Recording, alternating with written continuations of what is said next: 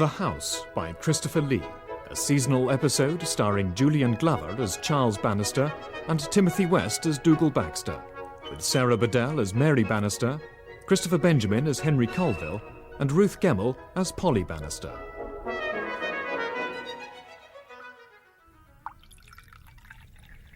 There you are. Dark, very hot and very gutsy. Looks quite disgusting. As tea as it should be.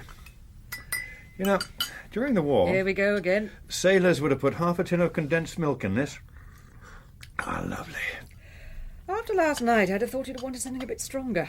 I love him dearly, but that was all too much. No, you don't. You're on Ros's side. Nothing to do with taking sides. It's simply... well, you know... we promised ourselves a quiet family Christmas down here. Plus your brother. Miles away from London and everything, and there you are, half the night on the telephone like some marriage guidance counsellor. Dougal's a friend. Aren't friends supposed to do that sort of thing? Especially at this time of year. But why? Why does it have to be at this time of the year? Always is. Christmas and family disasters go hand in hand. Well, why did this particular disaster choose to come here? Oh, I'm sorry, Charles, I really am. I didn't mean that, but... I've got the horrid feeling that everything's going to go gloomy instead of bright and... well, Christmassy. No, it won't. I promise. Look, why don't we open a bottle of something fizzy? It's only just gone 9 o'clock. Not in Hong Kong, it isn't. Anyway, the sound of a discreetly popped Dom Perignon might budge that snoring brother of yours. Let's wait until he's up and Polly and Dougal are back. It'll get everyone in the mood. Oh, OK. Thought it'd be nice just for the two of us, that's all. I'm sorry. Oh, stupid woman, stop saying that. Let's wait for Henry, at least. The way your brother attacked those hymns last night, you'd have thought he'd been full of Christmas cheer for a week. He really was in fine voice. Henry trying to outshout the choir is not what I call fine voice. He normally refuses to worship anywhere but Hanover Square or the Abbey itself. He regards anything beyond the 3 great parks in the city as the sticks. Do you know, he asked me if we were on cesspool drainage. When I said yes, there was a huge silence. When you think how often he's been down. It's pure affectation. It's getting worse. He now calls Fortnum's a supermarket. Come off it. And shops only on the south side of Jermyn Street. I suppose there are enough boring characters around. At least he's not that. I thought people like him were supposed to be, so you didn't notice them. Perhaps MI6 is full of people who've risen without trace. Anyway, you haven't heard the latest. Traditionally, anonymity breeds Knight's Bachelor, though curiously enough, never a coronet. Doesn't need one. He's got a nightcap. Rot. No, it's not. And it's got a bobble on the end. What, from us, under the tree? No, not at all. Anyway, this is an odd number year. Socks and hankies for everyone. It's his. He's wearing it. He's pulling your leg. Henry doesn't wear nightcaps. Oh, you didn't tell me. I saw it. I took him his tea this morning, and there he was. Head back, mouth open, Larry Adler sounds through the nostrils, and this brilliant flannel thing on his head. My godfather, James. I promise. Scarlet! He looked like a fat, defrocked Santa Claus after a night out on the chimneys. Worcester! Worcester! Come on, you stupid animal. Here! Well, I never imagined I'd be doing this on Christmas morning. Oh, look. On that gate. A robin. Probably super glued on by Daddy's agent to impress you. Look at the way he was all grovel just now. I bet that's the first time the vicar's seen him since last Christmas. Oh, pleasant enough man. And intelligent. His thoughts about my speech on moral dignity were very encouraging. Virtue is little applauded in these times. Communion obviously brings out the best in you. I must say there's little like cold church and a bracing walk to remind me that virtue need cost nothing more than 50p in the plate. Most people put in £1. Most people should. To my mind, absolution is but a temporary respite, and therefore 50p would seem adequate penance. Depends what you've done. Oh, yes, of course. Well, I can tell you very little on an empty stomach and at this time of the morning. Worcester! Worcester, come on then. I didn't know sins had sell-by dates. Is that what the great heart-to-heart with Daddy was about last night? I seem to remember that Mary, your mother, always does good breakfast. Joke, sorry. Don't worry. You'll be able to smell the bacon a mile away. What about your minder back there? Oh, probably eats like a horse, most policemen do. It looks rather interesting. Nice eyes. Why can't he walk with us? He could, but they let me have a little privacy now and then. Besides, I hardly think your mother would want him tramping over the drawing-room carpet. Well, she wouldn't mind. It's open house down here. I reckon she's crazy. In London, she leaves it all to Mrs. Arnold. When we come down here, she's a totally different person. Goes all mumsy in thick pyjamas. She does nothing but cook. She really does. All the constituency hangers on for lunch, coffee mornings. Oh. Well, women like to know where they are. They thrive on routine. You'll discover that for yourself one day. And if I don't? Oh, yes, you will. You're a woman. And before you put on your Guardian's special offer look of carbonic disdain, I'll tell you that whatever the social changes we've made... You've made? You haven't done a thing. A couple of ministers' wives get really non-jobs, and you call that equality. No, I don't, but I don't pretend to believe Oh, that you're these just things... like Daddy. You two do nothing else but just pretend about anything that's really important. You don't believe anything we say. I've never heard such rubbish in all my life. You think you run everything. Sometimes you make me want to... You see, you're proving my point for me. Whatever changes we've made, a woman is still an excitable creature who has only one stable environment, in the kitchen and in the bedroom. I am as liberal as the next man, but I'm sorry, that's the reality of it. Is that why Mrs. Baxter isn't here? She knows her place, even on Christmas Day. This must be the oldest Arga in Christendom. I mean, who else would be stoking a thing like this on Christmas Day? When we came in last night, you were boasting to Henry that it was the best bottom warmer in Hampshire. So it may be, but it's still a pain. You won't say that when the goose is all crisp and the pudding moist. Oh, perhaps. Oh, isn't this bliss? I've been so looking forward to it. A real Christmas altogether, haven't you? Yeah. No phones, holly from our own tree with real berries, no panics, no division bells for this one day, no number 10 being pompous. It's just us. Well, almost us. Oh, I'm sorry. Poor old Dougal. I could hardly say no, especially at Christmas. You could see how upset he was. So, Rudolph has risen. Happy Christmas, snoring Billy. Morning, old man. Merry Christmas. So, here we all are. Would Dickens not have been at home? Oak beams, free-range holly, red berries, designer baking smells from a glowing range, and a dear rosy-cheeked sister with her portable mistletoe. And another. Oh, but I'm in full flow. Well, if you really must. Oh, the gay and festive scene. The halls of dazzling light, and a merry, merry tide to you both. I take it you've already been at the ginger wine in your stocking. Oh, I fear not, dear boy. I'm sorry, truly, that was it. My big Christmas effort. I'm done for now. Absolute decline, exhausted. I fear there's no energy for another word until amen at grace. Before they lay the pennies on your eyes, tea? Lemon? Mm-hmm. Oh, how very wicked of me to even inquire. Please. Where is everyone? Have I missed Christmas? Polly and Dougal, 8 o'clock communion. Worcester's with them, though his sins are less forgivable. There you are. Thank you, my dear. Ah, Worcester, such a delightful, intelligent dog. The perfectly hidden background. Still, we all have our secrets. You'd soon be out of business if we didn't. Actually, Worcester thinks he's all Mr. Briard, though we tend towards Part Airedale. Oh, talking of secrets. Charles. What's all this about a nightcap? Charles, really? Yes, Charles, really. Is nothing sacred? Almost, if worn by a cardinal, I suppose. No, but honestly, Henry, I'm intrigued. I wouldn't have the courage to walk into a shop and ask for a nightcap, not even sure I'd know where to buy one. One may buy almost any suitable item in Jermyn Street. Or this one may. As it happens, it was a gift. And a very thoughtful one. What interesting friends you have. Caring, I would suggest. The thought of me passing Christmas at the mercy of the draughts and dampnesses of your 17th century bedchambers was too much for a dear friend. Such an admirer. Admirer? Yes, I suppose so. Though I wonder for my years. Obviously, it is considered that I've reached a certain age when such a garment would not be seen as an affectation. Like monogrammed carpet slippers? How perceptive. What do you think? Not too ostentatious? Purple velvet is, well, rather royal. We thought so. What about the blazer? Same admirer? I thought you would never ask. Now I will watch you drool. Isn't it magnificent? It is. Guess. Looks like a dirty old blazer to me. Oxfam? Oxfam? Oxford? Yes, dear. Your Oscar Wilde's very, very good. It always was. We give up. Charles, surely you don't. Well, it's the wrong green for Australia. No, sorry, I don't know. It was Ranges. It wasn't. Ranges, his own? Honest Injun, Ranges. It was a present. Darling, look, Henry's got one of Ranges' blazers. Same admirer. Oh, that's a secret. Oh, super. Hooray for Ranji, whoever he is. Is, darling? K.S. Ranjit Singh, the late Maharaja of Nawanagar. Oh, that Ranji. Why didn't you say? The greatest batsman who ever lived. Yes, of course, darling. More tea? If I may. And it fits. Of course, it was probably one of his later ones. Absolutely. After all, one wouldn't be seen dead in one of his earlier ones, would one? There you are. Now, don't spill it, otherwise they'll be pouring round to the Red Fort seeking revenge. It should be the easiest of all the Christian festivals. It isn't. From someone who spent the past year preaching about moral dignity, that's great. Is that what I've been doing? That's what you called it? I mean preaching. You said I've been preaching. Anyone who makes speeches about morality has to be preaching. It's nothing to be ashamed of, as long as you believe it. Tell me, Polly, do you mind me being here? No. Why should I?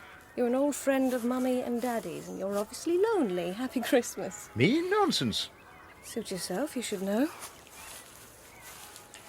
Look, if we go across here, we can be home in 5 minutes, okay? I'm not about to expire, if that's what you're hoping. What? Come on, this way. Can you manage? Your concern for my condition is touching, but I assure you, hardly necessary. What did you mean by lonely? You are. Otherwise you wouldn't be here. You'd be at home with your wife. Or someone else's. That's quite uncalled for. Probably, sorry. Christmas brings out the worst in me. Look, I didn't mean to intrude. As you say, your mother and father are old friends. Oh, people are so damn sensitive at Christmas. They either dread it or they look forward to it and demand that everyone else does. That's very cynical for your age. I thought my age was supposed to be cynical, even if I am female. You know what your father said. Come down for Christmas and forget everything. Just relax and enjoy yourself. And here I am, chastened from the cup of a priest whose church I little approve, exhausted from a walk I would never normally consider, belly rumbling from hunger, and now I'm being lectured on morality. Whatever, I ask myself, whatever happened to the season of goodwill to all men? Do be careful, you're going quite red. I think one more than I'm done for. What again? I'd have thought blowing up things, even balloons, was quite in your line. Oh, dear boy, I leave the puffing of hot air into empty spaces for the likes of you. Touché. You know, when I was a boy, I once kept a Christmas balloon for 3 weeks. Charles, how clever. Whatever for? It was a Christmas balloon. I simply didn't want it to end. But you don't much like Christmas. You never have. Not since I've known you, anyway. The sadness of a lonely youth, locked in his dreams with the red balloon. How touching. There we are. Last one. That's enough for in here. Now, where shall I put them? Careful, they'll all burst on this gorgeous holly. I suspect I'm like a lot of people. I don't much care for Christmas now because I can't recapture something I believed I once had. As we get older, dear heart, Christmas becomes a festival of remembrance. Each year there are more and more memories to cope with. You're not alone with your nostalgia nor your sadness. Look at poor old Dougal. I confess I hadn't expected to find myself diving for sixpence in the pudding with the Home Secretary this year. Sorry about that. Actually, it rather surprised us. What about Mrs. Baxter? Ros, as far as I know, she's gone to Scotland. Family home. God knows what she'll do there. It's an enormous pile. Millions of rooms, not a candle of heating, and probably snow up to the battlements. Poor old Dougal, what a Christmas. Poor old Dougal. What about Ros? She's the one by herself. We'd all be doing the decent thing trying to cheer him up. I assume this all came about because of the young lady with whom he was, taking tea. Kay Bennett? No, that's all over. No, I think it's simply two people who really have little left in common. Or ever had. You're sure the romantic interlude is over? Hardly an interlude. It was a full-length feature. It was going on for 10 years. Had to finish, really. You know she wanted him to leave, Ros. So I heard. Most unsavoury. So that was that. She got her marching orders. Anyway, as Home Secretary, he's always got his bodyguard with him. Not the right atmosphere for an affair. I didn't know there had to be. What about Miss Bennet? Does she yearn still for the favours of our wayward Scot? Why she would bother, I don't know. Do you know he threatened to spread dirt about her to the gossip columns? He was going to make her out to be nothing but a high-class whore. It's happened before. I'm surprised there isn't something in parliamentary procedure about it. Oh, let's forget it, shall we? I refuse to allow Dougal or anyone else to foul up this year. I'm determined that we'll remember this Christmas because of lots to eat, crackers, chestnuts and stockings, and not the ones Dougal likes to get his hand on. Darling. Mary's right. It's Yuletide, not Halloween. Only good spirits should be abroad today. Any more tea? Just about. Hello, the unlikely worshippers are back. I'll make some fresh. Best if we don't mention... Oh, naturally, as if I would. Hi. Had a good walk? Oh, Worcester, look out, you're drowning me. See? What did I tell you? Kettle at the ready as soon as the door opens. The perfect farmer's wife. A welcome sight to a parched and hungry soul. Morning. Happy Christmas, Uncle Hen. Hey, where did you get it? You too, my dear. You smell disgustingly fresh. Oh, greetings. What? Oh, yes. Good You're morning. both properly purged. Yes. Come Purged? on, it's really nice. Chastised, more like it. Banishment to the colonies was on the cards at one time. It's a secret. I'll tickle you. Horrid. Still, if you should see Ranji Thingy, you can tell him Henry's looking after his blazer for him. Tea? Oh, please. What about your policeman? No, he's all right. He's checking the barns. By the by, Mary, Oi, hush, you two. there weren't any calls for me, were there? Oh, it's really brilliant, Uncle Hen. What? Can I have it for New Year's Eve? What's no, I for don't think breakfast? We thought we'd just have toast. Is it so late? All right. I fear not, Polly. It's priceless. Toast. Well, For what I taste thought we you were have, perfectly brought up. Well, yes, fine, I suppose. It once belonged to Ranjit Singhji. Were you expecting something, Dougal? The department? Anything going on? No. Just a thought. You're sure toast's all right? I mean, I could boil you an egg or something. Well, Ranji's, really? If Where it's no did you trouble, get I it? may say that long walk Ranji? does give one a bit of an How did you appetite. know? Well, everyone's heard of him, sure. Now, Mary, you really mustn't go to any trouble on my account. No, toast will be fine. So all those days off school at Lord's weren't wasted after all. We'll make a man of you yet, my girl. According to some people, I'm too excitable for that Well, honour. fancy you knowing about Ranji. Toast. Are you sure? Well, Father's mushrooms, daughter, aren't you? bacon, Eh? maybe a poached egg. Well, when it suits her. Well, never mind. I suppose, after all, it is a bit late. You wait till they hear about this in the Star and Wheelbarrow. Perhaps they'll let you score for the village next season. Oh, or even do the teas. Great, really great. Perhaps clean the captain's boots, oil his bat. I'm sorry, Dougal. What was that?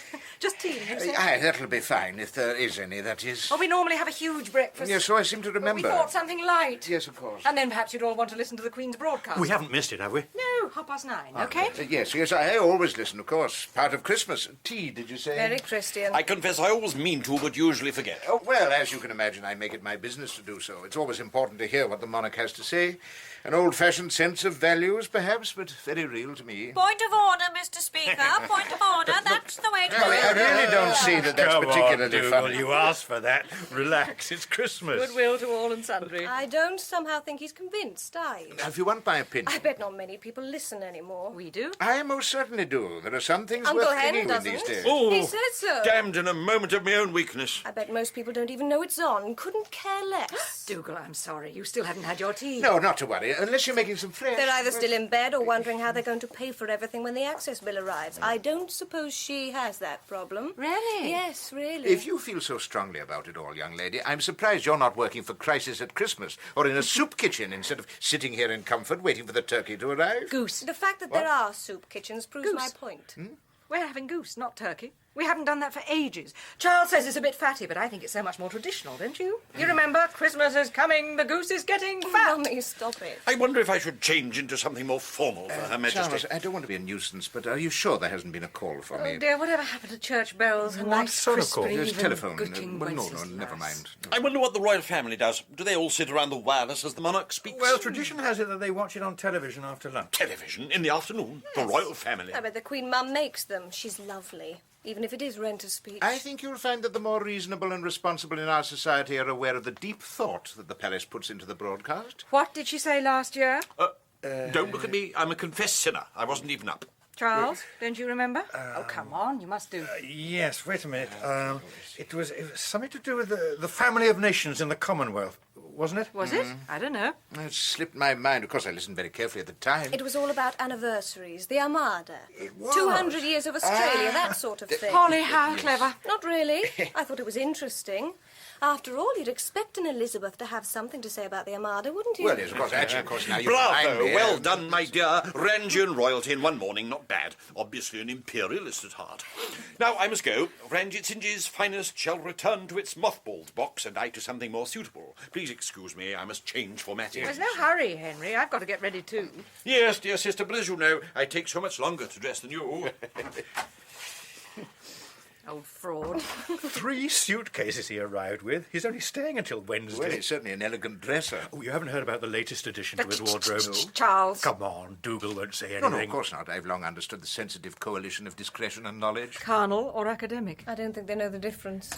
Oh, go away. We're not in. Oh, absolutely. This is the urbane, discreet, confidential Mandarin set at work. Hello, Broad Windsor Farm. You were saying? Yes, he is. Oh, no, it doesn't matter. Seemed Shall I funny say at the who it time. is? Fine, just a minute. Dougal, it's for you. Do you want to take it on the extension in the hall? Right. Did they say... Someone called personal. Of course. Right. In the lobby, you said? Not quite, but it's the same place. You know where it is. You'll see it flash. Yeah? Just pick it up. Aye, thanks. Who was that? The department? Not exactly. Oh, male? Female? Yes. Hello? Oh, I see. Female. It was not Rose. Yes, of course. You didn't expect it to be, did you? I don't know that I expected anything. 11:30, flat. Let's clear, shall we? God, this is pathetic. I need some clean air. I'm going to see the new loose boxes. Come on, Worcester. So much for poor old Dougal. Yes, well, I'll just get some boiler fuel in and see if the sergeant's all right. Won't be a moment. Blast, blast, blast. I'm sorry, darling. My godfather, James. With friends like Dougal, who needs family? Well, I was rather hoping we did, darling. Oh, everyone's gone. Oh, so they have. Well, can I help? Well, I suppose you could check the loose boxes or get the coal in if you really wanted to. Oh. No, don't you worry. Nearly done. And Charles? Coal. Oh, yes, of course. Not really. He does it instead of chopping wood. Of course, it doesn't attract the same attention in Hampshire as it does in California. No, I imagine that's true. Is everything all right, Dougal? Oh, yes, of course. Why not? It's Christmas. Yes, 'tis, isn't it? That would explain everything. It's a little embarrassing. The telephone, that is. Crossed lines, you mean? Well, indirectly. Look, I'm not sure how to say this, Mary, not after you and Charles were so kind. You're leaving. What? How'd you know that? I mean, not exactly leaving. Yes, you do. Well, yes, I suppose I am. No, Dougal, I suppose you are. You know you are. That was on the telephone. That was... Not Ros. No, not Roz. But you know that. Yes. An old friend? Kay Bennett. Well, you didn't know her, but Charles did, of course. I rather hope not. I'm sorry. Cheap joke. Bad taste. No, I thought that was all over. Obviously not. Well, it was, and then it wasn't. I seem to remember she was being a trifle difficult, tiresome. No, not anymore. How sensible of her. Oh, she saw reason. Anyway, as you know, Roz and I have our different careers, and mine being the more important has brought more aggravated pressure. And Miss Bennett is understanding. Well, of course, women are. As a species, we're very generous. But today, of all days, Dougal, it is your turn to be generous, and you are going to see her. Yes, well, she's by herself. We thought we'd find somewhere for a spot of lunch. Of course, it may be a bit late to book anywhere. Well, I'm sure Miss Bennett won't let you go hungry. After all, it is Christmas. Oh, she's very efficient. Yes, Dougal, we do tend to be. Yes, of course. Well, that saves me asking when you'll be leaving. Oh, yes, in fact, if you'd excuse me, I'd better go and pack. I'm sorry, Mary. This must be very embarrassing for you. Yes, I suppose it must. So much for the inconvenience of a Metropolitan Police bodyguard. I wonder what he does when they're, where's that bubbly? Whoops. Nearly past.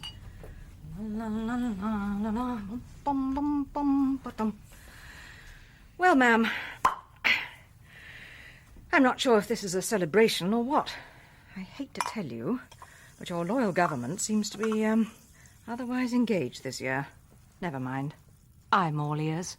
Cheers. Happy Christmas. In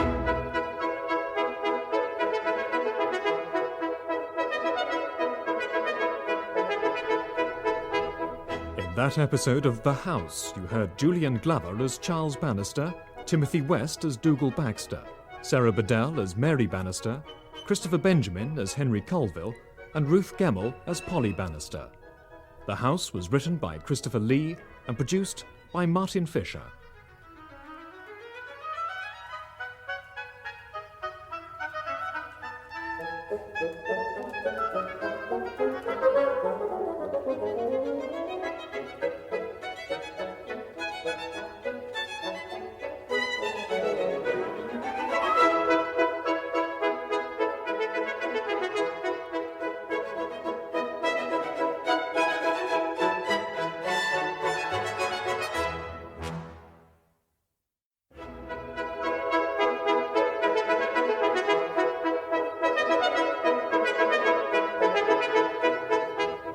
The House by Christopher Lee, starring Julian Glover as Charles Bannister and Peter Kelly as Dougal Baxter, with Isla Blair as Mary Bannister, Christopher Benjamin as Henry Colville, and Siobhan Redmond as Juliet Cameron.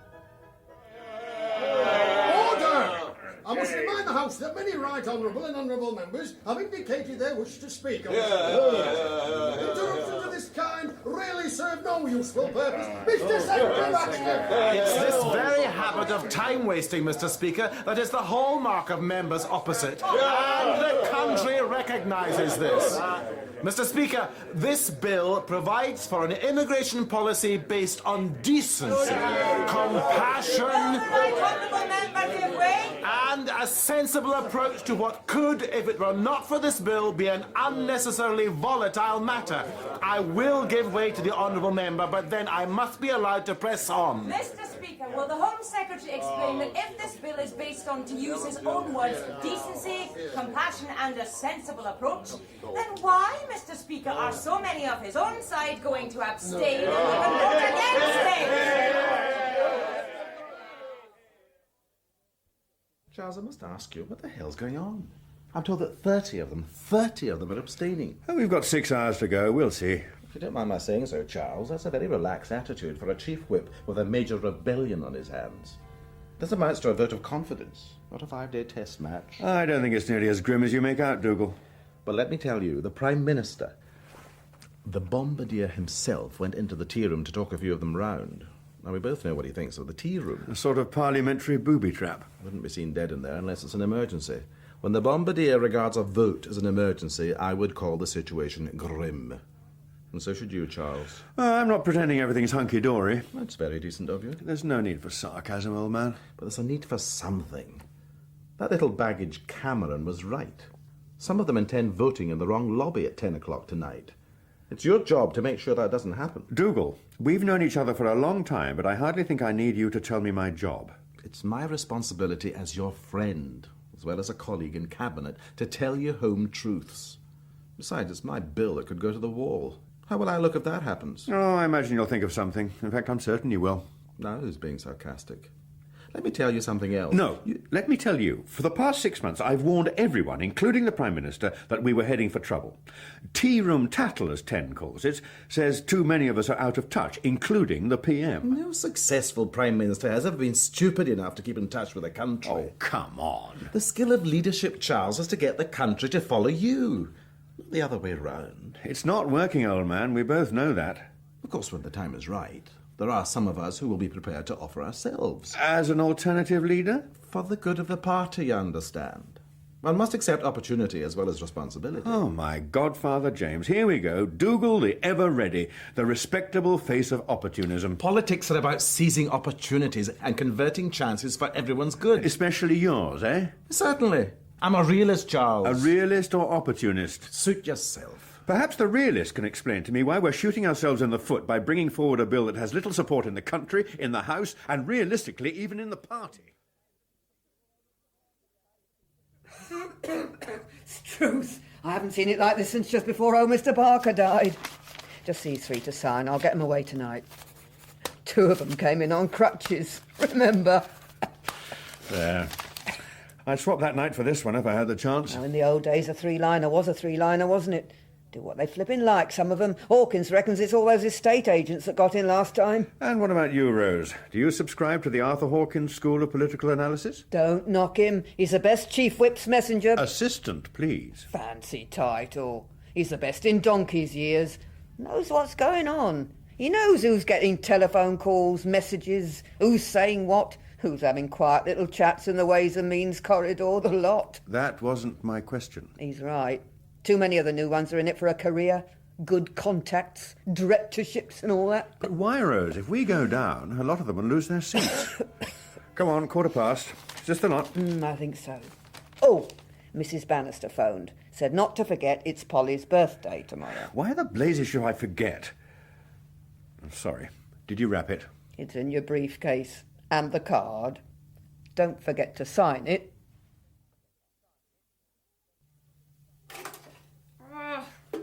I always do it. Poxy machine. And you always say so. Nothing wrong with it. Perfectly good toaster. Anyway, it was a wedding present. And I always say that. Sorry, darling. At least your sense of humour survived last night. Ghastly on news night. Couldn't you have said no? We lost a 3-line whip. Governments don't do that. Explaining things away on the box at least gives me a chance to appear reasonable and plausible. Which is more than I'll get in Cabinet this morning. You look tired out. According to the paper, played out would be a more accurate expression. Listen to this. The failure of the Chief Whip, Charles Bannister, to bring the rebellious backbenchers to heel added fuel to rumours that he is about to be replaced by a more hard-line member of the government. Well, if there wasn't a rumour, there is now, eh? Is it true? Honestly, don't know. That says something about the situation, I suppose. Blast, blast, blast. It was so unnecessary. I'd warned them we couldn't get it through. I told them the timing was all wrong. They can hardly blame you. After all, you were right. Oh, come off it, Mary. You know as well as I do there are no prizes for being the only one right. Unless you happen to be... The bombardier. Exactly. Listen to this. There was speculation last night that the parliamentary private secretary of a senior cabinet minister has resigned in order to join the growing number of rebel backbenchers. Now, that's utter rubbish. They just make it up.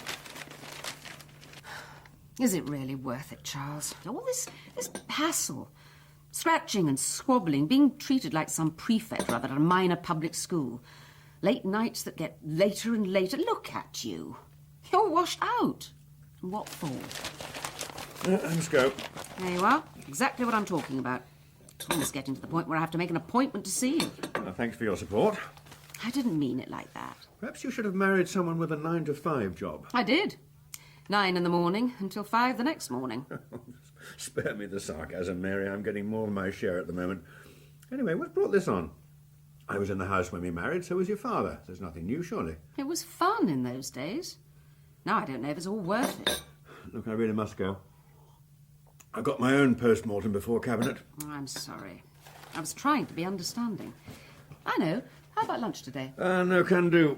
I'm meeting your brother at the Reform. Well, perhaps I can pass messages through dear Henry. Give him my love. Look, I usually stroll back across St James's. Why don't you take Worcester for a walk and we could walk through the park together? 2:30? Gosh, 10 whole minutes hanging on the end of Worcester's lead and your every word.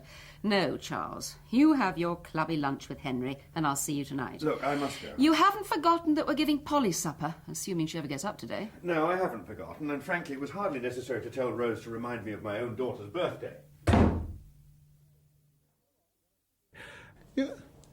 You're looking a bit tired, Mr. Bannister, if you don't mind me saying so. You all right? Very kind of you, Mr. Hawkins. No, fine. These are, as the Chinese would observe, interesting times. Out there in the mob I was. Well, not exactly China, Hong Kong still. All the same nowadays, isn't it? Soon will be, I'm afraid. When was that? Last tour, 83. Just been made up, colour sergeant. That's when I first came across Mr. Mossman. Oh, Mr. Mossman. I didn't know he was in the army. Too right. Short service commission, one pip wonder. Right, tear away. They reckon he knew every bar in one chai. Done all right for himself, ain't he? She'll get on okay with Mr. Baxter, though. Same school, so I hear, sir. Why Mr. Baxter? Well, it's... Hi there. Practising the common touch, are you? Hello. Watch it, Arthur. Mr. Bannister will sign you up as a whip if you're not careful. Not a bad idea, Miss Cameron. Some of them could do with a couple of years in uniform. That'd straighten them out. I'm afraid parliamentary privilege and the Queen's shilling don't mix. Half of them wouldn't know what privilege is. Ah, sounds like my what's name. Excuse me. What brings you in this time of the morning? Your lot don't normally turn up till lunch. We call it dinner. I came to gloat. Oh. Government on the run is a pretty sight. I told you weeks ago you'd never get away with it. I don't know. Circumstances might have been different. Come on, Chang. It's me you're talking to, not the local rag. You shouldn't call me Chang. Not here, anyway. Sorry. Then you shouldn't behave like a mandarin. By the way, what's this about him taking on that creep Mossman as his PPS? Who? Charles, there you are. Just the man. Must go. See you. What's that little baggage up to? You want to watch her? Now, Charles, I think you and I had better have a quiet word.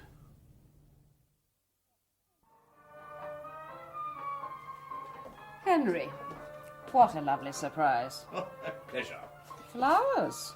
Ah, my dear, I'm afraid they're for Polly. Oh. I buy her soft blooms, for she so gently kisses my blushed cheek. Is that from something I should know? No, I rather thought it original, but you may be right. So often you are. Wait a minute.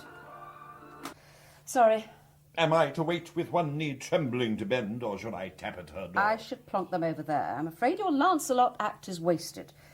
She surfaced about 10:30, spent the next hour in the bathroom, 15 minutes brain heating with a hairdryer, and dived out of the house 10 minutes ago. I'm desolate. You're not. All the same, I'll tell her you were. Coffee? Why not? It is the hour. Sorry. No biscuits. You need to lose some weight. You're becoming just like Daddy. Quite portly. He was 80 and distinguished, a reasonable ambition. He waddled. It can be impressive. You look tired. Thanks very much. It's a family condition. Polly gets over it by sleeping throughout daylight hours. Charles feels it's all part of public duty. Oh, dear. The glum is extraordinary this day, is it not? Sorry. Feeling a little bruised, that's all.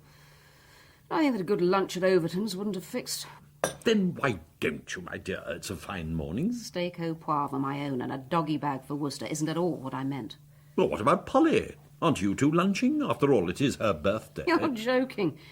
Having been told by my own husband... Better than someone else's? Hush, will you? Having been told by my own husband that he prefers lunching with my brother... We are just good friends, he told the Daily Express. Polly then says, no, thank you. She is lunching. She is lunching. Where? At the house. That's where. Anyone we know? Not really. Rather smooth. Bit oily for my taste. Ah, so not one of the young Turks. Oh, he's that all right. According to Polly, anyway. Man called Gerald Mossman. I simply wanted to warn you that some are going to question very closely the way in which our own people are kept in order. Isn't that a rather 1984-ish view of parliamentary democracy? Yes, of course. This is not a trade union. It is supposed to be a disciplined party. Dougal, I am not for one moment trying to duck my responsibilities, but really, we had all this last night. I know. But things have become serious. I have to tell you, as a friend, of course, that the Prime Minister is livid. And, well, some of us are not sure that we're able, in the circumstances, mind you, to support you. In what? Charles, you're making this very difficult. The bombardier will be thinking of someone's head. I don't believe you've grasped the seriousness of what happened last night. We could go down, that's what. And if there's a head to roll, then it may as well be mine. And you, Dougal, will be holding the basket. Is that it? Certainly not. But, of course, there are greater considerations than the position of a single member of the government. We don't do things this way, especially now. Have you seen Number 10's handout? No, not exactly. But listen to this. We have to make sure we are applying ourselves with the right determination to explain policies which are essentially the right policies. Let me have a look at that. What does it mean?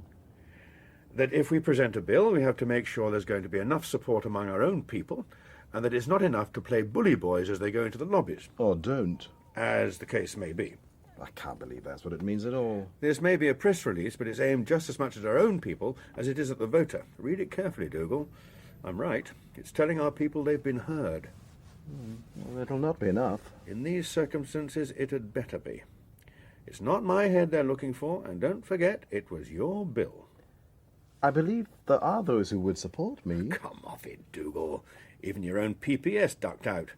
Losing backbenchers is regrettable. Losing your own PPS is downright carelessness. He's an ungrateful little tinker.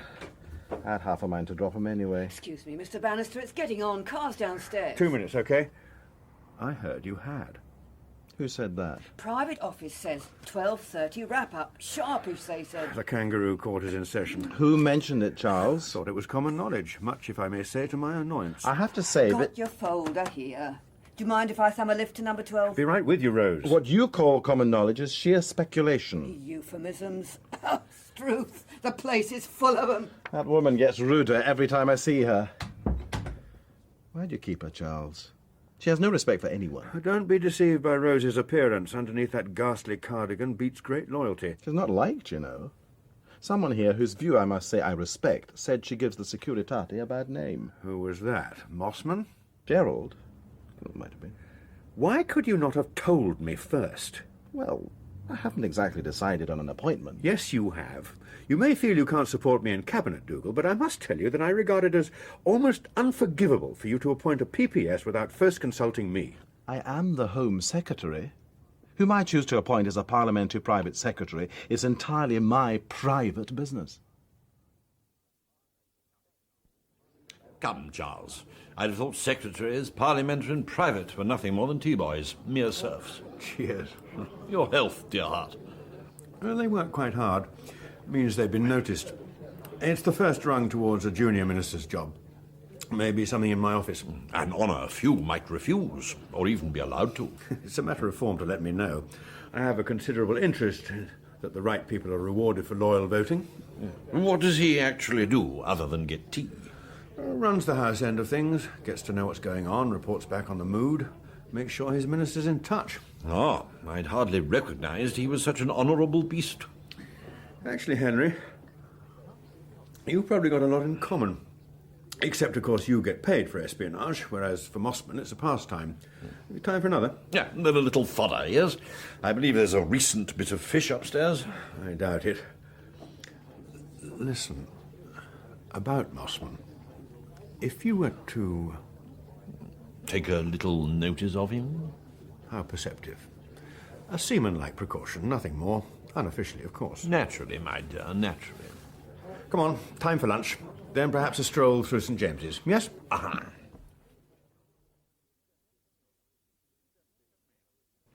Tell me, is his ambition for number 10 real, or is it something he feels he has to maintain simply to keep where he is? Oh, Dougal craves power, as some men lust for money. He spent most of his life being totally inadequate at almost anything that mattered to him. And apparently attractive to women. Mary says it's something to do with his sense of ruthlessness. He's only stayed with Roz because he believes divorce would ruin his chances for number 10. It hasn't stopped his extraneous interests in the delightful Miss Bennet. Still taking tea, we hear. Do we now?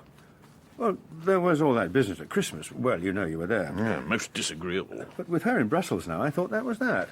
He's not said anything. Would he? Oh, I suppose not. We're told we have no official interest, you understand? No, of course.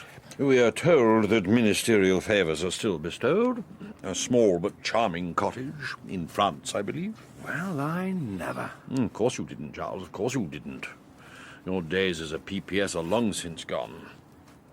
Ah, so must I be. I can hardly believe that. And he has the You must gall. excuse me. I spy stranger. Much better to keep it that way. Many thanks for lunch. What? Oh, right. Don't forget drinks, 6:30. Bye. My godfather James, the damned hypocrite. Mumbling to yourself's a sign of age or panic. Or both. Who's your friend? Hello, what are you doing here? Oh, there's been a second reading of the Keep the Proletariat Out of the Parks, has there? Come on, who was he? I didn't know they made them anymore. Just a friend. Why? I haven't any friends with silver-topped canes and green bowlers. Come on, you're not exactly flat caps and whippets anymore. Anyway, what a delightful surprise. Listen, you. Government chief whips are not allowed to find anything delightful about opposition backbenchers. Not even when I've known you since you were a toddler and your father... Was your tutor. It'll never play in Paisley. Anyway, how are you? You look rough. Thanks. Like you deserve to. Makes you appear human. Well, I am. You can fool some of the people some of the time. But not you, eh? As you keep reminding me, I'll be Pop was your blowed. tutor. I know what you were like when you were real. Surprise, surprise. Worcester, heel. Heel, damn you. Worcester, sit. Stupid animal. You've met Juliet Cameron, haven't you, darling? And this is Worcester, who takes Mary for walks. Hi, nice to see you again. Of course. Let me see. Jermyn Street 6 months ago? That's it. You just lunched together somewhere rather smart. And now here we are again.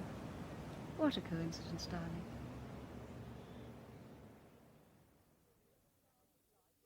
And then he waltzes in here as large as life, like he owned the place. Mind you, I'm not surprised. Nah, he's a nasty bit of work. Knew him when I was in the mob, you know. Story was he was given the adjutant's wife one. Thank you very much, Arthur Hawkins. Out. I'm only telling what they say. Out. I told you before where the carpet starts. You Keep your stop, hair on. okay? I'm going. Friendly warning, that's all. Oh. You'd tell Mr. Bannister I would. And what would you tell Mr. Bannister? Well, nothing, sir. That has an increasingly familiar ring to it. Just popped in, so to speak. I was telling Rosie... That you was just popping out, so to speak. Yeah, well, I'll be going then. Glad to hear it. Cretin. Thought you were a fan. Nosy, that's him.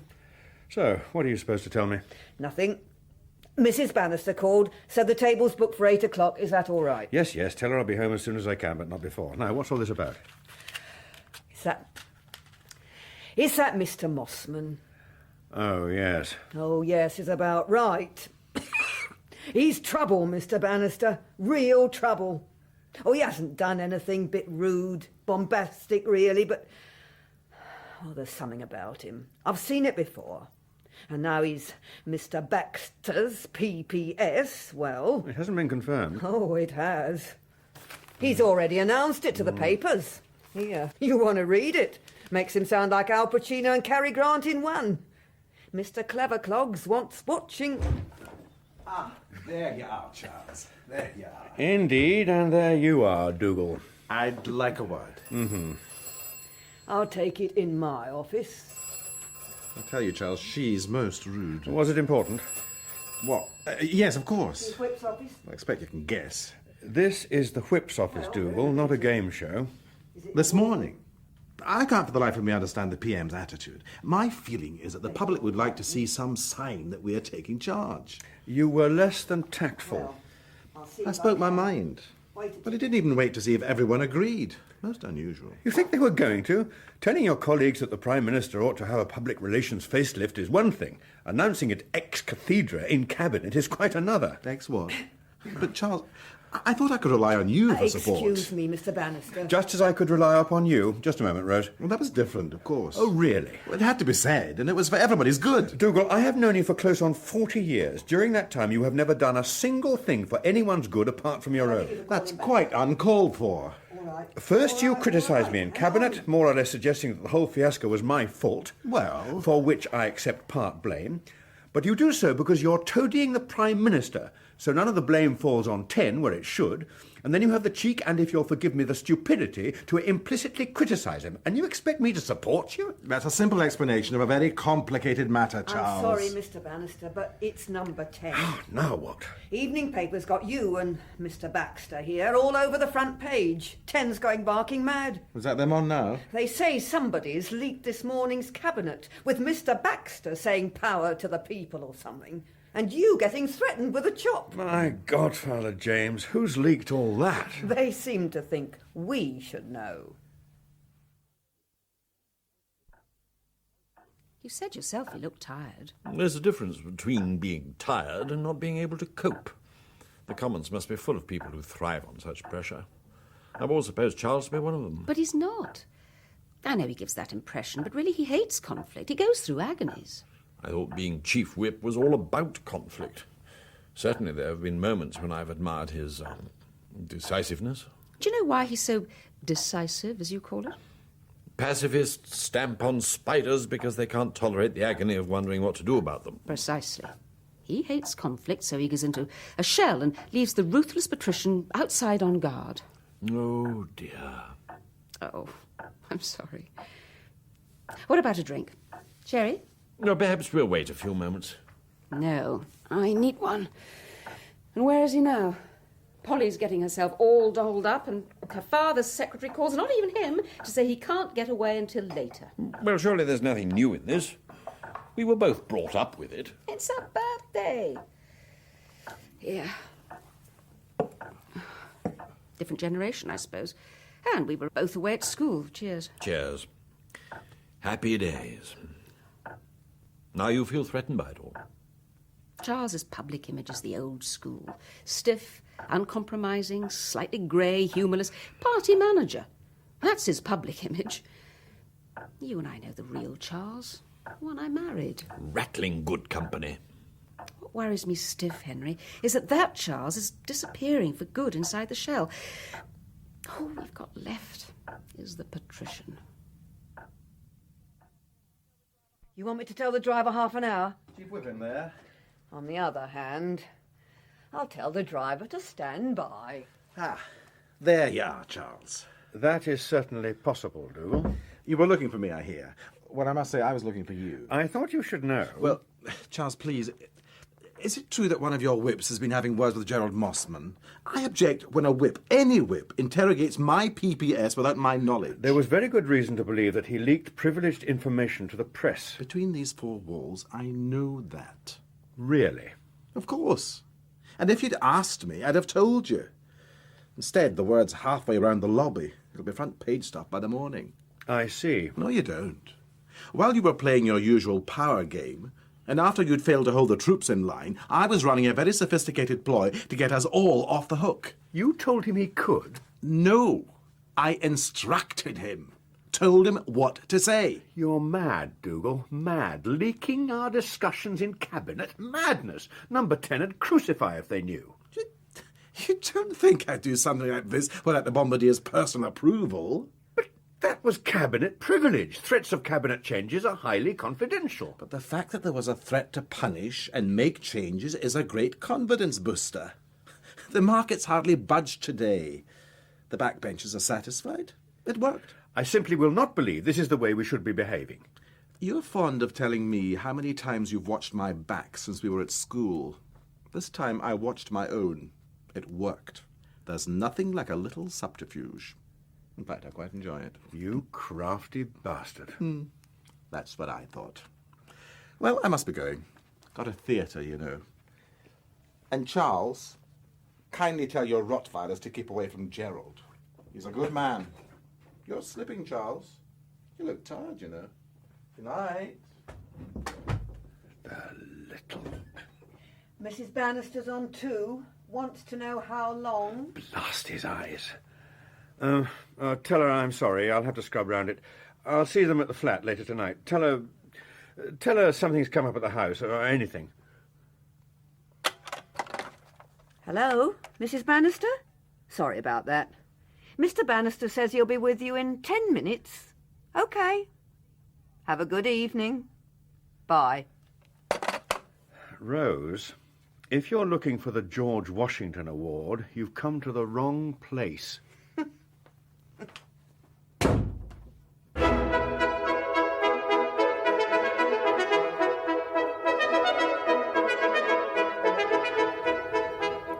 In that episode of The House, you heard Julian Glover as Charles Bannister, Peter Kelly as Dougal Baxter, Isla Blair as Mary Bannister, Christopher Benjamin as Henry Colville, Siobhan Redmond as Juliet Cameron, Sheila Reid as Rose, James Garbutt as Arthur, and Terence Edmund as the Speaker. The House was written by Christopher Lee and produced by Neil Cargill.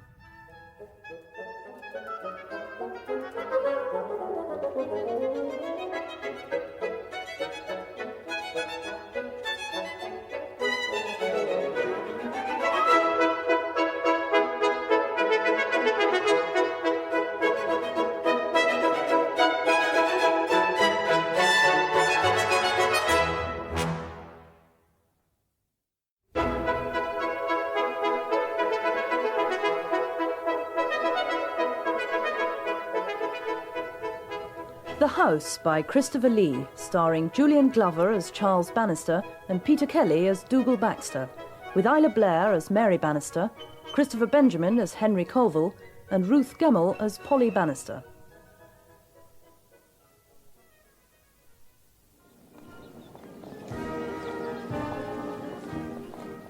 When I was but a youth, Charles, I longed to play the euphonium.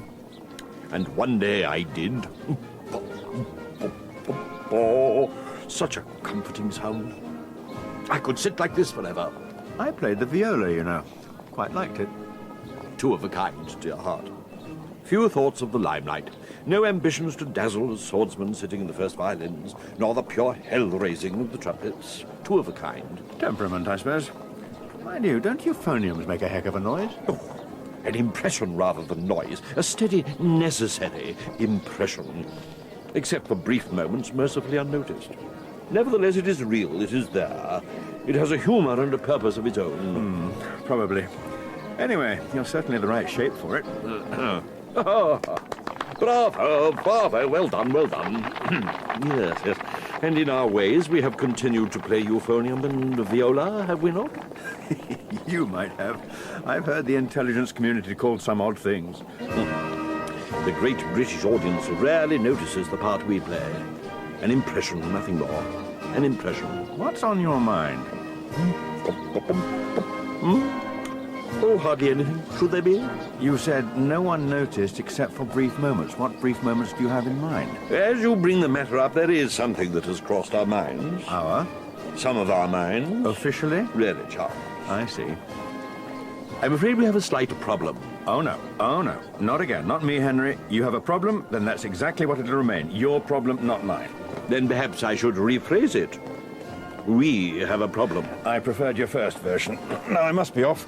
Dougal's giving a ghastly party for his new PPS. I promised to put in an appearance. Oh, by the way... Ah, Mossman Gerald. You asked me if he was known to us. I attended to the matter personally. Yes? Clean. There was a little doubtful matter, a lady, Hong Kong, but nothing really. But we continue to look for cobwebs. Oh, thanks for that. Now, if you'll excuse me... Charles, fair exchange. 30 seconds. You remember our little difficulty over a security leak in the Commons? With a certain disgust, yes. Disagreeable, enormously so.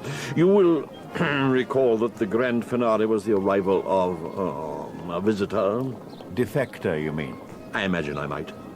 It seems, Charles, that our visitor has ambitions as a writer. Of fact, rather than fiction. Ah, a literary spy, eh? So what's the problem? I'd have thought after all that stuff from friend Gordievsky, there was nothing more to be said or written. That it were true. What you may not have known was that because everyone knew about Gordievsky, few noticed our visitor, and even fewer his importance. Was he that important? Certainly. He was the man who nudged Gordievsky in our direction in the first place.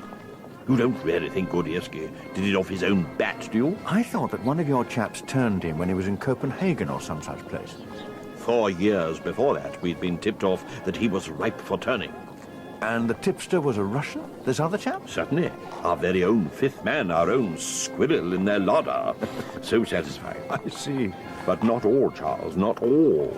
There's more, which is why some of us need your help. I'm sorry, I'm late for what Dougal regards as an important date. Look, there's a new exhibition of upside-down paintings at the Tate.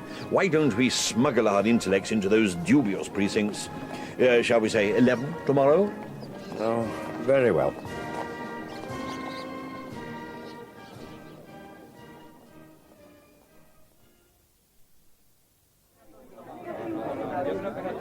Ah, Charles, there you are. I was about to say a few words. Indeed, Dougal, here I am. Sorry, held up in St. James's Park. Muggers or joggers? Hello, Donny. Henry sends his love. Sends his love. My, such honour. Henry has everything sent. Does he still have Fortnum's deliver 2 breakfast eggs every morning? Goodness gracious me, no. Wake up, Dougal. Henry only shops on the south side of Jermyn Street, remember? Anyway, he did. Well, which reminds me, Dougal, something may be coming up in that direction. We better keep in touch. Yes, of course. Jermyn Street. Dzerzhinsky Square would be more accurate. I sense trouble at the MI6 mill. Century House? I hardly think a rather public party is the ideal moment. Don't mind me. I'm 3 wise monkeys in one. In fact, if I've any more of this revolting stuff, I'll forget where I am. Never mind what I hear. I'm sure we could find some orange juice, darling. I'll speak to you about it tomorrow, Dougal. Of course. If the... excuse me. If the common sparkling had been fed to lions, Christianity would have survived in greater numbers. I'm sure Gerald doesn't mind. Anyway, he's only a PPS. Hardly a reason to break out the Krug or Dom Perignon. It's very generous of you. PPSs don't normally have a launch party. Well, Gerald's not a normal PPS. I spotted him myself. Very talented.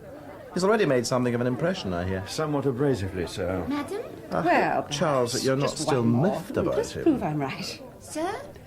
Not just now. No, thank you. Miffed? Not really. But, as I said, I would have preferred to have been consulted rather than hear from a member of the opposition. That Cameron woman. She's a dangerous little tart. I hardly... Careful, Dougal.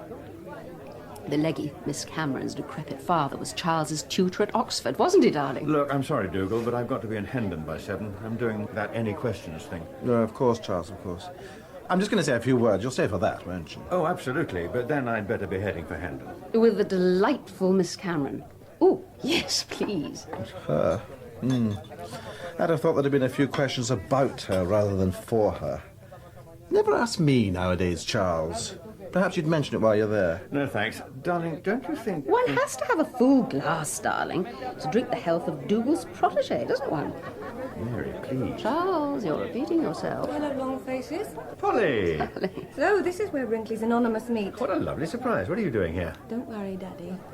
Shan't embarrass you. Hi, Mummy. So that's where it went. I spent half an hour looking for that. Ah, it's a very pretty frock. Aye, very fetching. It's a dress. But thank you. It's only a frock when I wear it, Dougal. Over 40 and it's a frock. Under 40 and it's something I borrowed from Mummy, poor thing. Anyway, you look smashing, Polly. Look, why don't you come up to Hendon for the programme with me?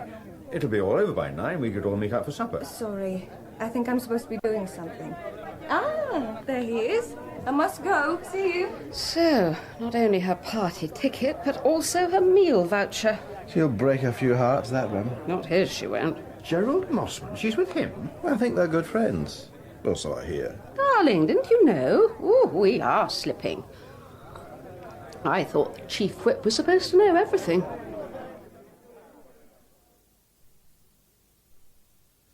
You sure I can't give you a lift? It's no problem. Come on, don't be silly. Government mandarins don't give opposition coolies lifts in the official rickshaw. You know that. Besides, the Beeb's laying on a limo, which means I can have one of their watered-down gins. The famous tongue looseners. If you don't like it, why go? Well, I do like it in a way. After all, when else does the Chief Whip get an audience? Does that matter? Naturally, it's an opportunity to explain government policy, as well as expressing considered personal opinions. You know, Chang, there isn't a single minute in your life when you relax, is there? I'm loyal to my instincts as well as my politics, if that's what you mean. It's not that. It's the blindness of instinctively scoring points or making the sort of PR statement that you just made. Save it for the audience, not me. Oh, come on. Well, there you are. That's what you get for chatting up the coolies. I think I resent that suggestion. Of course you do. That's what's nice about you. Well, thank you for that, anyway. By the way, I'm at Ditchley Park this weekend. Thought of dropping over to Oxford. Look up your father. You going to be there? Come on, I will be late. I'll race you to Hendon. I'm sorry he had to go rushing off like that. He's overdoing it, you know. Has been for some time. My personal opinion... Do you have any others, Dougal? Well, I'm sorry, I was trying to be constructive. As a friend, of course. I told him. He takes no notice. But then he might if you did. I'm only his wife. As you so perceptively point out, Dougal, you're his friend. Of course. Men understand friendship, you know. Women don't. Certainly not. They can't cope with stress and friendship.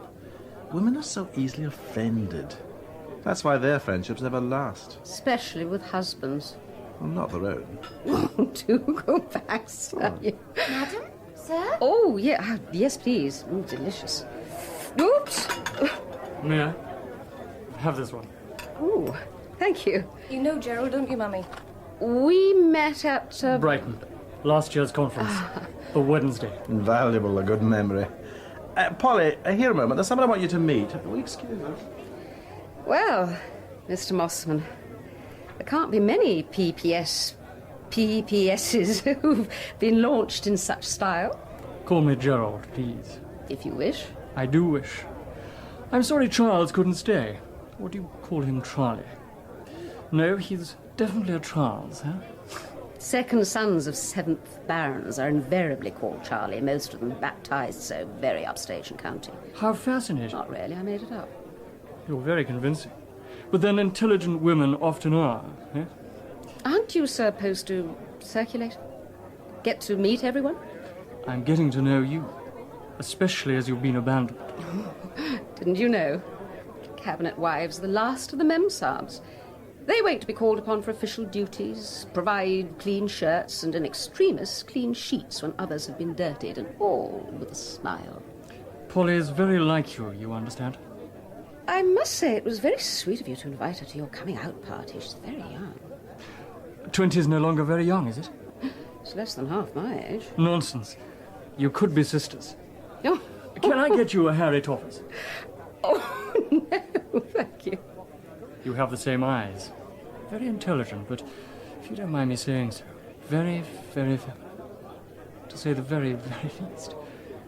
My God, you don't waste time, do you?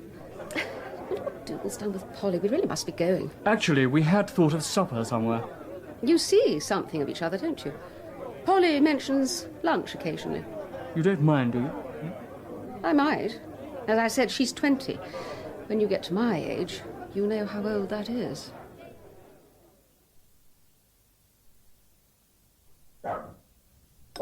One for you, and the rest for Daddy. No one ever writes to me. I don't even get junk mail. Here, coffee. First thing cure for the lonely. As if we had some instant, some dishy postman would knock on the door and borrow it. Think yourself lucky. There's far too much of it around. We've been thinking of legislation, but there's too much involved. We're putting a poll tax on coffee borrowers next. Stupid bill. Sure, I paid it. I think your father's still on junk mail. We've gone on to spare mails, darling. Not quite the same thing. What? Never mind. Stitch your paper. Have they said anything nice about you? Why should they? They never do. Not the house. I mean, any questions? You were very good, after a fashion. I don't think they ever review it, do they? Can't think why bother, really. Publicity, isn't it? Trying to prove you're human after all. Don't tell me you listened. I seem to think I hadn't much choice. Your father had gone. You'd tripped off with Greasy, you can call me Gerald, and frankly, I'm not quite old enough for hot cocoa and a good book. He's not Greasy. He makes me laugh. Anyway, you were well away. I bet you can't even remember a word Daddy said. What exactly do you mean by that? Nothing. Well, I'll be blowed. Dougal's actually put an announcement in the Times about last night. Listen to this. The Right Honourable Dougal Baxter MP, Secretary of State for Home Affairs, was host at a reception at the House of Commons last night to mark the appointment of Mr Gerald Mossman MP. Well, that wasn't his idea. It was Gerald's. Pushy. My God, Father James, listen to this. Among those present were Right Honourable Charles Bannister, QC MP, and Mrs Bannister, and Mr Gerald Mossman MP, and Miss Polly Bannister. Full the cheek. Pro pushy. Well, what's wrong with that? It's true. Well, it makes you sound as if, well, you and Mossman are, well, I don't know. Well, I suppose it makes a change from the gossip columns. So? So I'm not sure I approve. I'm not sure it's any of your business. I happen to be your father, remember? And while you're living in this flat, I'm sure it is. Oh, don't worry yourself. We can soon fix that, can't we? As you're fond of saying, that, my dear, was very unbright of you. Pictures like this one. They tell one so much about oneself and so much about the artist. Really? Well, it's red, green and orange. Looks like a cheap carpet. What's he called it? Distant noise? Well, I never. Now, noise is something we hear. The artist has used colour to scream, and yet it has fallen on deaf ears. But he would argue that the noise is there. You've simply not heard. I don't need a workshop manual to look at a constable or a turner.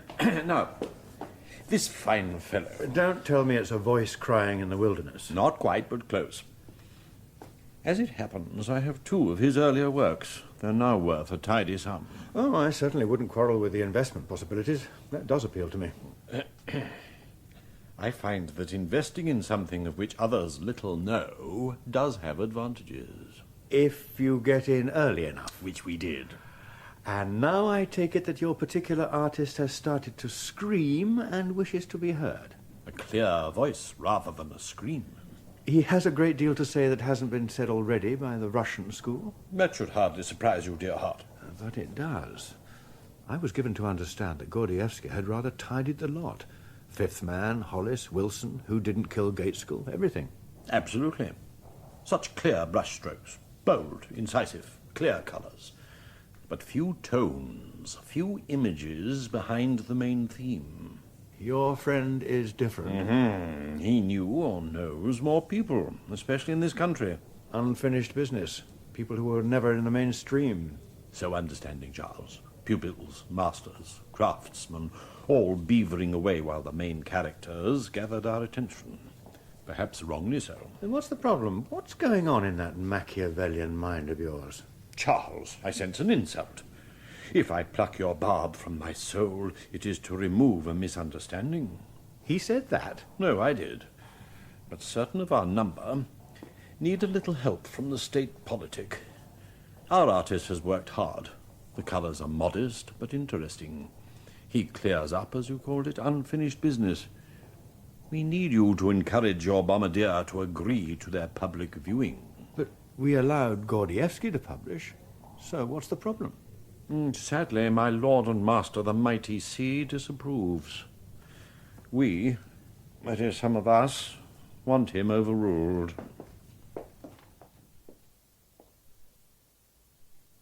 I have to tell you, Charles, I detest these little cabals, especially in the Twilight world. We both do, but Henry seems to have a good, if not curious, point. Well, that's as maybe, but it's highly irregular.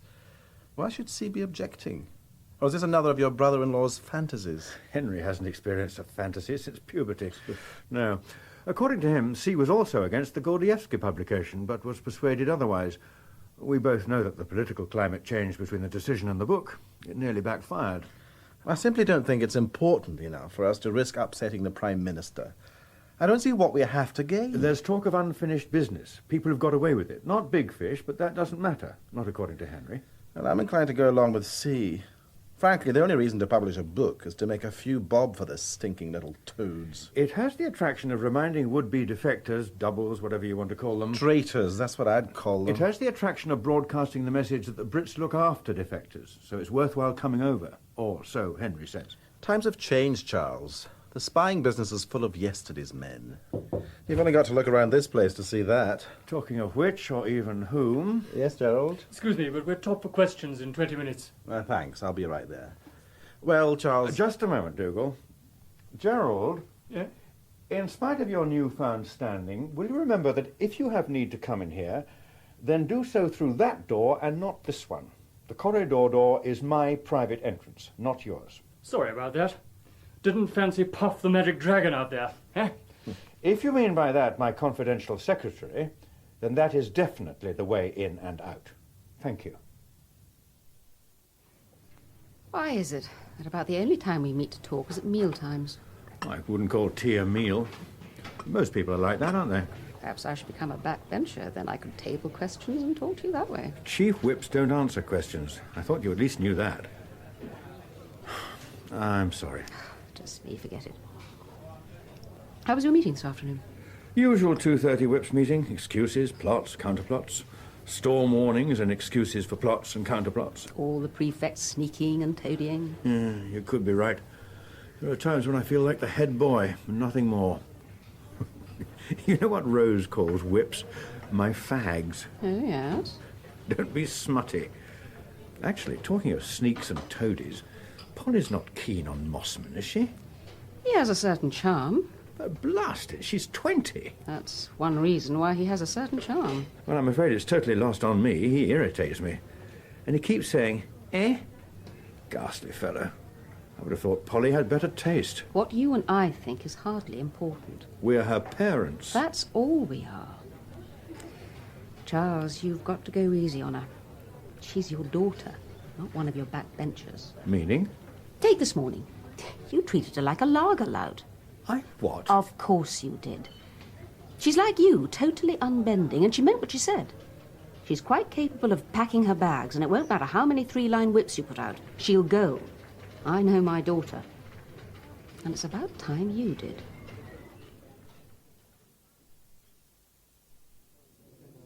I assure you, my dear, this is not a conspiracy. But I can see why your would-be laird might think so. Dougal has a point. After all, you must admit your crowd have a reputation for infighting and bitchiness. Really, Charles, I admit no such thing. I still don't understand why C wants this chopped. I would have thought your people would have come out of it rather well.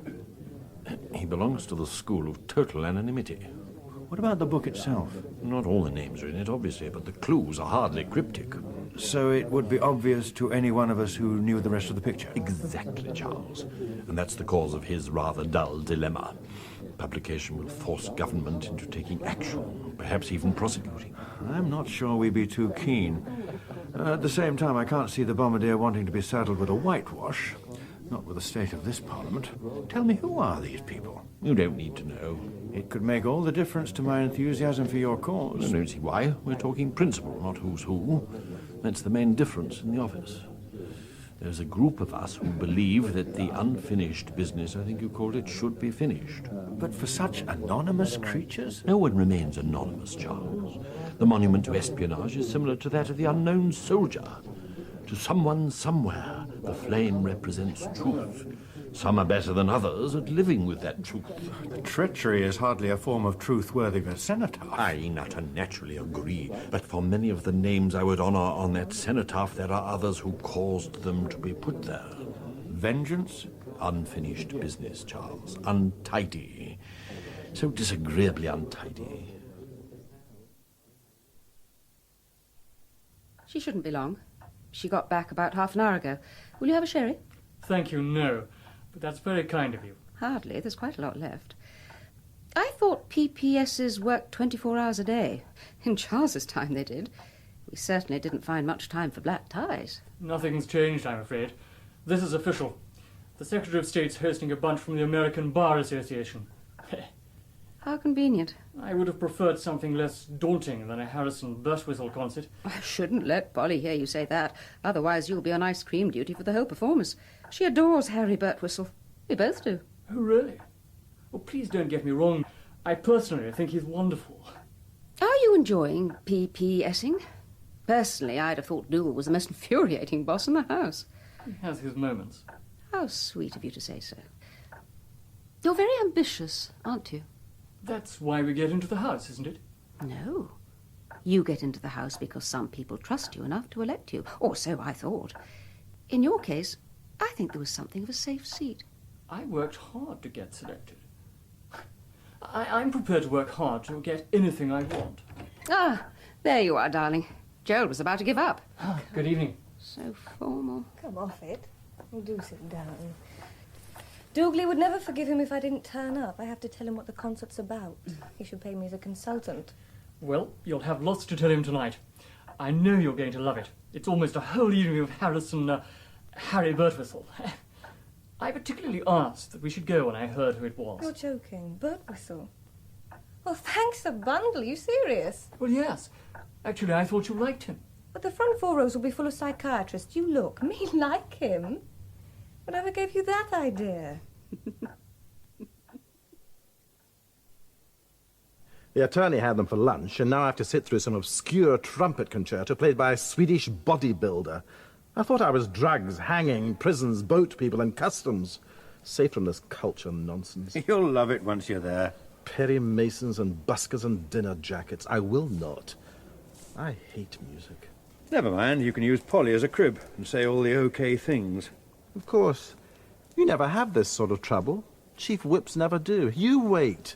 I hope you get trade next time. In fact, I shall lend my support to the idea of the next shuffle. See how you like it. I have other problems, like a majority of 5. I'm just going along to see the Prime Minister. I gather you've spoken. Yeah, you're probably right, but not for the reasons you said. Digging out some of these aging Philbys could be quite good for us. Take the heat off, you think? Of course. The punters like a good spy yarn, makes the blighters feel good. Anything that diverts attention is good news. Look what happened to Wilson when England won the World Cup. It could backfire. I thought you were all for it. If you're not, why ask me to support you? No, I think we're right. My motives are rather different, that's all. If there are traitors at large, I think we should go for them. Of course, we'll have to make sure that we have all the answers before the questions are asked. We shouldn't have to worry. If you remember, we weren't in government then. I think you'll find the Bombardier believes I've thought this one through to our advantage. You told the Prime Minister it was your idea? Of course. Why else would I support it? Bye now. My godfather, James. Hello, Chang. You look miles away. Hello. Sorry, I was. Look, are you still going to Ditchley next weekend? As far as I know, why? You mentioned... Coming over to Oxford to see your pa, yes? Right. I just thought I'd tell you, I'm probably going to be there. So, well, if you fancy rock buns and tea bags, drop in.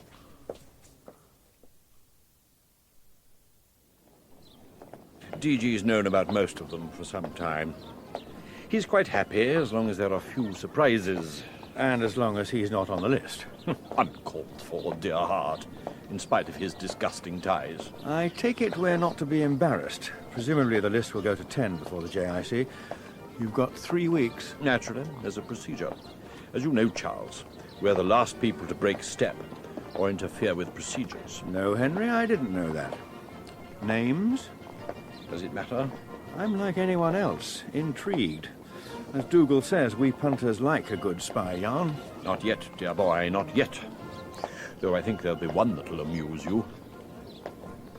I'm not sure I'd find the name of a traitor amusing. This one you might.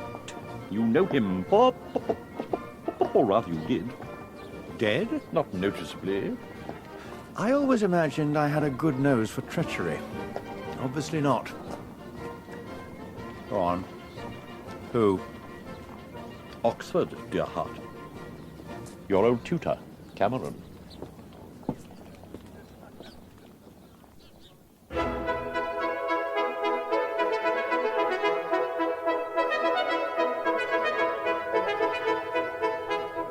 In that episode of The House, you heard Julian Glover as Charles Bannister, Peter Kelly as Dougal Baxter, Isla Blair as Mary Bannister, Christopher Benjamin as Henry Colville, Siobhan Redmond as Juliet Cameron, Ruth Gemmell as Polly Bannister, and David Neville as Gerald Mossman. The House was written by Christopher Lee and produced by Neil Cargill.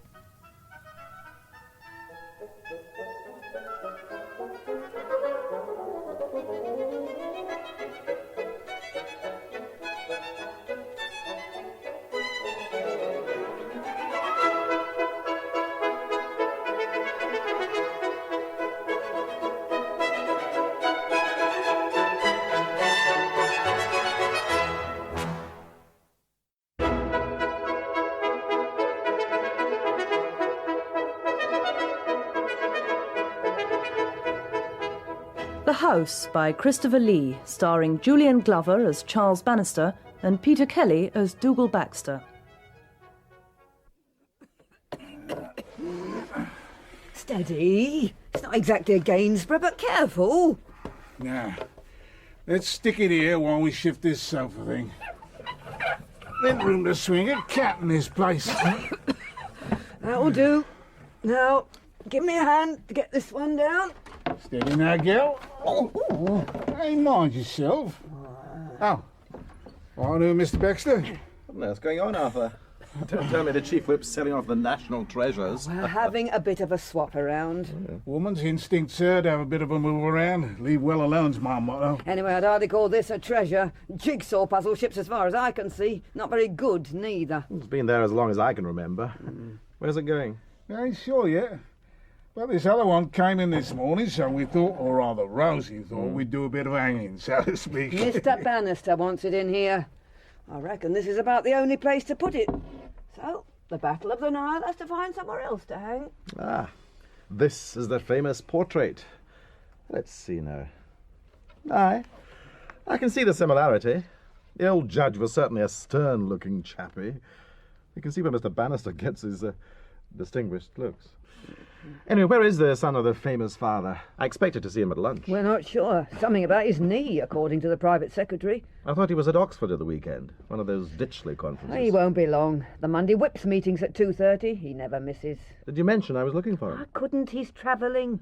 Just imagine him with the old black cap on. What about the car phone? The Willies, just thinking about him, that would. He's in Mrs. Bannister's motor. She and Polly had to pick him up from Ditchley Park. Mr. McMurdo says he can't drive. Crutches, he said. Are you sure? This is most inconvenient. Most inconvenient. Here, listen to this. I just don't know how you can do that. I feel quite sick just reading the fuel gauge. Stupid taxis. Sorry. Anything on the box tonight? Should we get that far through the day, I imagine there is. It's the car, not her, isn't it? Anyway, stick to your paper and don't look. Well, I never. Number 10's appointed a new yes-man. A spokesman. Stay green, stay green. Come on, come on, come on, come on. Don't change. What's happened to old gig lamps, then? No, a so-called advisor. Someone called... Brilliant. What timing? Morning, Winston. Who? Ignore her. She's on first name terms with all the statues in London. Who? Someone called Marcel Weston, whoever he is. Heard of him? No. Should I? Shall I go straight in? Yes, right round. It says here that he was at the LSE and the Centre for Policy Analysis in London, and is the distinguished visiting professor of penal reform at Harvard University. They probably need one. Here we are, all in one piece. You're going to manage with that stick? It's very him. I should think so. Thanks. But the question is, do we need one? Or rather, does number 10? Ah, Charles, there you are. Indeed, Dougal. Indeed. You got my message. I've been looking for you. So touching. Afraid not. I've just this moment arrived. I'm told you weren't at prayers this morning, is that right? That is, but no doubt I'll be getting a full briefing, without the benefit of the liturgical drama, of course. Penal reform. Well, that's my department. I don't need some blown-away academic to tell me what to do. My understanding is that it's not you who's getting one. It's the bombardier. You should have heard my PUS this morning. No, thank you. Did I know who was behind this appointment? Was it at my recommendation? Of course I didn't know. Of course it wasn't. Presumably your PUS is a little put out. Presumably. A little? It is a slur on the department. His department, as far as he's concerned. Permanent secretaries do tend to be possessive. First thing this morning, the bloody man pounced in like some supercilious head waiter, which is about all he is. Wanted to know if I was satisfied that the PM had full confidence in the department. In other words, me. I see. Well, there's more than I do. I was relying on you, Charles, to fill me in after prayers. What does the private office tell your people? Stuff all. And now the bombardier's off to Welsh Wales, and I can't get a word until tomorrow. It's not good enough. So you keep saying. Actually, I'm inclined to agree. I've got my whips in 10 minutes. I'll see if they've anything. Meanwhile, I suggest your people keep plugging at the private office. My PPS is sniffing around now, but I refuse to look silly in front of my own people, you know. Indeed I do. Spare them my authority. These are difficult enough times. I wish you'd been there, Charles. I really do. Well, I'm sorry, old man, but as you see, I ran, or rather fell, into a little difficulty. What? Oh, the steak. Yes, of course. But let me know if you hear anything. I'm relying on you, you know. Yes, of course, Dougal. Yes, of course you are. Hello there, Chang. Very elegant. It suits you. Hello, you. I'm glad something does. How are you? Sorry about yesterday. I hope your father wasn't annoyed. What happened? It looks painful. Blasted knee. The conference finished in the morning and I was coming downstairs and, well, apparently according to the hospital, there's many a slip between the bottom step and the hall. Don't worry about it. He was fine. He said that even as an undergraduate, you were always late. Look, can we talk later? I'm, well, a little adrift. Oh, never mind. The rock buns were stale anyway, and the tea bags will keep. Perhaps another time.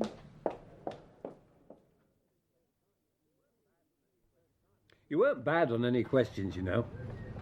First time, wasn't it? Thank you, kind sir. Seriously, we could do with a few more like you. It's all to do with image nowadays, marketing, PR. Oh, pass the sugar, will you? It's dishonest, but that's the name of the game. Don't tell me you've sold out to the image makers. I seem to remember, last time I heard you on any questions, you gave them hell. Not really. But they always hope I will, that's why they ask me. Well, they used to ask me. They like a good punch-up, gives them ratings.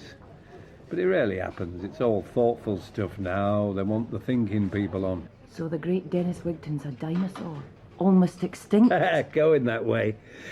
You won't find many like me round this place in 10 years from now. The flat hat's finished as a passport. Now it's the mortarboard. A degree doesn't guarantee political capability. It certainly has nothing to do with integrity. I wonder where you got that from. No, don't get me wrong. No, I'm all for it. To my mind, it's like paying your dues. State gives you a good education, so why not come here and use it to put things right? Wigton idealism isn't dead, then. This is the age of specialists, not gut feelers. Specialists are worshipped. Look at this new chap they got at number 10. Marcel Weston. He knows his stuff. You would have to know him, wouldn't you? Me, I hadn't heard of him till this morning. I've met him a few times and read a couple of his monographs. You mean pamphlets? That's what we always had, pamphlets. Monograph's American, isn't it? So, how well do you know him? Reasonably. What's that supposed to mean? Whatever reasonably normally means nosy. So, I got close, did I? Well, I never. You're a dark one, aren't you, Jules?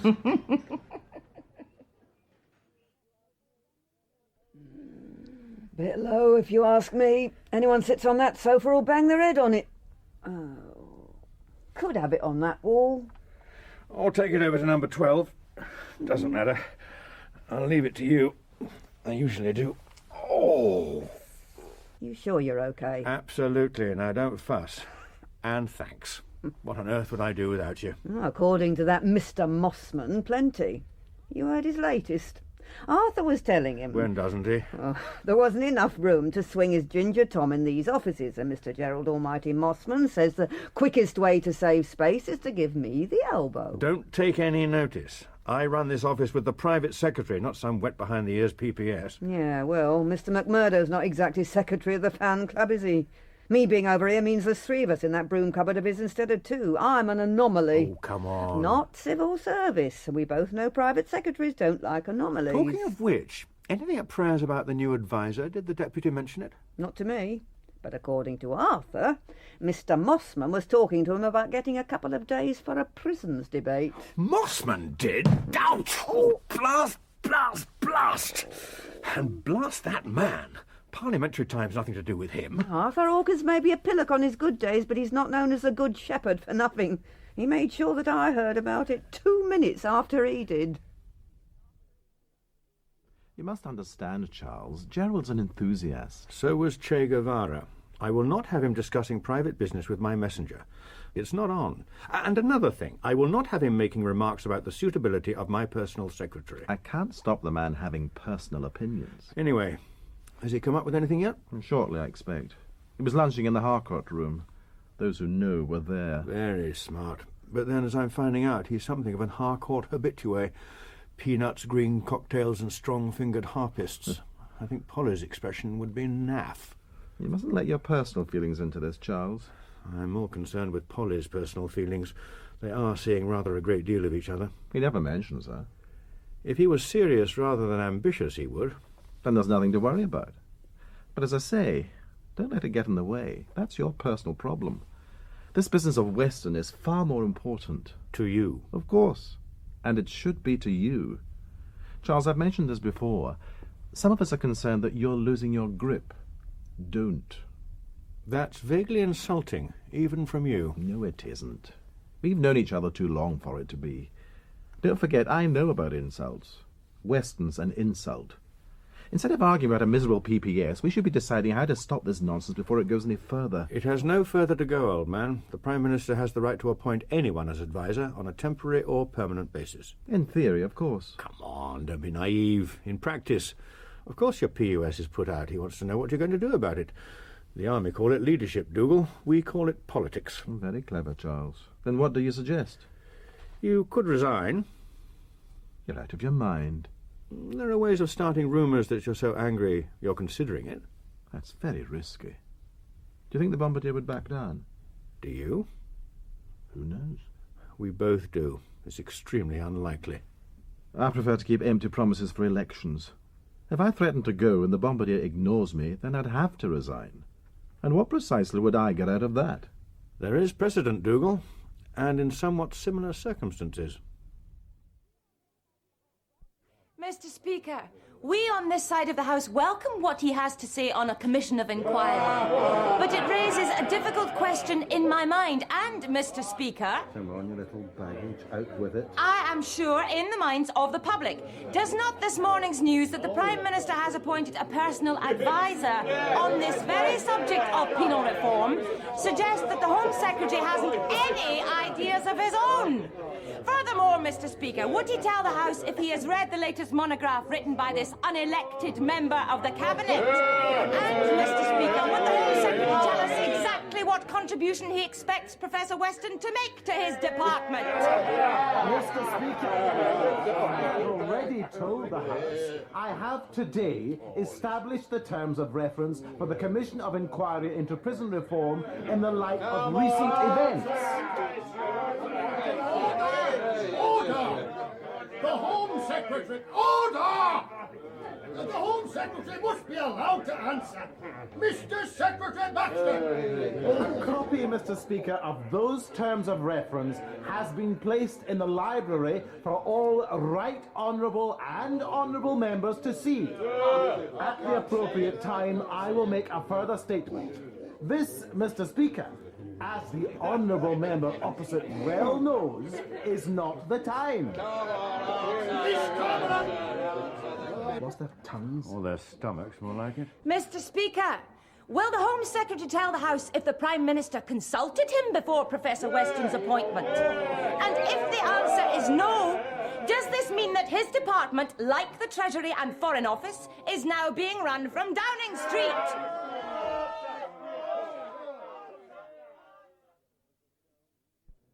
You know, you could be onto a good thing, Jules. Could make a bit of a name for yourself. I only said I know Marcel. Which is not a bad start. Any road, you must know him pretty well, compared with anyone on our side. First names doesn't mean anything more than that. I wasn't suggesting anything. But with your background, you being a sociologist by trade, you know about prisons. You know what he's on about. That doesn't make me an expert. Look, Jules, in the land of the blind, the one-eyed man is king. You've read this bloke's stuff. You talk the same language. You can guess what he's telling them. Not true. Well, not quite, anyway, but I suppose I do know where he's coming from. Which is more than any of us do. Anyway, look what happened in there. You had Dougal flaming Baxter dribbling and choking. Of course he hadn't been consulted. We all knew that. But you were the one who put him on the spot. Not really. The front bench started it. Ah, but they did what they always do. They tried to be too clever. You heard them. You said, "Did you know the bloke was getting the job?" And he more or less said, "No, I didn't." Wham! Stuffed. Maybe. But, quite frankly, Marcel Weston's not going to do me any favours. We're hardly on the same side. How long have you known him? He was teaching at the LSE when I was trying to decide what to do. So, 10 years? He convinced me it was worth doing a PhD. And you still see him? Well... Oh, sorry. Sorry, not prying, honest. Yes, you are. Well, if you know him that well, professionally like, you could stir up all sorts of clag. I can just imagine you stuffing them at PMQs. It's hardly the first time Number 10's brought in someone over a minister's head. And that little Mossman's already greasing his way round the lobby, dropping hints that Baxter could get nasty and embarrass the Prime Minister. I don't think he's the type. He hasn't got the guts. Anyway, he'd need people behind him to get very far with that one. He's got Charlie Bannister behind him. Mind you, why he bothers, I don't know. Bannister's a pretty straight bloke. They're old friends. They were in the same house at school, and Baxter's his daughter's godfather. Oh, yeah? Where did you pick that up? I'm not sure. I suppose I must have read it somewhere. I suppose you might have done. Well, why shouldn't I? No reason. Just a word of advice from an old hand, Jules. That's the sort of stuff you keep to yourself. What do you mean by that? Tongues in this place wag like fly lizards. Listen, Dennis, I can look after my own life. I really can. I know you mean well, but I'm not a kid, and I'm not daft. Yeah, well. There wasn't a hint of support, Charles. Not one of the toads got up to say anything. That wouldn't have been the case in the past. I thought you told me your PPS had a number of our people. Well, you're the chief whip. You expect me to dig you out when your own method doesn't work, is that it? Of course. You're our adjutant. I have a department to run as well as producing party pieces for this place. You have nothing else to do but make sure this end of it's as easy as possible. Oh, thank you for your frankness, old man. I'm your friend, Charles. You know that. I knew there was a simple explanation. Oh, by the way, did your PPS find out anything at his expensive reception? Of course. I wouldn't have encouraged him if I hadn't thought it worthwhile. I see. Gerald tells me the Bombardier's private secretary is behind the whole affair. Then it's set in concrete. There was someone from one of the think tanks in the Harcourt room today. According to this person... Who was? Later, Charles, later. According to this person, the private secretary read an article by this Weston chappie, passed it on to the Bombardier with the recommendation that he should be signed up immediately. This isn't the first time. The private secretary really does have too much power, you know. Don't worry. Gerald has come up with something, or rather somebody. Later this evening, I think I'll have a surprise for you, Charles. You're too kind. I hope that leg of yours doesn't mean you'll not be back for the vote. It would be very inconvenient, you understand. Certainly. You can't tell me now? Won't. Better to make sure. Then perhaps a glass in your room? Immediately after the division? I dread to think what your father will say. Well, they're good friends, aren't they? Friendships rarely stretch to extended slipper space and one more for the bathroom. He's really grumpy lately. If that's middle age, I'm going to do it all now and then join Exit. There's a lot on his mind, and his stupid knee hasn't helped. I suppose you mean me. Actually, I didn't. I was thinking far more about the house. The pressure's really on. I remember Grandpa saying that the Chief Whip's job was to make sure the Prime Minister could choose the time of the next election and no one else. Tough. Grandpa never got ratty. Grandpa was happy sitting on the back benches. Do I have to wait till next year for that money he left me? As far as I know. Why? Just wondered. Come on. You're like your Uncle Henry. You never just wonder. I was thinking about a flat, that's all. Were you now? It wasn't exactly a fortune. I don't need one, just a flat. Flats cost fortunes, anything decent, that is. Or maybe I don't want a decent one. And what about you and Daddy? You could put something in. Really? Other people do. Hello, anyone at home? Polly, we are not other people. Anyway, look, forget it for the moment. I don't think this is the right time to bring this up. Well, that's the problem with this place. There's never a right time for anything I'm interested in, is there? Gosh, you two look glum. What's the problem? Usual thing, darling. Polly and I are talking. Oh, dear. I think I've had enough problems for one day, if you don't mind. Still hurt as much? I seem to have been on it all day. What I really fancy is a quiet drink and bed. Well, the drink we can fix, but I'm afraid we have a visitor. Oh, no. Anyway, it doesn't really matter. Car will be back at 9:45. There's a division. Must you? Don't be silly, darling. I'll go. That's probably him. Oh, no, not that ghastly man. That's all I need. I don't think Call Me Gerald's on her list tonight, darling. More like Henry. Thanks. Your brother? What on earth does he want at this time of the evening? Oh, my God. Oh, Polly, my dear. What a beautiful princess. He's had an accident. From crusades and heathens. What are you talking about? Leave the door. The cabbie's bringing my bag. Bag? Mary, what's going on? Just a minute. Nothing's going on, as you call it. Look, I'm sorry. I haven't had a chance to tell you. You'd left when I phoned. Apparently, his ceiling fell in. Look like that. It's perfectly true. You've gone mad. No, but I thought you might. Henry's bedroom ceiling fell in. Henry was in bed at the time. And apparently was rather nastily cut. What, stitches and things? Bad enough for hospital. X-rays and jabs and things. Anyway, when I spoke to him, he was about to put up at his club. I said he had to come here. I see. Good. Oh, dear.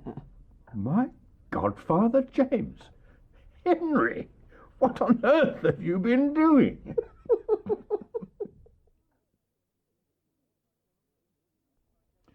My dears, you cannot begin to imagine the unspeakable horror. There was absolutely no warning. An almighty crash sounds so much more gruesome in the dark, you know. If you don't mind me saying so, your face looks ghastly with all that bandaging. Surely you should be in hospital. I mind not in the least, but surely I should not.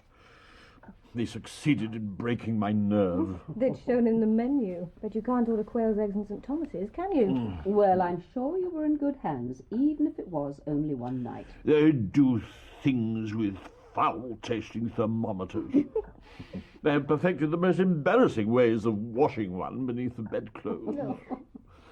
I could walk, dear heart. I did so. You poor old thing. Your head bandage and my stick will probably get us front row seats at the next cenotaph. Come on, Polly. I'm exhausted my senses of sympathy. Let's get supper.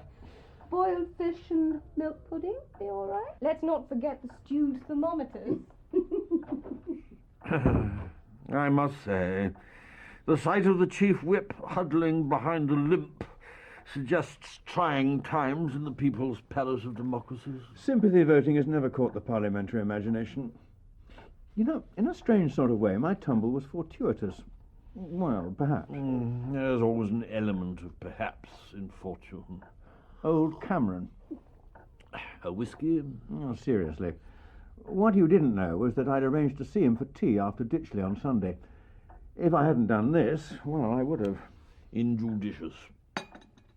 Tea with a traitor is not an essential event in the day of a cabinet minister, even if he was your tutor at Oxford. He's hardly in the big league. To my mind, dear boy, and I seem to remember yours, treachery has no degree. Anyway, I thought I might mention it. Tell me, when did you decide to make your visit of nostalgia? When I saw I was down for the Ditchley conference, seemed a good idea to stop over. How was this? A good idea communicated? Letter? The telephone system? No, through Jules. Juliet Cameron, his daughter, you know. Yeah, of course. Of course. How foolish of me. What was? To forget. After all things, if it had been telephone or the Royal Mail Service, I might have been expected to know the answer.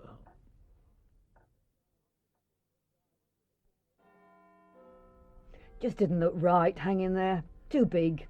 Arthur's fixed for it to go over to number 12. He says it's all handy for your next job. Number 10. There may be a connecting door between us and that place, but I hardly think they'll open for us, Rose. Not even sure I'd want them to. Don't blame you. Arthur would, but he fancies a nice little number over there. Anyway, I'm off. There's a fresh bottle of Glenmorangie on the tray. Struth, news does travel fast. Night. Ah, there you are, Charles. See you tomorrow.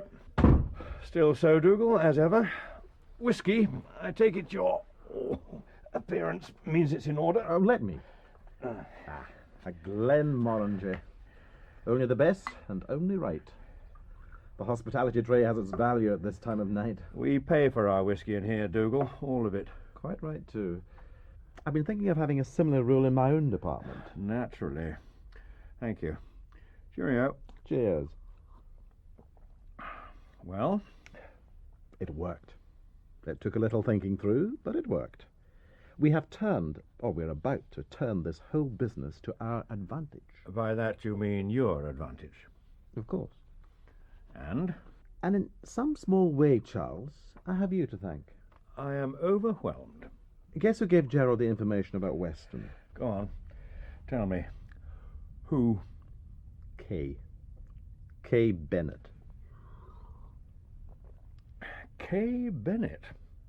You remember when we had that little bother last year? And you threatened to give her a little black book of boyfriends to the gossip columns. She was threatening to tell Ros about us. Dougal, do we have to go through this? Not at all, I'm just telling you. You remember she was working at the Centre for Policy Analysis, or whatever they call themselves. Something to do with law and order, wasn't it? Well, she and this Marcel Weston chap, he got to know each other. I really think I do see. We keep in touch, you know. Yes.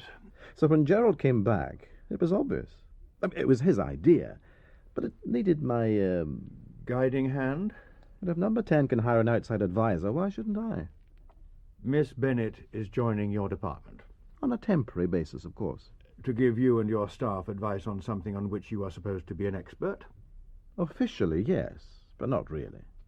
Dougal, for the umpteenth time, is this wise? You see, she and Weston still see each other. There's nothing in it, of course. She's been working in Brussels, you know. So handy for your cottage in France. Oh, you know, do you? This sounds very, very risky to me. Is there anything else? Well, of course. This is where you come in. Ah, wait a minute. Don't worry, it's what you said. Weston's got the hots for Kay. He tells her almost everything he's doing, tries to impress. She'll tell me. This was your idea, and she's going along with it? Of course. My godfather, James, there are some things I really prefer not to know. I'm afraid it's all too cynical for me. Not cynical, Charles. It's just as you said. The army called it leadership, we call it politics. Not mine, not mine. It's late. I must be off. Help yourself. Gerald will be along in a moment, so I will if you don't mind. You can talk freely. The room's not bugged. Oh, by the way, Charles, I'm glad to see you moved that picture of your father. Strange eyes, staring straight at you. Most off-putting, you know. Night.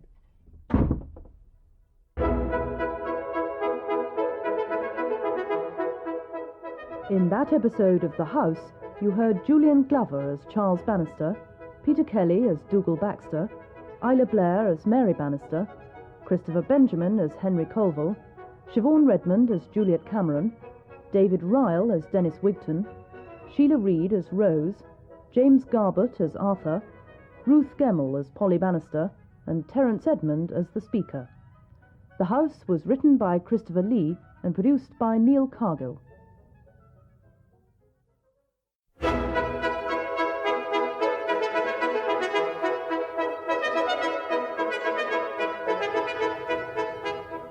House by Christopher Lee, starring Julian Glover as Charles Bannister and Peter Kelly as Dougal Baxter. Weekends like this are brilliant. Fresh air and Mummy's cooking. You know, she's much better at it down here than in London. When I first knew your mother, she was convinced that only farmers lived in the country during the week. I thought Granny was very country life. Oh, they never read beyond the engagement photographs. Worcester, come on. Look at him, he's loving it. It's okay for a couple of days, but I couldn't handle it all the time. That's what she used to say. But now she's more at home down here than in Marsham Street. At least there's space. The flat's like a glass box. When I need the loo, everyone knows. Good boy. I want my own place, don't we, Worcester? Really? That's all they say. They're really mean. Well, you're not getting me involved. I'm not trying to. I just want to be on my own. And I don't want to get like her. A weekend here is a big deal. Your mother gets on with the locals. She has the right temperament. Oh, it's pathetic. She's learned all their names and what's wrong with them. Does all the yes, Vicar, and how's your back? She loves it. They make me puke, the lot of them. There are certain obligations. Well, you don't like all that stuff, do you? Oh, certainly not. I spend as little time in the constituency as possible. I agree with you. Just because I'm their MP doesn't mean that I have to eat their dreadful sponge cakes. Does Ros like it? When we first married, no. But she started to. Indoctrination? We both felt happier on sporting estates than housing estates. Ros has done well. I'm told she's a good barrister. Naturally, she had to recognise that mine was the more significant career. Which is why you didn't have children. Which was why a lot of things, young lady. Mummy's lovely. Down here, she really likes all the cooking and jam making. And she's really quite good at it. It's really amazing. Of course. Women are immensely suited to big kitchens and sensible shoes. It's a natural environment for them. Oh, no. Worst kill. Yeah. You really are a worm, aren't you? Do you remember the last time we walked across here?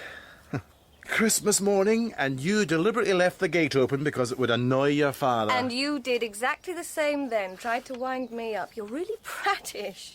A prat and a worm. Well, for someone who doesn't think much of women, but manages to have a wife and a mistress, that's about right.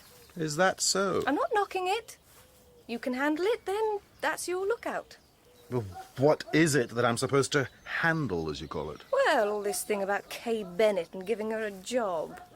Oh, you know Miss Bennett, do you? Of course I don't. But she was the one you poked off to see on Christmas Day, wasn't she? Was she? Oh, never mind, forget it. Nothing to do with me. That had been my impression. However, you seem remarkably informed. I hadn't imagined that your father discussed private arrangements. Daddy! You're joking. Pass the butter and no is about all I get out of him. Just as well. So, who told you about Miss Bennett? Henry, pour the sherry, will you? It's in the fridge. How Antipodean we've become. In decanters in the sitting room, but in the kitchen, rigidly to attention alongside bottles of gold-topped cholesterol. It's the decent stuff. Keep Cyprus in the decanter for the constituency. Crystal for the party workers, how clever. Most of them wouldn't know the difference if they were served distilled bats dropping. Anyway, it's free, what do they care? Refreshingly cynical, dear sister. I don't know why, but I imagined you rather liked them. No way. Here we are. Good health. Thanks. Cheers. If people want to vote for Charles, jolly good, let them.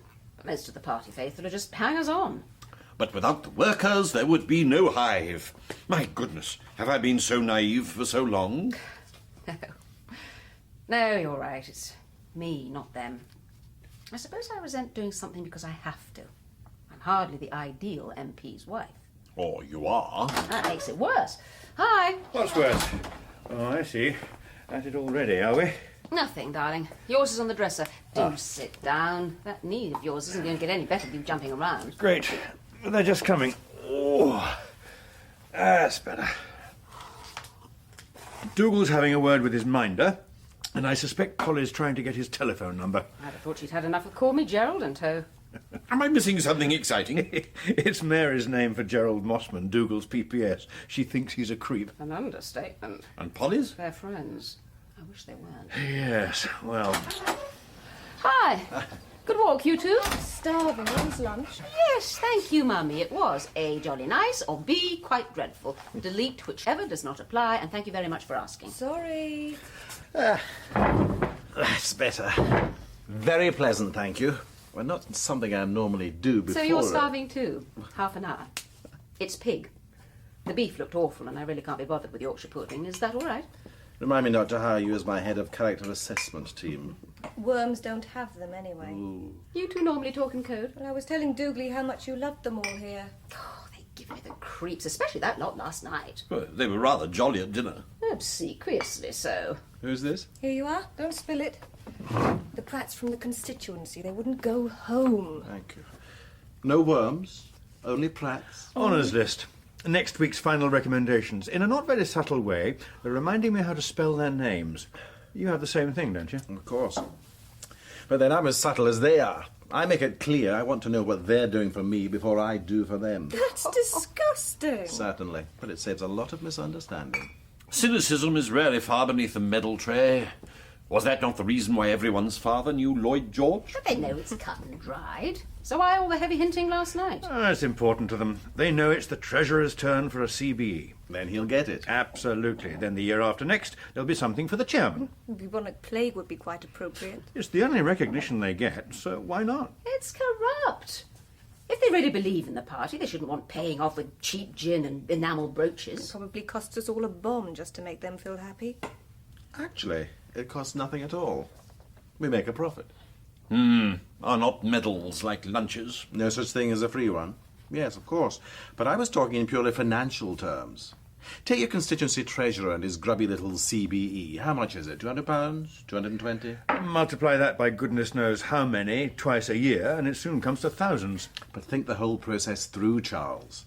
Your treasurer gets his letter. Immediately he's expected to give a couple of big parties and probably a formal dinner somewhere. The last one gave 4. Go on. Married? 2 daughters. Even better. Then comes the palace. That'll mean 3 new frocks. Then if he hasn't got it, morning suit hire. A hotel in town for him, his wife and 2 daughters for the night before the palace. That's a minimum of 130 each. Then there's shopping for the women because he's in a good mood, and more than likely dinner for at least the 4 of them and close relatives at somewhere smart in London. Right. My godfather James. Dinner alone will set him back at the very least £60 a head. A CBE for the standard social climbing county party treasurer will cost him a minimum of £2,000. So how do you make money out of it? We collect 17.5% VAT. It's easy.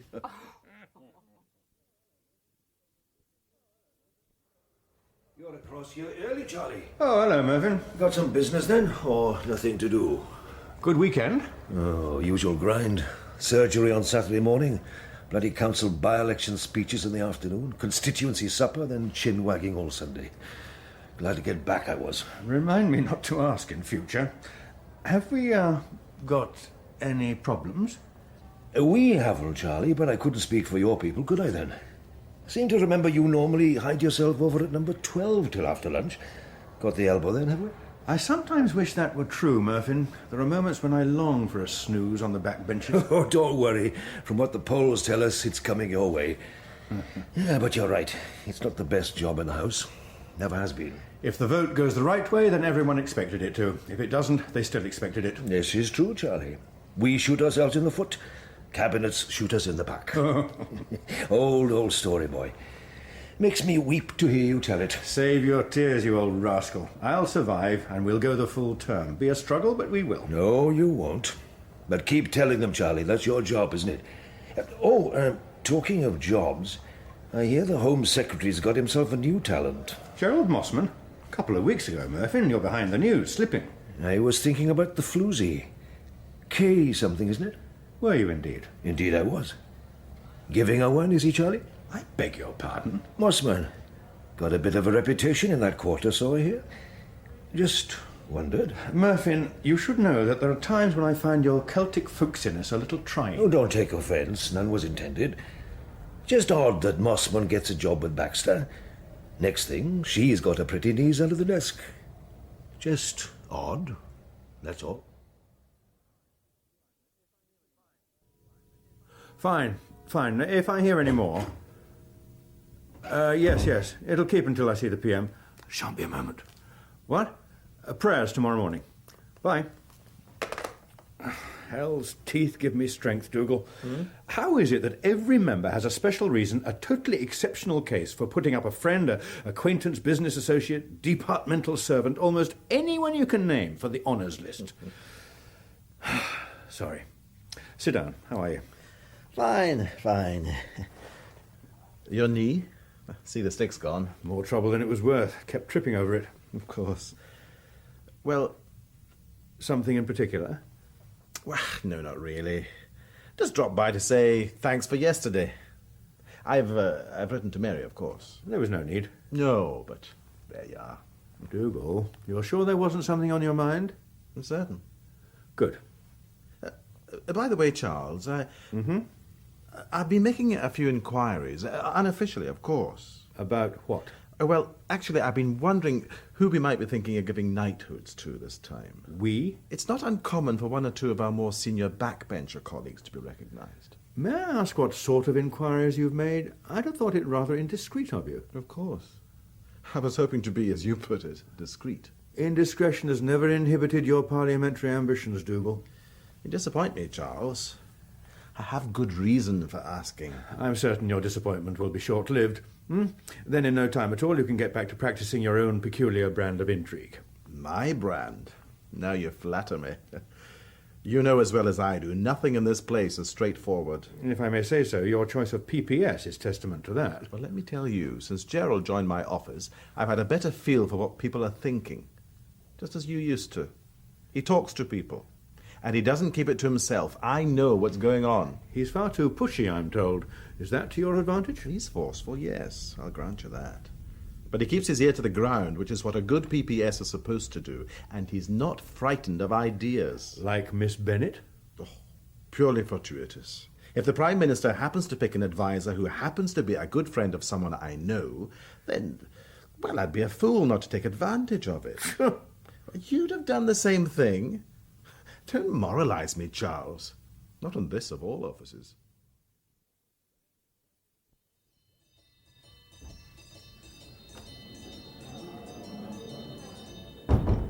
Well, the return of Miss Bennet.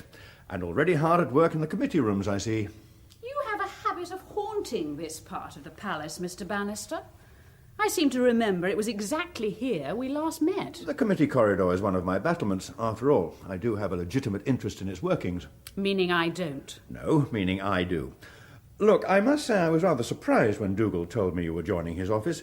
Truthfully, I can't pretend that I approved, but then it's... None of your business? Is that what you were about to say? Not at all. It is very much my business. I was about to say that it's now fait accompli and that I wish you well. And you were loitering just to tell me that. You flatter yourself, Kay. I have other things to do. In fact, I didn't even know you were in the house, and cared even less. Actually, I was looking at this old portrait of Beatty. He always wore his cap at an angle.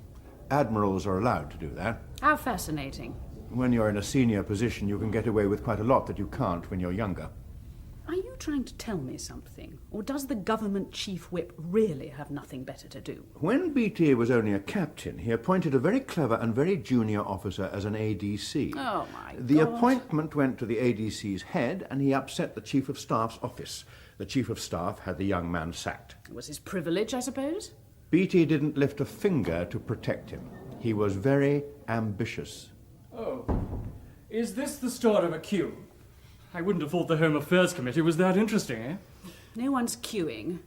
In fact, the chief whip was giving a matinee performance. We've just had an hour of that.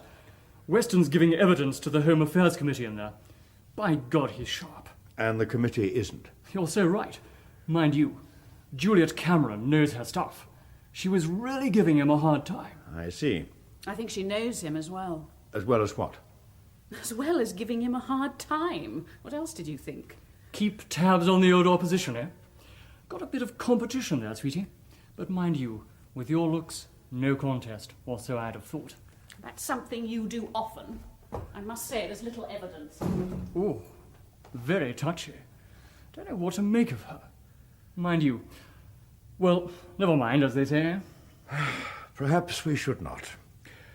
Tell me, Gerald, I hear you're interested in knighthoods. Not personally. A bit early for that.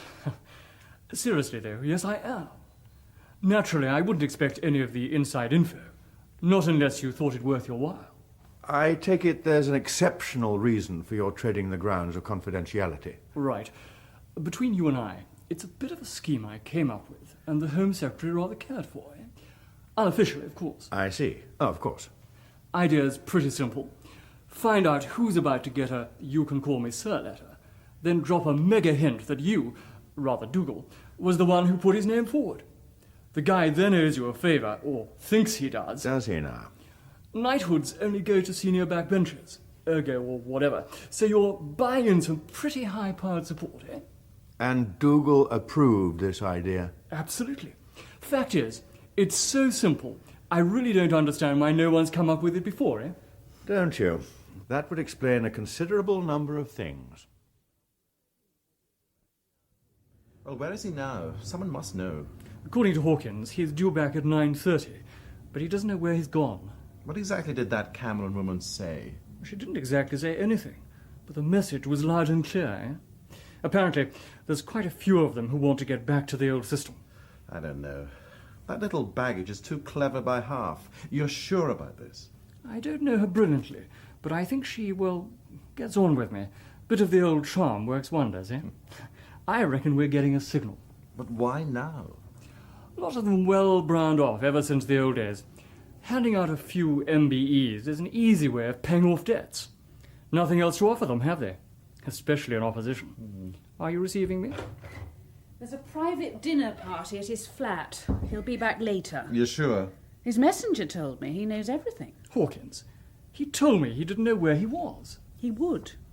Why don't you simply telephone him? It's not a big deal, surely. Well, that would instill a sense of urgency into the matter, which is better avoided.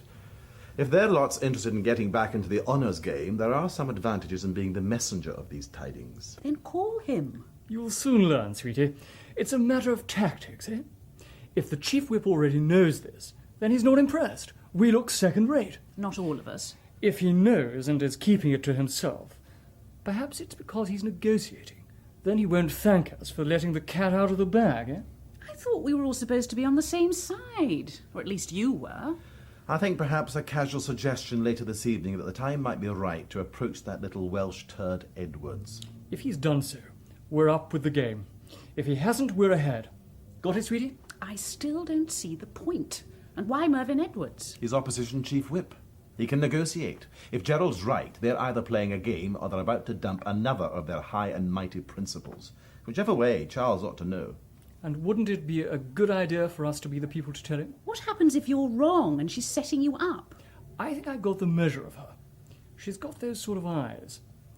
In fact, if you'll excuse me, I think I'll give her a bit of the old chat. See if she knows any more. Eh? See ya.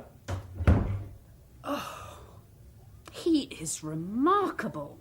I shall hit him. I really will. No, you won't. Come here. Tell me, you think that Cameron slut is being clever, do you? Dougal, please. Now listen, will you? Think about it. It is possible. Miss Tartan-Draws is not completely stupid. And if he tries that sweetie business with her, well, it's just the sort of thing she might set him up for. Possibly. Let me see. Perhaps Gerald ought to be the one to mention it to Charles. You could explain it with a little more subtlety, surely. Of course. But if she's setting him up, why should I be the one to upset the chief whip? What do you think? I think Mr. Bannister was right. You'd have made a good admiral. I'm minded of the rather confident young pilot officer during the war who corrected the monarch as he was getting his gong. Henry, more pudding? Mummy. I've heard it. What about you, Charles? No thanks, darling. Go on, old man. Don't take any notice. Yeah. The king was congratulating him on bringing down a Messerschmitt, who was about to pin on the DFC, when Flying Officer Kite pipes up... Was that really his name? Oh, the young. When Flying Officer Kite pipes up, "Actually, Your Majesty, I killed 2 jolly old Messerschmitts, not 1, as it happens. Silence. The king looks hard at him and says, Well, as it happens, you're only getting 1 jolly old medal. You got one, didn't you? What did the Queen say? Oh, truly, my dear, I'm not sure. The hand is taken, and when she has spoken, there is the most imperceptible regal pressure, not a squeeze nor a gentle push. Is that all? And one finds oneself outside clutching one's gaudy bauble and being stared at through the railings by Japanese and the middle classes. I think it sounds fun. Can we go when you get something, Daddy? That's hardly likely. Oh, why not? They gave one to that man with the wet lips and watery eyes. Used to come here. You know, the one who knew all about royal pictures. Yes, well... And we took it away from him as well. Anyway, I would have thought your generation was against medals and honours. Oh, they're nice. Especially the ribbons. Some of them are really pretty. You make them sound like bits of dreadful jewellery. How uncharacteristically shrewd of you, Charles. That's exactly what they are. All part of the fun, dear boy. Mere baubles. Something to cherish but not take too seriously. Rather like one's MCC tie. This is all too cynical for me. A few moments ago, you were all agreeing with me that Dougal was exploiting the system and that he was wrong. We didn't. Of course you did. Of course we didn't. We agreed that he was exploiting the system, but that's because he's Dougal, and Dougal exploits every system. It's the same with the mysterious Miss Bennet. He's exploiting her, but he certainly doesn't think it's wrong. Well, she can handle it. If she can't, that's her problem. My goodness. Isn't there honour among feminists? Polly's right. I don't believe it. No, you are. From what I hear, Kay Bennet can look after herself. She now has Dougal where she wants him. But what about the ambitious Mr. Mossman? Is that not his role? Oh, absolutely. Gerald Mossman may be Dougal's idea of a good PPS, but Dougal's his ticket to the ministerial enclosure. If he wants to stay in that race, he won't tolerate Kay Bennet getting in the way. Oh, why should she? She's nothing to do with Call me Gerald. Gerald? Mummy, I wish you wouldn't. We are sensitive, aren't we? I don't talk about your friends like that. I hardly think it's appropriate. Well, hardly think it's appropriate. What sort of ministerial answer's that? You're going on about honour and decency. Well, it's okay if it's your honour and decency, right? I don't quite see what this has to do with Gerald Mossman. He's my friend.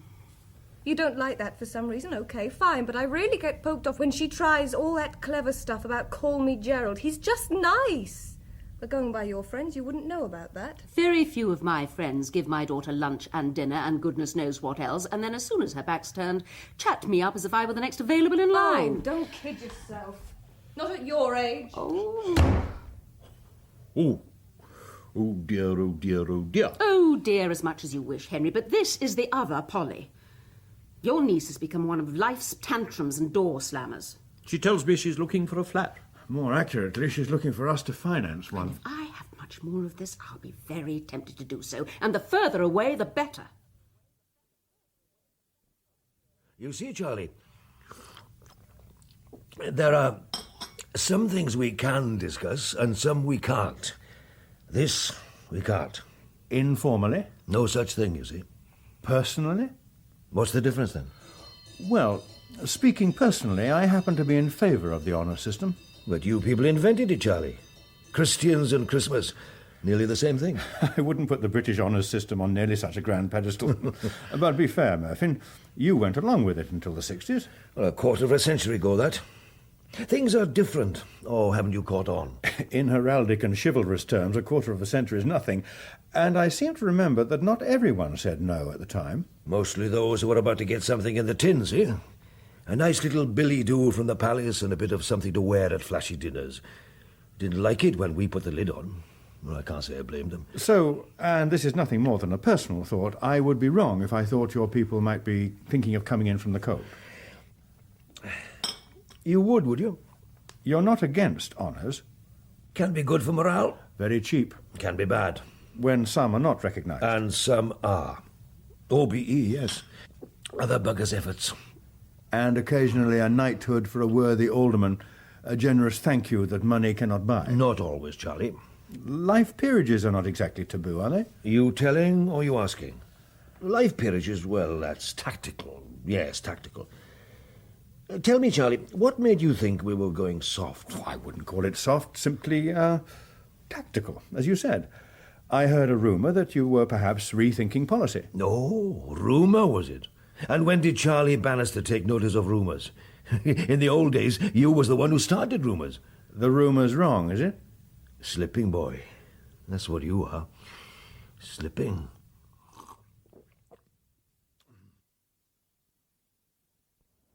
I hardly think the lobby is the place to discuss this, Charles. Once again, your timing's all to blazes. What I have to say won't take a moment. Your PPS put me in a very embarrassing situation. I was made to look foolish. I will not have it. Of course. He is your PPS. I expect you to keep him in check. Of course. He's been running around like some third-rate private detective. It must cease. Running around is part of his or any other PPS's task. I seem to remember us both doing it. You know what I mean, Dougal. It is not on.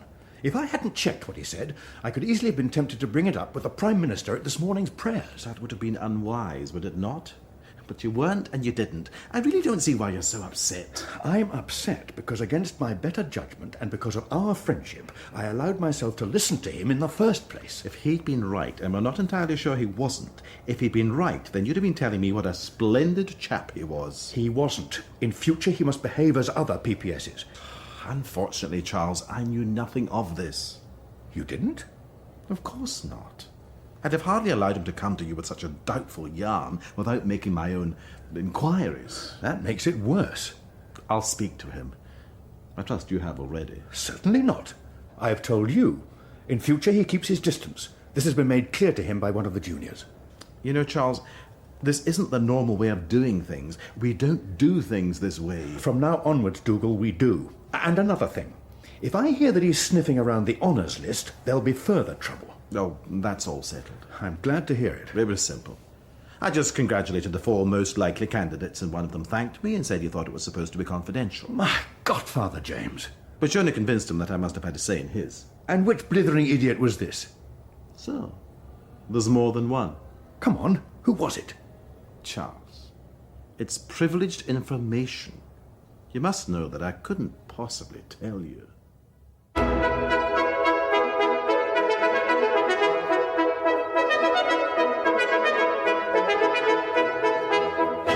In that episode of The House, you heard Julian Glover as Charles Bannister, Peter Kelly as Dougal Baxter, Isla Blair as Mary Bannister, Christopher Benjamin as Henry Colville, Jane Booker as Kay, David Neville as Gerald, Douglas Blackwell as Murfin, and Ruth Gemmell as Polly Bannister. The House was written by Christopher Lee and produced by Neil Cargill.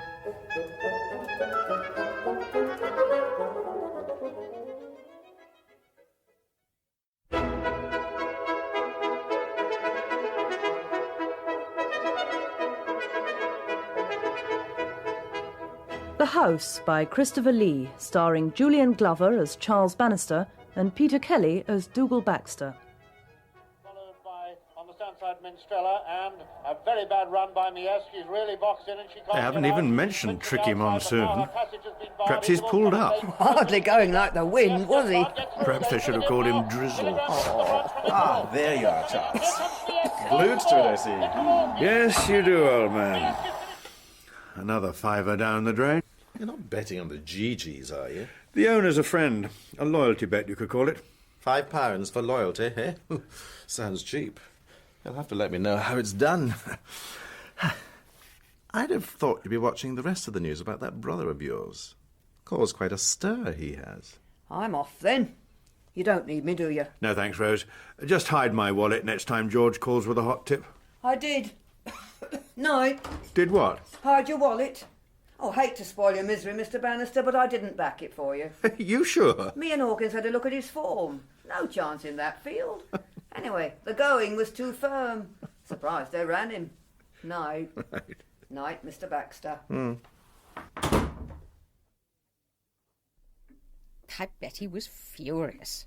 Just imagine him bumbling around wanting to gossip, wondering how he could turn it to his advantage. Marvellous, I wish I'd been there.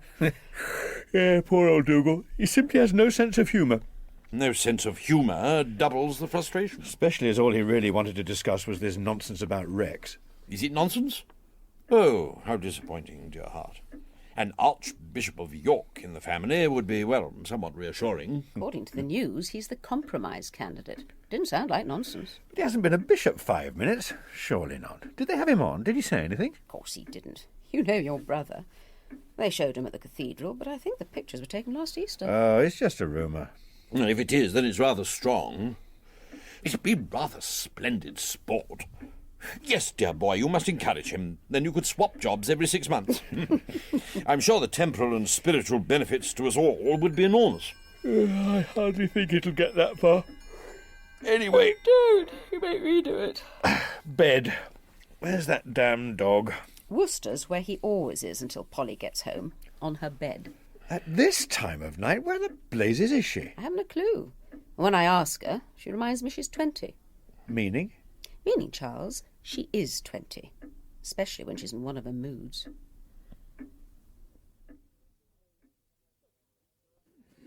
She's going through a phase. Shouldn't worry. Sign these. I'll bring the rest over to the house this afternoon. She's been going through a phase since she was 13. Now she wants a flat. Could do a bit of good. A flat'll soon teach her to look after things and how much they cost. Wish I had your faith in her. Ah, Charles. Ah, Dougal. Come in. Yes, of course. Just a quick word. I'm going over to the Commons. Anything you need? Won't be a moment, Dougal. No, thanks. Oh, tell them I'll be dining in, will you? Don't forget the Terrace Club reception's at 5, not 6 as they said. Don't look so worried. I'll remind you this afternoon. That woman's very familiar, you know, Charles. You don't think a lack of respect? Don't start that again, old man. What sort of cabinet was that? The PM was in a funny mood, or am I imagining things? It was certainly a dry session. Arid's more like it. And you see the stare I got when I tried to liven it up? It didn't help, Dougal. I wasn't much impressed myself. It's not every day we get the brother of someone in cabinet getting short odds as an archbishop. Telling our bombardier that Rex should be appointed cabinet chaplain, then we'd have the church where we wanted it, was not exactly tactful. It was a joke. It wasn't. May have started out that way, but it wasn't. Oh. Has the Prime Minister mentioned the matter to you? The papers are full of it. Well, I wouldn't say full of it. Actually, yes, at prayers this morning. But it was simply a passing comment, small talk. The bombardier gave up small talk a week after getting elected, in case a decision slipped out. Come, Dougal, too cynical. I really think this whole appointment business is far more important than you imagine. In fact, I've been giving it some thought. Oh, dear. Is that wise? Don't be clever, Charles. Look, I got my PPS to dig out some of Rex's speeches. Sermon, surely. But to my mind, the sort of things he's been saying lately are speeches. And Gerald agrees. I thought Mossman was your PPS, not your religious advisor. I'm surprised you haven't put Kay Bennett onto it. I have. In fact, that's what I was going to tell you. I'm getting them to put together a speech for me. Something which will reflect your brother's views. I would have thought Canterbury was unlikely at this stage of your career. You see, Charles, I think the bombardier's listening to what your brother's churning out. Christianity seems to be his message. How reassuring. Your brother's made it clear that he stands for the church tending the flock and not our business. Since when has it been the job of the Home Secretary to take an interest in church appointments, never mind that of an archbishop? As you will understand, Charles, my views on morality beginning at home are becoming well known, and I might say accepted by many, including, it seems, your brother. In spite of your natural humility, Dougal, I imagine his reference to morality comes from an older source and a somewhat deeper conviction than yours. The sentiment is the same. If he's expressing it in a manner to attract the PM, then there's no harm in a speech which emphasises my understanding of the subject. You mean it'll impress the Prime Minister? Of course. Do you really need to? I would have thought your job is to establish cause and effect and then do something about it, not to preach a gospel which everyone accepts anyway. Oh, Charles. If your brother is on the shortlist and I happen to preach the same gospel, then it can only do me good. And if he doesn't run at York, as the bookies would say? Exactly. We have to be sure that he's declared. Rex is the only person who really knows his own feelings, so how do you expect to find out? Me? I don't. He's your brother, not mine. Aye. Do you not think it's dangerous to be wandering about by yourself in daylight? Hello, you. Sorry, I was miles away. And the rest. I thought you were about to walk into the road. I think I understand why people do it. Oh, Chang. What's the matter? Nothing. Tired, that's all. Never mind. The walk will do me good. Are you having a hard time again? Oh, it's lots of odds and ends, you know. Polly, still? Yes, I suppose so. But it's other things. All this nonsense about my brother. Seems everyone has an interest. I haven't. Sorry. Generalising, that's all. Listen. What are you doing? Now. Going to Chatham House for a lecture. Why? How about lunch? Come on. Taxi! Chang, you are forgetting the rules. The government chief whip does not take lunch with opposition backbenchers. Sorry. Sod the rules. Villiers Street, please. Gordon's wine cellar. Come on, in you get. You can tell them you were kidnapped.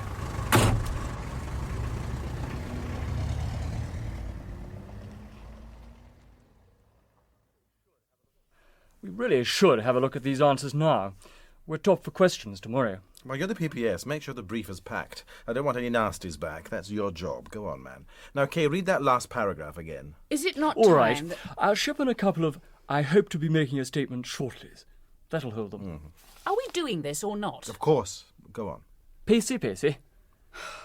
Is it not time that the Church examined once again the values within the Book of Common Prayer? The language of liturgical drama should not be underestimated as a guiding light towards a responsible society in which all... No. It sounds like a prayer book society tract. How about something along the lines of, if we keep the traditional language, we shan't be far off traditional values. What do you think of that, sweetie? Eh? Not much. I thought this was supposed to be a well-argued speech, not a press handout. There's no point in a speech unless it gets printed. Oh, this is ridiculous. I think we're way out of our depth. All these sermons are totally bland. You can't expect to turn them into policy speeches. Anyway, we don't even know if he's likely to be Archbishop. Oh, he's a runner, all right. Straight from the horses, this one, sweetie. Don't you worry about the policy. You just put the words together, eh? Gerald, make sure the private office has the supplementaries tied up, and then warn central office this is coming. I cleared it with them this morning, before I suggested it to you. Yes, of course. But take a stroll round there. Tell them I want it cleared by 6. The personal touch. I want it out to the Press Association in time for the morning papers. Right. Better have a word with the press office first. But okay. Be back soon. Keep it easy on the ear. All right, sweetie? I shall scream. I really will. Okay, come on. Steady. I'll have a quiet word with him. Don't you worry. I thought you said this speech was your idea. Well, after a fashion it was. We talked it through. He talked it through, you mean? Well, let's say I planted the idea and he came up with it. That's his job. Does it matter? Now, where were we? Yes, it does matter. This really is a bummer of an idea. If this man doesn't get the archbishopric, or whatever they call it, you're going to be the person who backed the wrong horse. What you don't realise, my dear... I am not your dear. But you are. That's why I tell you these things. Now, what you don't realise is that I'm backing this one both ways. Charles's brother is saying all the right things. We can't lose. I didn't say that. What I am saying Just wait a is minute. He's talking about old-fashioned values. So is the Prime Minister. Then so am I. What values? I've told you. It's all there. Honesty, integrity, loyalty, faith. Faithfulness? Where does that leave us, then? Oh, you're being far too sensitive, my dear. We're different. We're sophisticated. We can cope with these arrangements. I'm talking about people who cannot... Be trusted to? Certainly. Now, come on. We've got to finish this by 4 at the latest. OK. What else do you want to say? Something about the lessons for us all in the words of the hymns. Especially children's hymns. The innocence of children singing. Ah, I like that.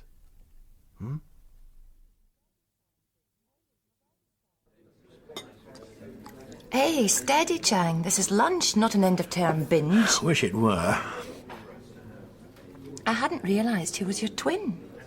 You don't much look alike. We do when we're together. Which is often? Not really. He's in the north, and that's it. When he comes to London, it's usually to go back again, as he puts it. We're both far too busy. Is that Polly's problem? You're too busy? You know, Jules, I really don't know. I wish I did. We try to be around at weekends, but, well, she prefers to stay in London. The constituency can be pretty boring. Yes? No, thanks. Do you talk very much? I mean, really talk? I think so. Mind you, lately the words have been getting shorter and shorter. That's what I meant. So why does she want a flat? Independence, I suppose. From what? Wish I knew. What will you do? I wish I knew that as well. You sound like Pop. His ostrich complex dated from the day he discovered that I locked the bathroom door. How is he? Twitchy. And his sight's getting worse. But he copes. Yes, well, I must make the effort to meet him. Would it be one? He likes better. Anyway, he's coming down in 2 weeks. I'm thinking of bringing him into the house. Will that be wise? Why ever not? I mean his eyes. He's not that bad. Why don't you see him then? Yes, well, that'll be fine. I'll see how I'm fixed. Oh, I'm sorry, I didn't mean it like that. Yes, of course, I'd love to see him. You're sure? Absolutely. What is it? Nothing. Why? Well, I just wondered. At one time, you had all sorts of plans to see him again. Then a couple of weeks ago, I got the feeling you'd gone off the idea. This is the first time you've mentioned him since then. Good gracious me, you're far too sensitive. Dear Chang, you'd have made a lovely bishop. But you're right. I am.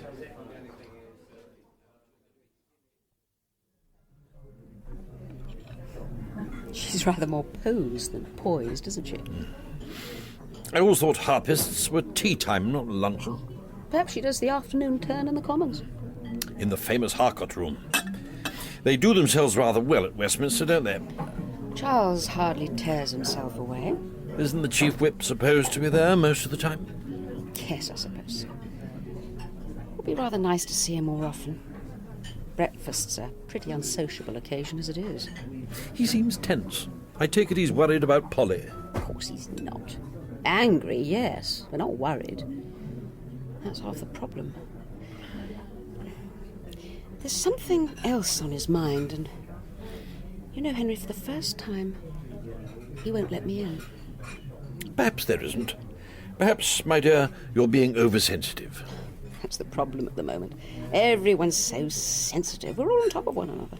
Yes.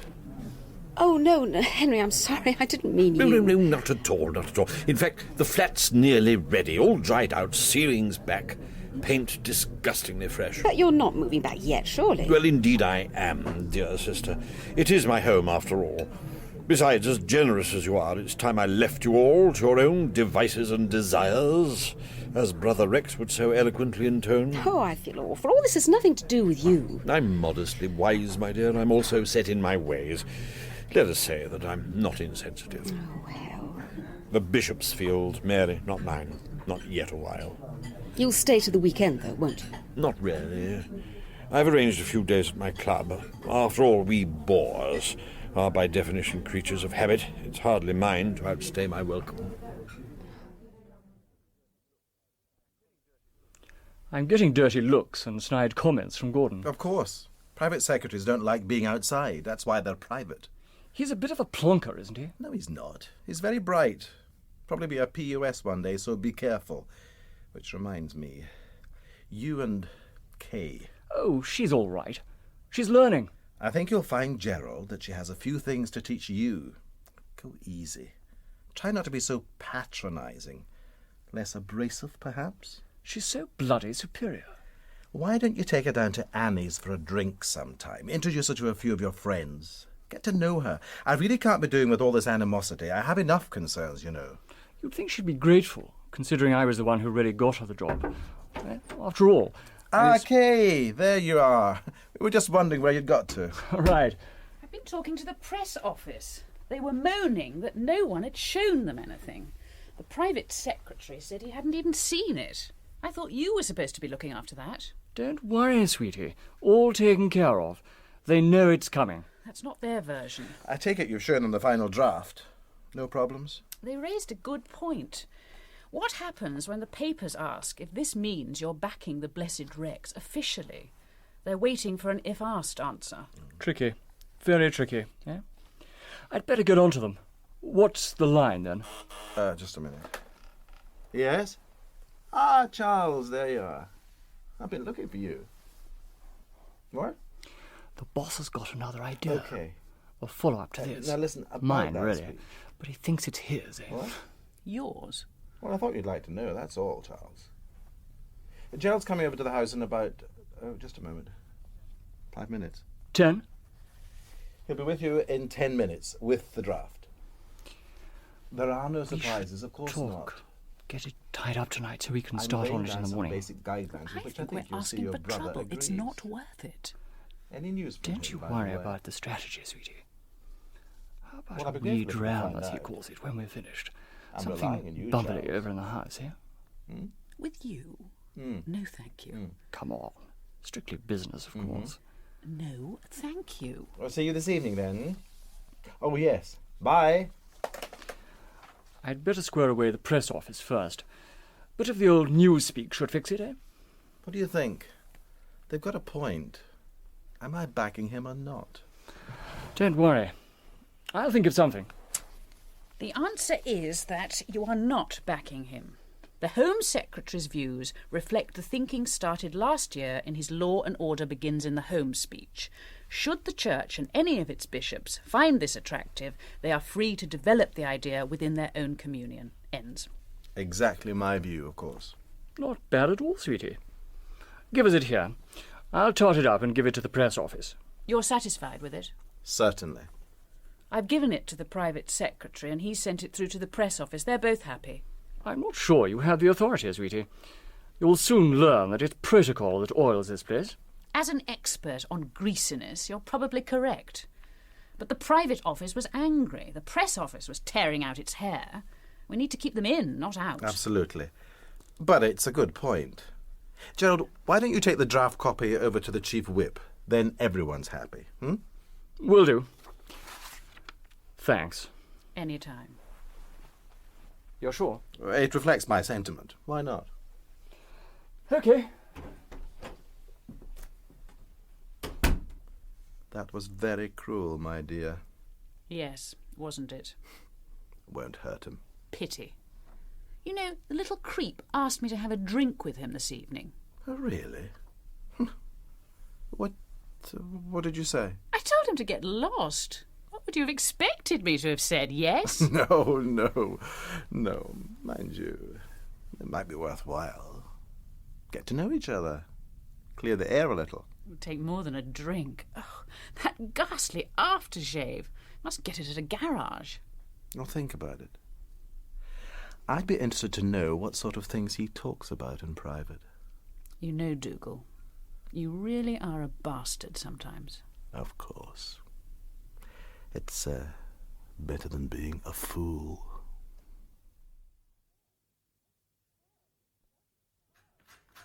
Well, he's certainly turned them on. Typical of Dougal to say something at the right time. According to this, he has caught the imagination with his balance of moral responsibility and common sense. It is understood that the Home Secretary has prepared a cabinet blueprint to resolve the vexed relationship between the Church of England and the government. Has he now? First I heard of it.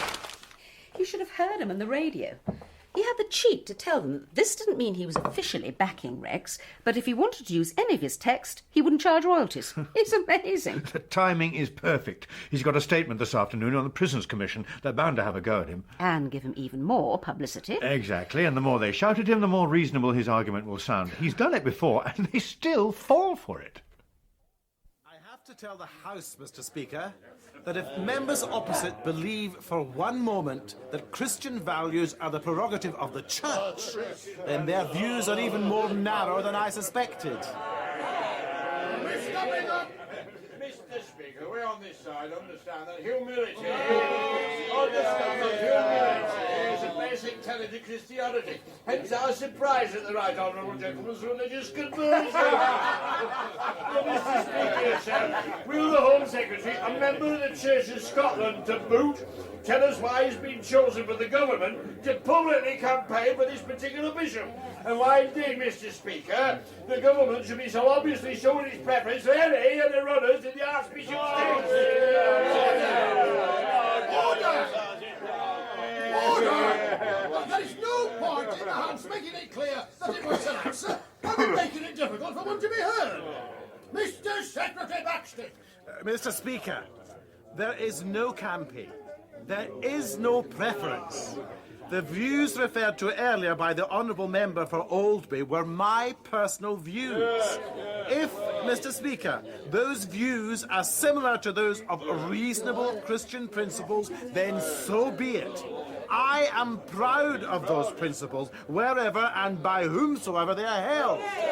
And, Mr. Speaker, let me once again assure the House that my speech was drafted weeks ago, long before any particular person came to any prominence in what the honourable gentleman so disrespectfully, but I'm afraid not unexpectedly coming from him, likens to a horse race. Mr. Speaker, has the right honourable gentleman let us into a secret? He says his speech was drafted some time ago. Would he tell us, Mr. Speaker, if this means that the government had prior knowledge of the intentions of one particular bishop to make himself available? And, Mr. Speaker, is it not possible that the government has rigged the selection process? Mr. Speaker, will the right honourable member explain how the House can think anything else after what he said this afternoon? Especially as the views he has reflected are those of the leading contender who, Mr. Speaker, just happens to be the twin brother of the Home Secretary's closest friend, the right honourable member for Winchester East.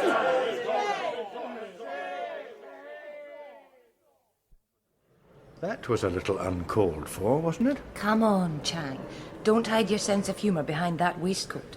It was a belly laugh. I'm afraid I didn't see the joke. Yes, you did.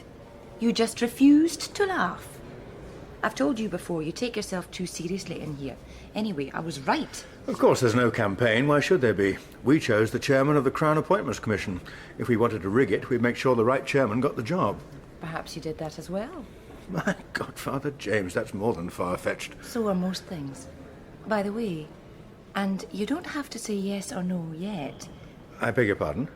Your daughter, if she really wants a flat, I'm not going to be using mine in about 3 weeks' time. I see. I'm not interfering, but it's in Dolphin Square, small and decent. It won't cost her anything. You're going away? No, commuting. Pop's not too brilliant. I told you, he seems worried and nervous. I thought I'd stay a few weeks. Oxford's pretty easy by train or car. Well, I'll see. It's very generous, Jules, thank you. No, it's not. Pure altruism. It upsets me, Chang, when you are fed up. Anyway, I must go. By the way, thanks again for lunch. It was fun.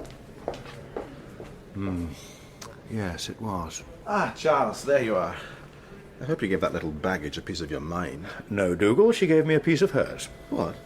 Did you not hear the scurrilous little tart in there? She was right. You are backing him for your own reasons. I've told you before, Charles. You're losing your grip.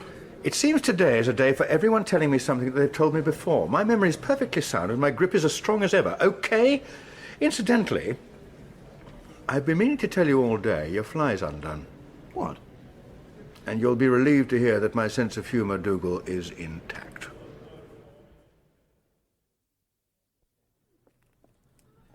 It is exceedingly thoughtful, dear heart. Any idea why? Not really. I'd mentioned Polly was looking. Coincidence, nothing more. You believe still in coincidence? I believe in an open mind. Then you cannot possibly accept the likelihood of coincidence. I'm afraid we should have to recommend against it. We? Certainly. Considering that my people are about to blow the fact that her father worked for the Russians, well, Charles, 'tis hardly a point of information I would wish to keep to myself. I see. Tell me, what exactly did she say was the matter with her father? Worried, concerned, nervous, just as before. You were thinking still of going to see him? Not after what you said. Mind you, it's very difficult. He's coming to the house. Well, it's not as if you were close friends. I would recommend a good excuse. Perhaps you could arrange to be away. An enthronement, yes? No, definitely not. Really? Rex telephoned this afternoon. He's fed up with the whole affair. He's had television, radio, the papers all banging at his door. He wants none of it. How impressive. He is. What will he do? Nothing. That's not his style. He's not in the running, nor has he been. Is that true? No, but it's closer than anything I've heard in the past 48 hours. Shall we toddle into the reform, dear heart? Something refreshing, reviving. Pity. Thought he was odds-on favourite. He was, but from experience it's always worth checking the going before the off. Too firm for the dear boy? Not a bit, Henry. Too rough. Far too rough.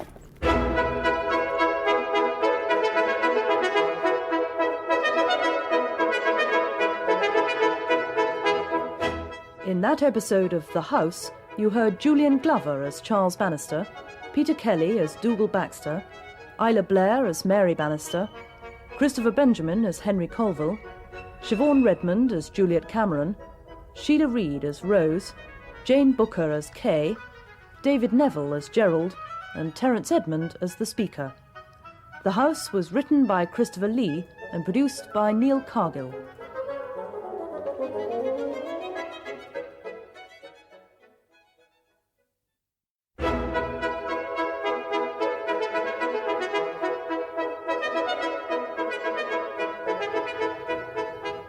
The House by Christopher Lee, starring Julian Glover as Charles Bannister and Peter Kelly as Dougal Baxter.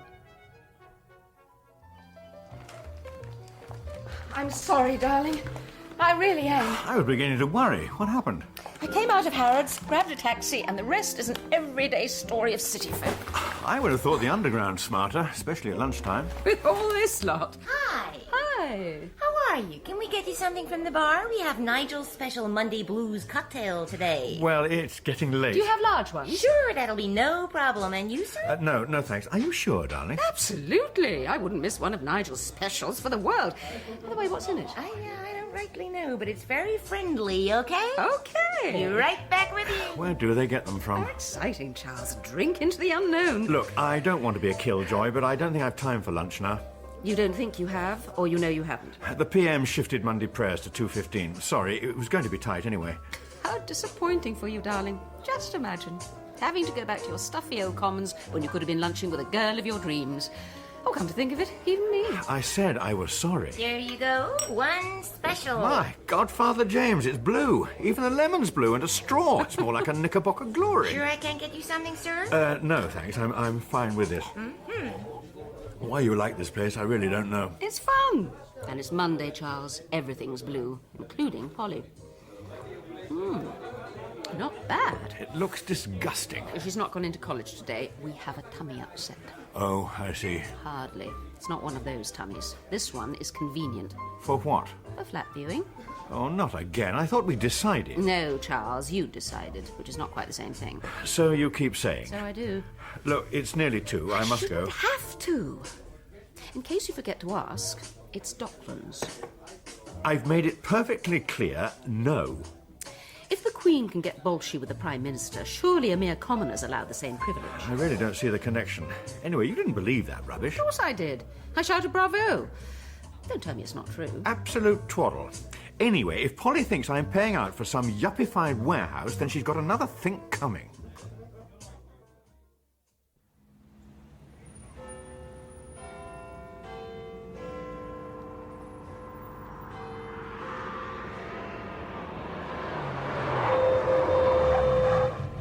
Nearly got you.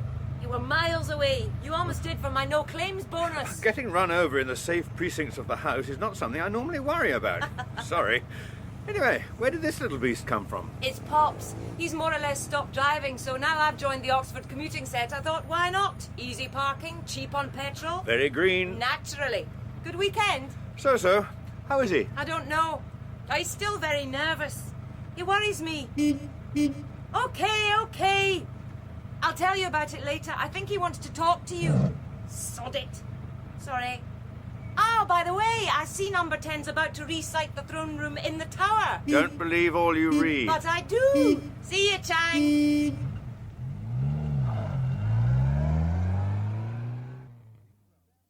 Be realistic, Rosie. Anyway, there's rumours and there's rumours, and this one's got something, if you ask me. No one did. People don't go round making things like this up. Not about her, they don't. Sure, I don't know. Nor does anyone else. Now look, according to Mr. Mossman... Come on, Arthur. Let me get on, and don't be so naive. I saw the advance of the palace speech. All that stuff about Hong Kong was straightforward, and it was just as she read it. Nothing was changed. Of course it wasn't, but you didn't see the first draft, did you? Now, that's the one number 10 made a change. Oh, Arthur Hawkins, you really take the biscuit. They've got it here, definite. The Queen was going to say she reckoned we'd sold them poor blighters in Hong Kong down the river, and number 10's sensitive. If it was in the Times, you'd believe it. It wasn't, and I don't. Don't tell me, let me guess. PM gags Queen is headline of the week, yes? Well, the way I hear it... Arthur... The Terrace Club reception's at 6, not 6:30. They've done it again. I phoned Mrs. Bannister, she knows. Thanks. Tell the gate, will you? But what interests me, Mr. Hawkins, is who started the rumour. And another thing. Who's this Barry Abbott fellow? I thought I knew most of the lobby correspondents. Well, sir, come to think of it, I do have a bit of a suspicion, so to speak. Come now, Charles. I suspect he was simply flattered by your asking his opinion. What could he possibly know? Yes, I agree. At the same time, he seems to believe that your PPS mentioned it on Friday, as it didn't appear until yesterday. You're too quick to condemn Gerald. I can assure you, Charles, he's not the sort of person to spread such tales. Really? Of course. As it happens, we've discussed the matter. I have certain friends who are, shall we say, fascinated. Well, it's nothing to do with the Home Office. This is strictly FCO. I disagree. If Number 10's vetoed a speech of the Queen's, well, even as Privy Councillor I've an interest. And as Chief Whip, so have you, Charles. I can see people taking sides. Look, if there were anything in this, I'm sure the Bombardier would have given us, me at least, due warning. Exactly. What I find curious, Charles, is that no one has bothered to mention it before. And the fact that it's in a newspaper. Not the sort of thing editors come up with out of the blue. Perhaps it would be to everyone's advantage. You mean yours? If we made some inquiries of our own, say, elsewhere. At the palace? Of course. What about that cousin of yours? I have been known to drift along the Privy Purse corridor in search of tea. It's very useful having a friend at court, so they used to say. Ah, and what courtiers and their pages plot about my throne this day? Hello, Jack. Whatever happened to good afternoon? Why do people have to throw Shakespeare at me all the time? That old fraud. My God, the English are so bloody arrogant. We have plenty of quotable quotes of our own, thank you very much. Is that not so, Dougal? I must go, Dougal. We'll talk soon, okay? Off to the palace, is it? If they've anything to say, you'll remember your friends, I expect. I'm not, but if they had, I expect your paper would be the last rag they'd be talking to. Bye, Dougal. He's a wicked and barbed tongue. That had nothing to do with me, you know. Well, you're the lobby editor. You must have known about it. It's scurrilous. Completely scurrilous. Who put you up to it, then? How should I know? I'm but a torter picking over the truth in this place. I'd have said peddling rumour was more your line. Oh, have a heart, Dougal. We despise lobby hacks write only what's peddled by you people. In these matters, I have no heart. Seemingly your people are taking this story seriously. Certainly not. By the way, who is Barry Abbott? You? Oh, that's cruel. Since when did I hide behind another name? Anyway, my vanity wouldn't let me. So, who is he? He's what you might call a man of many parts. A general reporter? You could say that. Of course, it's not that important, but it'd be nice to know. To know what? Come on, Jack. We're old friends. Why, on these occasions, seemingly we are. Would have I told you he doesn't exist? Like the truth? It's all harmless stuff. Barry Abbott's a house name, like William Hickey. A false name puts distance between you and your informant, yes? Listen, I've been in the lobby 20 years. People tell me things. I've never let on who said what. You know that. I'm not asking who told you. I simply want to know what makes you think it's true. I'm told the source is impeccable. That doesn't mean it's true. But this one's blue chip, isn't it? Must be, otherwise you wouldn't be so inquisitive. Would you now?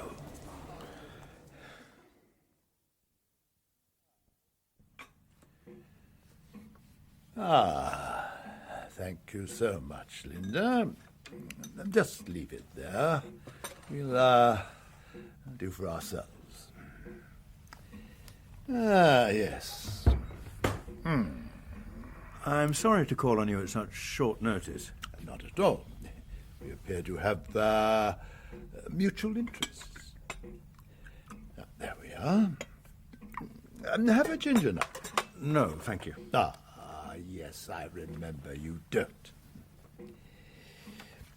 Curious affair. Quite curious. What one might call a cut above the normal rumour. I see.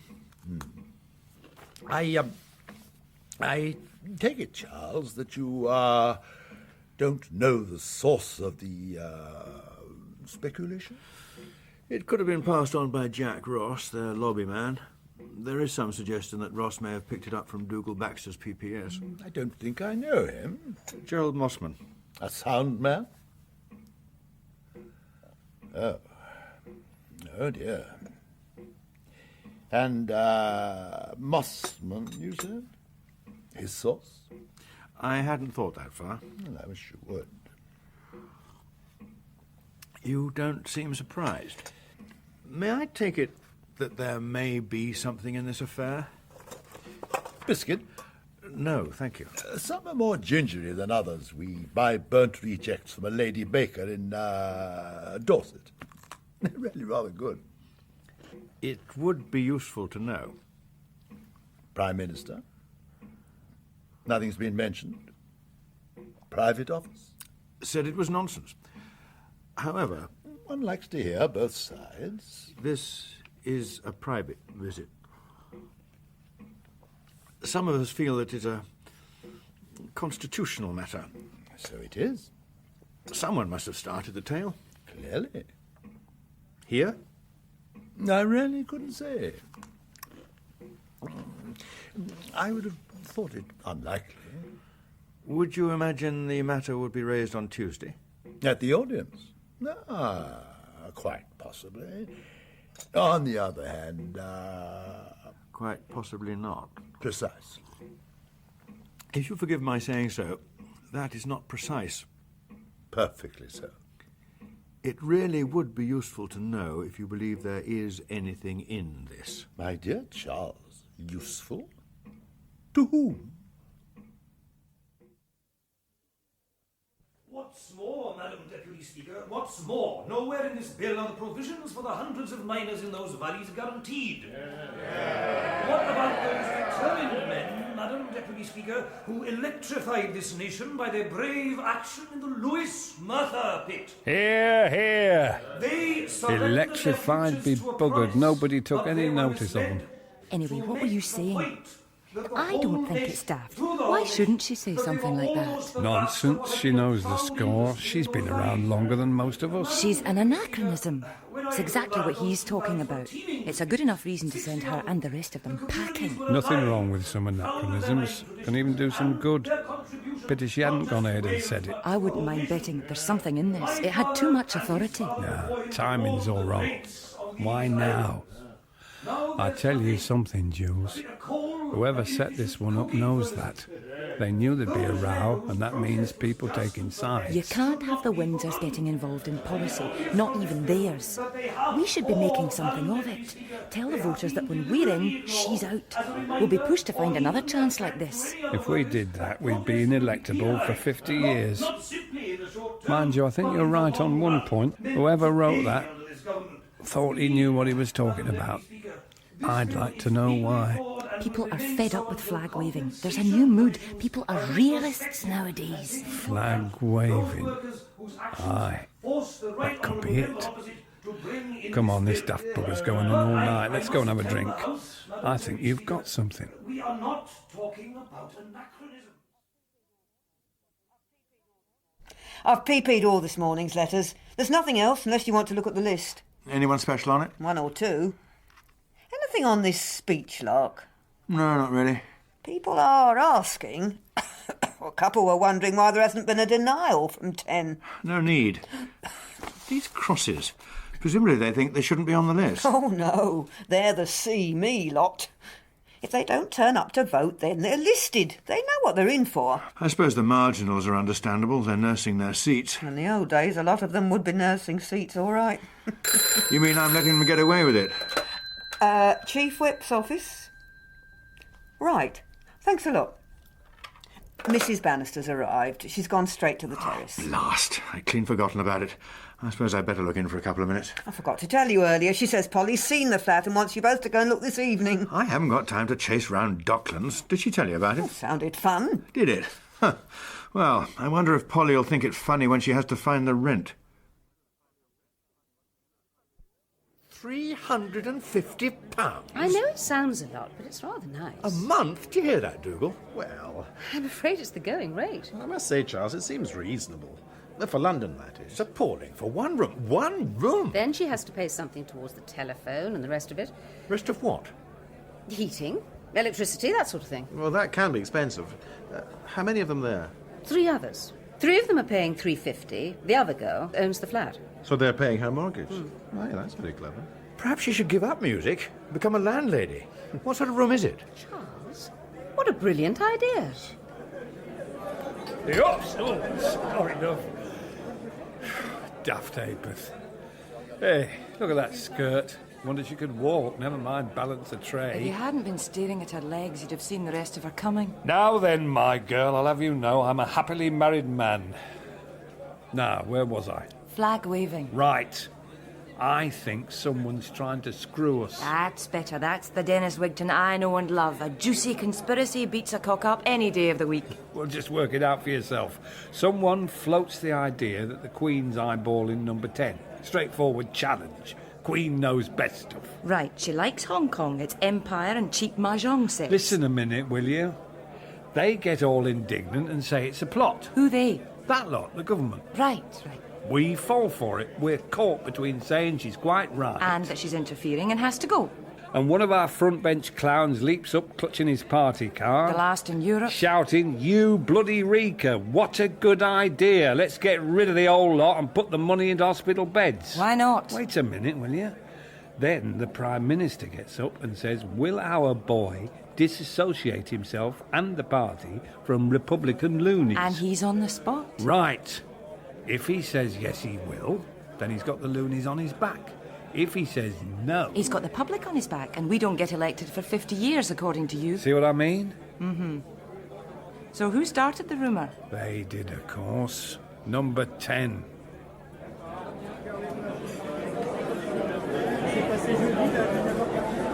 She says it's got a lovely view of the river. Tower Bridge. Oh, Ruth's going. Must have a quick word with her about the NSPCC meeting. Don't go without me, darling. One-man quango that woman's becoming. Yes, of course. Now, Charles, talking of the tower, you think your friend from the palace was hinting that there is something in this business? Oh, I don't know. He's never exactly chatty. That side of the family aren't. I simply got the feeling that he was being too cagey. How did he leave it? We're meeting again tomorrow, at the Athenaeum of all places. Meanwhile, I wonder if a chat with our terrace club host would be a good idea. Ross? That man has no principles whatsoever. I think that's a little unfair, but on this occasion, let's hope you're right. You see, I'm very naive in these matters of intrigue. You must understand that when the chief whip asks a favour of a mere and quietly despised hack, well, I wonder why the giants have descended to the pygmies. Come on, Jack. We've been friends for many years. You know better than that. I never realised I had so many buddies, and in such high places. But I'm curious. If you trust me so much, why don't you believe me when I say I don't know? Perhaps you're being discreet. You've said often enough yourself that you'd be finished if you revealed any of your sources. Then why ask, eh? Sure you want a drink? Sure. No, thanks. If you didn't write the article, then you wouldn't be revealing your informant. But if I didn't do the story, I wouldn't know the throat. What? The source. I see. But you could find out, and that wouldn't be breaking your confidence. That would be without principle. I would be very grateful. It must be extremely important. I didn't say that. Ha, but you did. The truth is... Oh, we're resorting to the truth now, are we? Jack, may I tell you something in confidence? Sure, that's what we're talking about, isn't it? Or have I got it wrong? You know what I mean. I don't think I do anymore. Anyway, try me. I'll stop you if I've heard it. Quite truthfully... Stop! As far as I'm aware, there is no basis in your paper's article. The Paris speech was clean. No interference from us. Truthfully, you say? Honestly. However... Now for the real honest truth, eh? Please. As I was saying, the article was probably not true. But there is a very good reason why I should know the source of the rumour. Only probably. There are very honourable reasons for me to press you, Jack. An affair of state, you might say. Exactly. And you'd be extremely grateful. Extremely.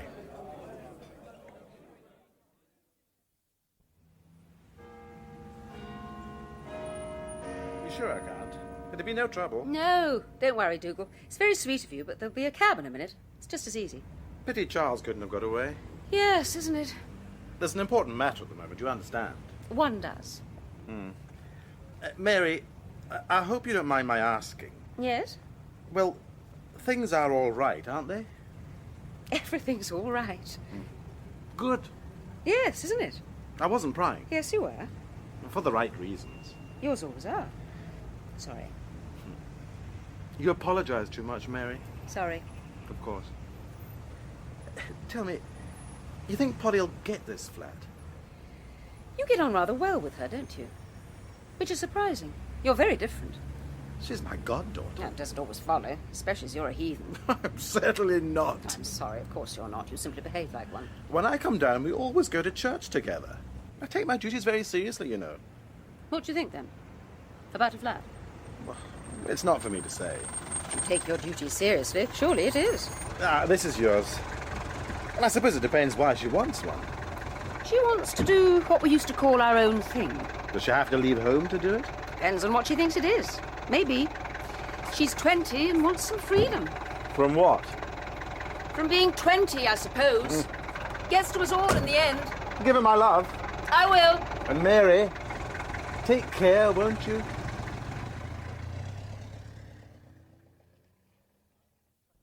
How many times do I have to tell you? It's all a figment of some hack's expense account. Haha. Anyway, it's not important. You were going to tell me about your father. Pop? Yes, I suppose I was. He's acting very strangely. Gets up in the middle of the night. Old men do. No, it's not that. It's odd. He wanders about, reads old papers. Newspapers? He's got masses of cuttings from years ago, before I was born. And old diaries. Perhaps it's nostalgia. No, he's too agitated and, well, I suppose secretive. When I go into his study, he covers up whatever he's reading. He always had a reputation for eccentricity. Then on Saturday we were having lunch in the Randolph and he kept asking me if I thought someone was following us. Were they? Oh, don't be daft, Chang. Of course they weren't. That's what worries me. When we got home, he said he'd like to see you. You've no idea what it is? I wish I had. Do you? Why should I? I don't know. Just a feeling, I suppose. You're sure you don't? Ah, there you are, Charles. I've just put Mary in a taxi. She sent her love, of course. She was looking for you. Oh, right. We're talking about Juliet's father. He's not very well. Yes, of course. Now, Charles, a word, if you have a moment. Should I call him? I suppose you could. Oh, better not. Charles? No, look, don't worry. You're busy. What did that despicable Stoat Ross have to say? You say Mary's gone? Well, I asked Rose. She didn't know where you were. Seems to have died a death this morning. I really don't know why they bother. Did you see old Wigton on the telly? Oh, he was quite smart. Reckoned it was a plot by number 10. What? Who did? Wigton. Really odd. Defended the palace. Never seen him as a royalist. Oh, his voters are.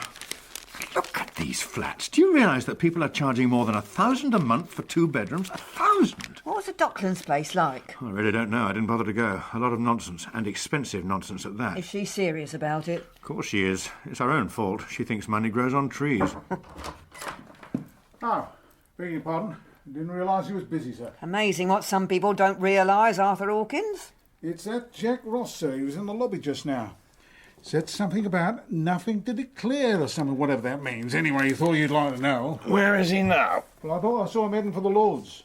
That'll be the day. Nothing to declare.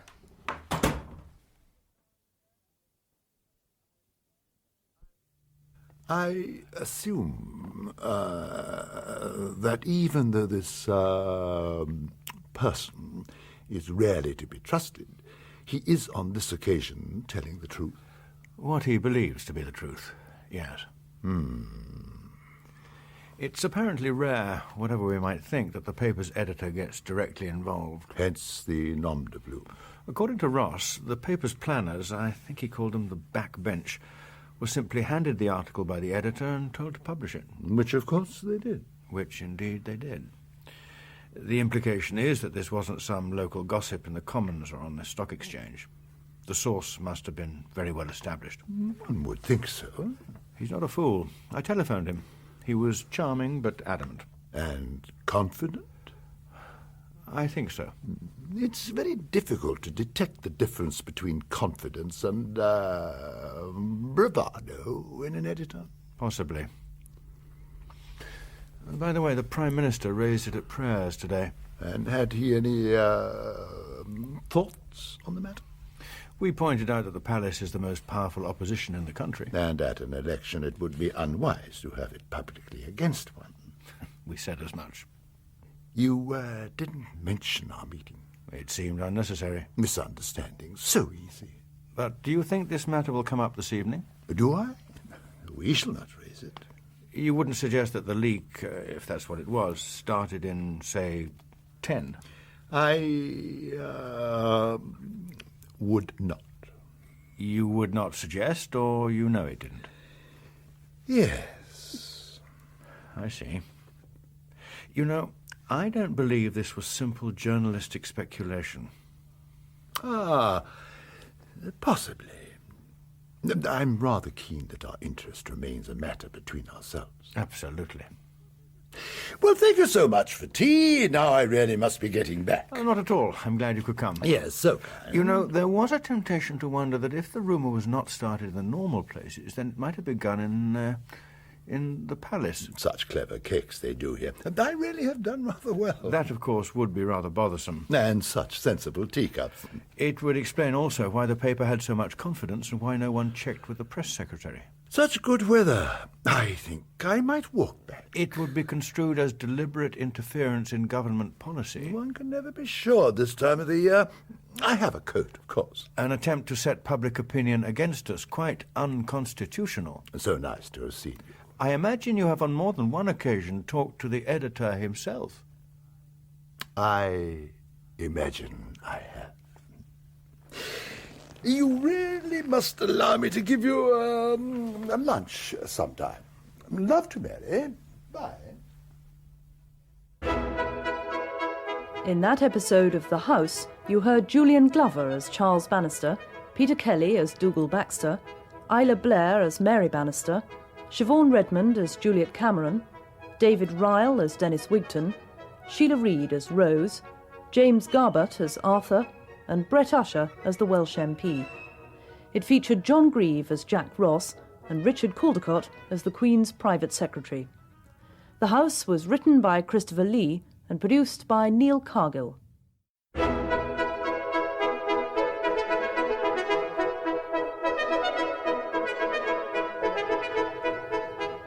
The House by Christopher Lee, starring Julian Glover as Charles Bannister and Peter Kelly as Dougal Baxter. Excuse me, gentlemen. Your cars are ready and your bags in. Oh, thanks very much. I hope the right bags are with the right cars. I'm not sure I'd fit into the Chief Whip's pyjamas. They're all marked, sir. Yours was the big blue case, wasn't it? I remembered it myself. Did you know? I'll have to be watching myself, won't I? Or I'll have no secrets left. Bye, sir. Have a good journey.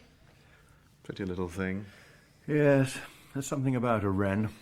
I wonder whatever happened to Black Seams. They went out with duffel coats and Jack Hawkins films. Oh, Mr. Bannister, glad I've caught you. Thank you. He wants me to hang on. Himself? Yes. Wonder what he wants. Your head? You were very pushy, you know, Charles. Very pushy. If you mean firm, perhaps. Oh, no, I mean pushy. And I'd lay good odds that the Bombardier means pushy. It's hardly a major issue. After all, it must be the most junior ministerial job going. That's not the point, Charles. You made it sound as if the appointment's up to you. It's not. It's the Prime Minister's. On paper, I agree, it is. You're slipping, Charles. On these occasions, what's on paper matters. I'll tell you something. I bet you're not asked to sit down in there. You realise your father will go 1,000,000% ape? Not if you tell. He will if I do. Oh, no. He's always dead grumpy when he's been to Checkers. You'd think he'd enjoy it. They talk till God knows when. The breakfasts are always greasy and he gets car sick on the way home. Your timing isn't brilliant, you know. Oh, couldn't we leave a note and then go out? Oh, with the oven turned on and an empty pillbox at the bedside. Oh, Mummy, stop it. This is important. People are always telling me things are important. What they really mean is they're important to them. Biscuit? No, thanks. This is. I thought you agreed. No, I do, darling, I do, but if it means hassle, I really don't know that it's worth it. After all, the Empire of Elgar and Darjeeling's about to be disturbed. Hi, we're in here. Hello, darling. So I could hear. Get down, blast you. He's pleased to see you, aren't you, Wuss? We all are, aren't we, Worcester? Come on, sit down. How was Checkers? Prime Minister in good form? Ghastly. The PM or Checkers? Both. Like some tea? I could do with a cup. Yes, please. A complete waste of time. Totally unproductive. It's like spending the weekend with your accountant. That does rather depend on one's predilections, doesn't it? Oh, thanks, darling. What? Oh, yes. Well, this one's totally sexless. You'd have more fun on a desert island with Noddy. Daddy? Ooh, this is stone cold. Ugh. Yes? Nothing. I'll put the kettle on for some fresh. Oh, don't bother. I'm going to have a bath. I need it. Before you do, there was something that we wanted to tell you. Or rather, Polly did. Oh, can't it wait? I suppose so. Well, come on then. What is it? Nothing. It doesn't matter. Well, make up your minds. You know, Polly, something tells me our timing's a teeny-weeny bit wrong.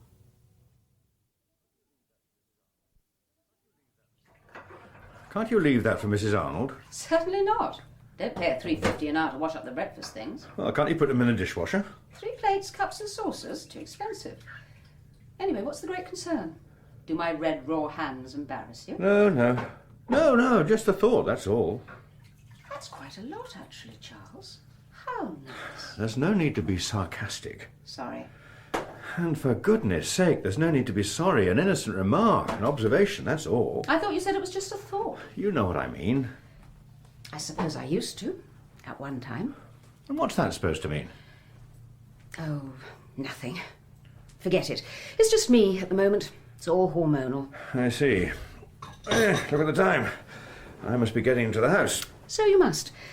You won't forget we're dining with Henry. On Monday? He says Monday's not a real day. We're supposed to be celebrating his redecorated flat. Is Polly coming? She's invited. Which is not the same thing. Where is she, by the way? College? Of course. It's not at all of course. I half expected her to be off looking at another flat she can't afford. Actually, I think she might have done that already. It's about time she came to her senses. You might try to be a little more understanding. She's feeling her way. Besides, perhaps it's not a bad thing. Probably not. But what is a bad thing is the fact that she expects me to stump up the money for it. There are ways, you know. No, I don't know. Is that clear, Mary? It had better be to Polly. Ah, there you are, Kay. I really wish you wouldn't greet me as if I was some, some silly little convent girl. What? Perhaps you are. I beg your pardon? I was trying to get you yesterday. I even phoned from Checkers. That was a little indiscreet, wasn't it? I don't see why. As far as they were concerned, I was phoning my senior researcher. Or had you forgotten? Look, Dougal, let's not kid ourselves. You're very helpful. Just as Gerald said you'd be. I've got a non-job because I'm your mistress. You would never have hired me if I'd been anything else. But the whole of Westminster's run that way. And you know why? Go on, do you know? It's who, not what you know. No, you're wrong. It's who and what you know. That's why it works. So stop feeling sorry for yourself and just understand how lucky you are. That's what I'm trying to tell you. I'm not here to be lucky. If I'm going to carry on, then I want to feel I'm making some contribution. Of course, and if I could have got hold of you yesterday morning, you would have. I was out. I tried again last night. What time was that? Oh, 3 or 4 times. Thought we might have had a bite.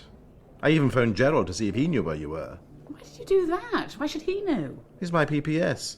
He's supposed to know everything about everyone. What did he say? Fleming man wasn't there. It would have been nice to know where you were. And where have you been? Morning. I've got the Lord's forecast. The amendment will be withdrawn, okay? Good, just as I expected. Tell me, where were you last night? Come on. Went and put on the old nosebag with a man who knows about dogs. What sort of dogs? Ah, there he is. Charles! Charles! Damn it, he's like a white rabbit! What was that nonsense? It wasn't. I really did meet him. I was in the pub when I gave you a bell. That's why I suggested meeting there for a drink.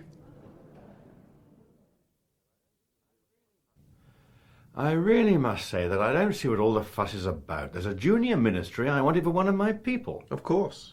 That's the problem. Nonsense, old man. It's perfectly acceptable. Our bright people are groomed in this office. A good junior whip knows his way around. I know all this, Charles. This time there's more to it. I can't see why there should be. We've done it for years. Junior job comes up, the chief whip puts up his man. Yes, of course. It's a matter of power, Charles. The PM is a little, well, insecure. It doesn't look good in Cabinet with you saying it's totally unacceptable for anyone else to be considered. But it is precisely that, unacceptable. The junior whip's job is a thankless task. If I can't guarantee a decent chance of a red box, then, well, I just won't get the commitment from them. I don't have that problem with loyalties. Your people are already ministers. It's quite different. I was thinking of my PPS. Totally loyal. I trust him completely. Well, that's what I'm saying. You can, because it's only because you expect promotion. And there are ways of making sure he gets it. But when I'm ready, Charles, it's a matter of leadership. No, can we drop the matter? I had half an hour with the Prime Minister. I'm rather sick of the whole business. I warned you, Charles. As you know, I have your interests at heart. What did the Bombardier have to say? With an election inside 6 months. All row together stuff. Precisely. I repeated my point about junior whips protecting a majority in the most difficult circumstances and deserving the first opportunity of reward. So you're not going to give in? Well, if you must know, I made it a point of principle. You mean resignation? That, Dougal, is for others to decide. Look, I don't want you to get the wrong idea. Now, would I do that? You know me, eh? Well, there are some things you don't know. The other night was a bit of fun, but that's it. And what about the old disco, then? Nothing in that? Not the way you think. You really have pretty eyes, you know. Oh, my God, don't be so corny. I'm not. I'm just telling you, eh? Forget it. Forget what? Well, us. What are we supposed to be forgetting? We haven't actually stoked up the old bonfire, have we? Absolutely. Right. A few drinks. Just good friends, as the front office says. Okay. Well, who said it was anything else, eh? Nobody, I suppose. Right. You know, you really do have lovely eyes. Seriously. Please, save it for the secretaries. You're bothered in case you get a bit of a reputation, aren't you? Let's forget it. Don't worry. I shan't tell anyone. More fun, anyway. What is? Keeping a secret, eh? You really can be the pits. You know, you and I could make something of all this. Or what? This place. I mean, you don't think I'm going to hang around as parliamentary nanny for much longer, do you? I can't imagine you hanging around anything for long. Seriously. You and I could be a good double act. I reckon it won't be long before Dougal starts shunting the old name up the junior ministry list, eh? Yours? You wait till I start the rumour that Bannister's doing the right thing pushing his boy. I reckon Dougal will take the hint, eh? What? And put your name forward? See? You're not only really pretty, you're quick on the uptake, eh? You really are too much. If they ever need a minister for yuck, then you're probably right. You'll get the telephone call. Nice thing about Dougal is that he can take a hint, especially if you mix it with his vanity. Just watch him. I don't think I want to, thanks. Yes, you do. And you should. You and me are about the same. Oddballs. The only thing that's odd is why I ever bothered to sit in the same restaurant. Because you wanted to. What are you? 35? 36? Very, very pretty. Blonde. Nice legs. You forgot the eyes. And still single. Now I'll tell you. That's odd. See? Hi, Chai. Who thinks he is but isn't this time, eh? Hello, Jules. Who thinks he's what? Well, when I see a chief whip appearing at the freebie trip notice board, I reckon someone's about to get a nice foreign all expenses paid cancelled. Damn right they are. Look at these select committee visits. Why is it that every committee under the sun has to go to Washington on fact-finding tours? They don't all. Dennis's defence crowd went off to Nepal, right time of year, mind you. And dropped in on Hong Kong just to make sure they didn't miss out. I've told you, Chang, they all came back with 24-hour suits and CD players, except Dennis, of course. And I've told you, you mustn't go around calling me Chang. OK, Wong, got a proposition for you. Give up. Good. Friday week, 7 for 7:45, black tie. Hey, steady on. Where's this? Your old college requests the pleasure, etc. Seriously, you know I said Pop would like to see you. Well, there's a Gaudy Friday after next, and he wants you to come as his guest. You will, won't you? I see. You do? Or you will? I'll have to look at the diary. Rose keeps it. Please. He's more screwed up than ever. For some reason, he thinks talking to you is important. I haven't been back for a feast for 20 years. I don't know. I'll have to think about it. And don't worry about driving. We can give you a bed for the night. We? I must go. That's Dennis speaking. I want to hear him. Yes, we. I'm at home that weekend.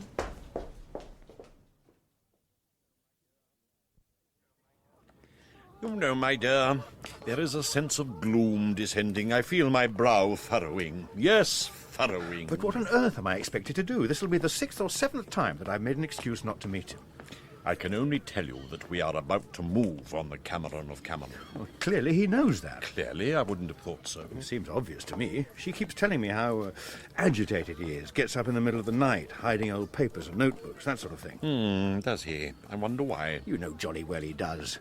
If you're about to move on him, as you call it, it seems perfectly reasonable he should be upset. But that would suggest that he knows we are. The idea of the book isn't much of a secret. Anyone who's interested knows it's being written. True, true. If old Cameron was recruiting for the Russians, then he might guess that he's about to be blown, even if it was in the 50s. Not necessarily. There have been a number of articles and publications since then, and never a whiff of your old tutor. No, dear heart, this is new. Which suggests someone has told him. To me it does, most certainly. So, once again, your people have a problem of mixed loyalties. You don't think that we... Frankly, Henry, I sometimes wonder if the Secret Intelligence Service is secret, intelligent, or even a service. I don't think he's in such a strong position as they say he is. Some of the troops think he's in for the Harry Choppers. Speculation. Prime Ministers don't go around getting rid of their chief whips. Not with an election on the cards. Well, that doesn't stop speculation in this place. Personally, I think he's a nasty bit of work. Ouch. Okay, I must ask you to remember that Charles Bannister happens to be a personal friend, as well as a cabinet colleague. And that was a personal opinion from a personal friend, and for the moment at least a colleague. Hello, hello. She's got some ludicrous idea that she's not pulling her weight. I am actually in the room, you know. And whatever you think of my ideas, they're not ludicrous. Of course not. Same time, perhaps the original idea of heading off number 10 has gone by the board or something, eh? I don't see why. Anyway, I haven't time to argue about this. We'll talk about it at the weekend. Something on then? I meant at the weekend. I mean, on the telephone. I may be away. I don't know yet. Nonsense. No, it isn't. Nobody gets a private life in this place, sweetie. Isn't that what they say, eh? I don't really much care what they say, whoever they are. Can we talk about this another time? Look at this. Every one of these statistics suggests the prison report will be torn to shreds by anyone who's done any homework. Oh, come now. You ought to know. Private office obviously doesn't. Of course. That's why you're here. You've proved my point for me. Now, why don't you two put your heads together and produce me a stern, yes, that's it, stern speech that'll show I anticipated all this, I've got something to attend to. Stern speeches are not going to solve the problem, Dougal. We're not in the business of solving problems, my dear. We're in the business of avoiding them. It's called politics, sweetie, which is why I reckon the chief whip's onto a loser. You say some of our people think he's taking the wrong line? Oh, no. They're on his side. But you suggested some are talking about him... being on a hiding to nothing? Right. But they're still on his side. He's a bit more popular than number 10, and he's doing his bit for his kiddywinks, eh? You mean he's making sure he gets jobs for his boys? Give the lady a prize. But popularity is not always a good thing. Bannister's is. It guarantees him loyalty where it matters, at the grassroots. If he ever decided to go for the big one, they'd be with him. Of course. past, I'm late. That's interesting. Very interesting. Listen, if you call me sweetie once more, it'll be the last time. Save it for the tea room duchesses, all right? See, it worked. He picked it up and he's running with it. And you were brilliant. Word perfect. I didn't mean to. Just came out. I told you. We're a good double act, eh?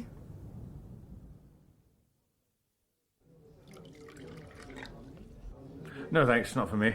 We're dining with my brother-in-law. It tends to be a very liquid occasion. He's moved out? Oh, yes, a couple of weeks ago. The flat's all finished, ceilings are back, the risk of drowning's receded. So... You'll be putting on the... nose bag. I hardly think it would be cottage pie, if that's what you mean. No, it's just an expression of Gerald's. Really? Yes, he does have some rather picture book conversation. He's very bright. In fact, he'd make a good junior one day. Whose? He gets things done. That's not to be underrated around here. Yeah, perhaps, but in a department, the rules and players are somewhat more sophisticated. Nevertheless, it pays to look after one's young men. It inspires a certain loyalty, even if it is based on expectation. Well, as a sense of public duty is so unfashionable, one can expect little more. That's a realistic view, I suppose. Unfortunately, Dougal, it's a jaundiced one, though I imagine it amounts to the same thing. I had a quiet word with the PM a few moments ago. Oh, a rarity in itself. No, it was all very civilized. As you know, the Bombardier admires my judgment. Oh, so I'm led to believe. A prerequisite for any cabinet appointment, Dougal. Oh, at least it used to be. Of course. But there are times when we understand each other a little better than most. What a horrible thought. As I said, we had an interesting talk. You didn't, but I didn't doubt that for one moment. I really must be getting along, old man. Henry dines at 7:30 sharp. He's quite likely to start without us. I thought I'd just mention that, what? Hello there. Ah. Hello. By the way, the answer's yes. Tremendous. I'll tell him. We'll fix a time later, okay? Sure, he'll be really pleased. Bye. Good. I'm sorry. You really must excuse me, Dougal. I'm glad you're able to please someone. What's that all about? Oh, nothing important. Father's not very well. Remember?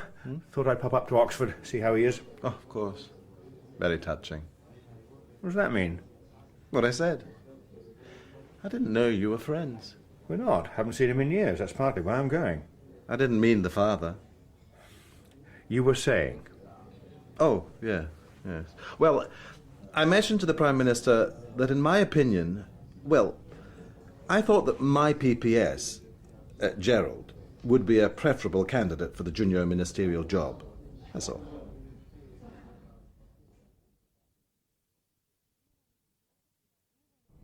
He's really looking forward to it. I think he wondered if you were avoiding him. What a strange idea. Why? What did you say? Nothing really. It was more the way he kept asking about you. When you see Pop again, you'll understand. He's changed a lot. We've all done that. You mean his eyes are worse? Partly. That's forced him to be less independent, but it's more a feeling that I have rather than anything he said. I see. It's as if he's hoping for something. Don't ask me what. It's just a feeling. Tell me, Jules, is there anything else? Has anything happened? What sort of thing? Well, I don't know. How could I? It's just that everything you say suggests that whatever's bothering him is more than someone getting on in years. I suppose old people worry about the future more than we imagine. And the past. Left undone those things we ought to have done, and done those things we ought not to have done. That applies to anybody, surely. We'll see. But you've really no idea what it is he wants to see me about? I don't even know that there is anything. Should there be? Nothing that I can think of. Anyway, let's not worry about it now. I'll get there as early as possible. That'll be great. After all, if he's got something on his mind, a feast is hardly the place to speak it. Thanks. I'm glad you're coming. It'll be good to see him after all these years. That's not what I meant. Bye, Chang.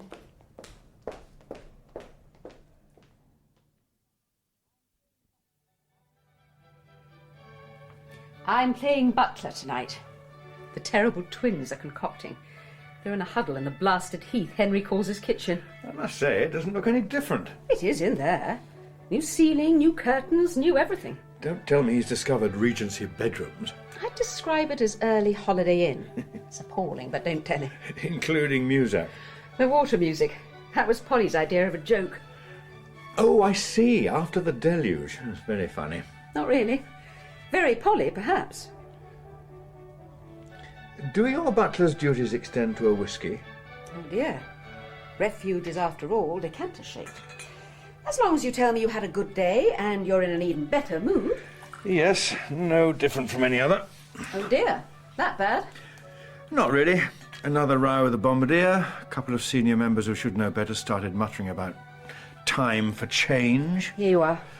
Cheers. Dougal's running yet another conspiracy, God only knows why. And we've got a 60-40 chance on tonight's vote. Not a good day. Well, now for the really good bad news. Those boring people with the mad sons have invited us to dinner Friday after next. I see. Good. I checked with Rose. She said your diary was clear, so I accepted. They're dreadful social climbers, but we really should. I'm sorry, I shan't be here. I'm dining in Oxford that night. You sure? Rose said it was okay. It came up just as I was leaving. It's important. Not really, but I've said yes. Where is it? Am I supposed to come? No, it's a feast, a Gaudy. My old college. Old Cameron invited me. Ah. I couldn't really say no. No, darling. That's the last thing I imagine you could do.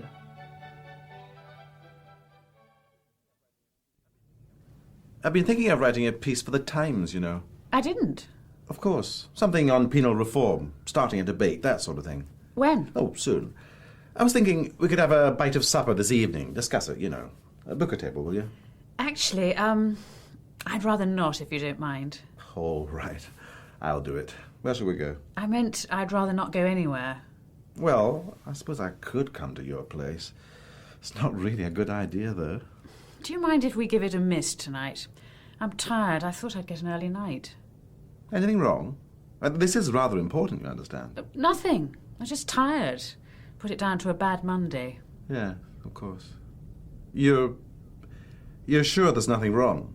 Absolutely sure. I'm sorry, perhaps later in the week. I'll just take these and registry can get them away tomorrow, okay? I imagine so. Night. Yes. Good night. Ungrateful bitch. Ta-da! Make way for the cook. Prepare to be amazed. Things on sticks untouched by human hands but caressed by fairies. Charles, greetings. Have a sizzling sausage. Polly, what magic! Gosh, this looks a feast in itself. Not by Oxford standards, darling, surely. Come on, put it down here. How delicious. I really wouldn't know. Oxford? The burst and well done ones are mine, okay? We have crispy duck without, I repeat, without orange sauce, followed by an elegant trifle. Oh, that's hot. Can they be? Trifles, elegant, I mean. Oh, it depends entirely on the colours, dear sister. Have a napkin. How many paper ones? These will get frightfully sticky. Paper ones, perish the thought. Anyway, I support a trustworthy laundry. What was that about Oxford? Just an in-joke. Charles is feasting in his old college. Oh, boring. Uncle Hen, that's my burnt one. Oh, a million, even a zillion apologies. Some special occasion, dear boy? Have another. Not just now. Not really. Oh, go on, Daddy. We made them specially. They're from Paxton. Oh, very well. Oh, don't force yourself. Didn't we buy something special? Right. I'd forgotten. It's in the fridge and I'll get it. When is the great dreaming spires occasion? Week after next, I think. Don't tell me it's slipped your mind already, darling. Not really. Actually, it's Friday. Friday week, that is. Hang on. Don't break anything. I'll get them. Cameron? Yes. Unwise. So you said. You must not. I've said yes. Then you must un-yes, I insist. It would be quite inappropriate. Impossible. Charles, I insist. Most unwise and dangerous. Oh, that sounds fun. What's dangerous? Cholesterol in sausages, my dear, but one more, I think. And who's going to open it? Daddy, you must. You must flood your rooms more often, old man, if it means champagne every time. Henry first. His party. This isn't for Uncle Hen, it's for us. We're celebrating, aren't we, Mummy? I'll tell you when I've seen your father's face. I love surprises. Don't you, Charles? Henry, you know him better than that. Come on, out with it. What's this in aid of? Cheers, everybody. Here's to Flood Street. Of course. How appropriate. Cheers. Is someone going to tell me? We've bought a house. My godfather James, you what? How splendid. Triple cheers and enormous congratulations, my dear. It's brilliant. It really is, and you must come and see it. Of course. Charles? What? Who? How? With You're what? looking peaky, darling. Are you sure you'll be fit for feasting by next week? Flood Street is a bit small and it needs decorating. It's all a bit dark, but it's fantastic. May I ask who has bought it and with what? We have, darling. Oh, dear. Or at least I think so. Is this a joke? We have? Yes, darling. Polly and I. We've used some of Grandma Reese's money and mine. But it must have cost a fortune. Anyway, I said no. I thought I'd make myself clear, if not entirely popular. So you did, darling, and no, you weren't. But that was renting. As you pointed out, rents are enormous. So we bought it. Or sort of, with the bank's help. And I'm going to rent out 3 rooms to pay the mortgage. And that means I live free and have a house. Brilliant, yes? A day of surprises, Charles. And after all, dear heart, the least of your problems.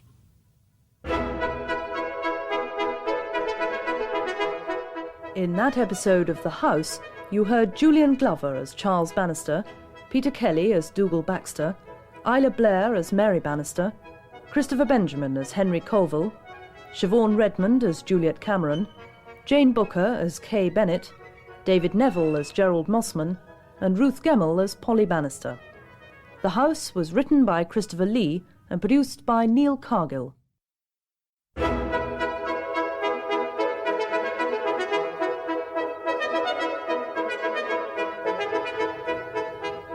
The House by Christopher Lee, starring Julian Glover as Charles Bannister and Peter Kelly as Dougal Baxter. I thought he banged on a bit. Hardly the time to talk about the sanctity of marriage, was it? It was a wedding, Charles. I call it immaculate timing. Rather good. Short and to the point. He's about the only one in your family who is. I didn't know they said things at weddings. It was really nice. Didn't you think so? Of course. Actually, Charles, I imagine you noticed that your brother's sentiments were similar to those of my own speeches.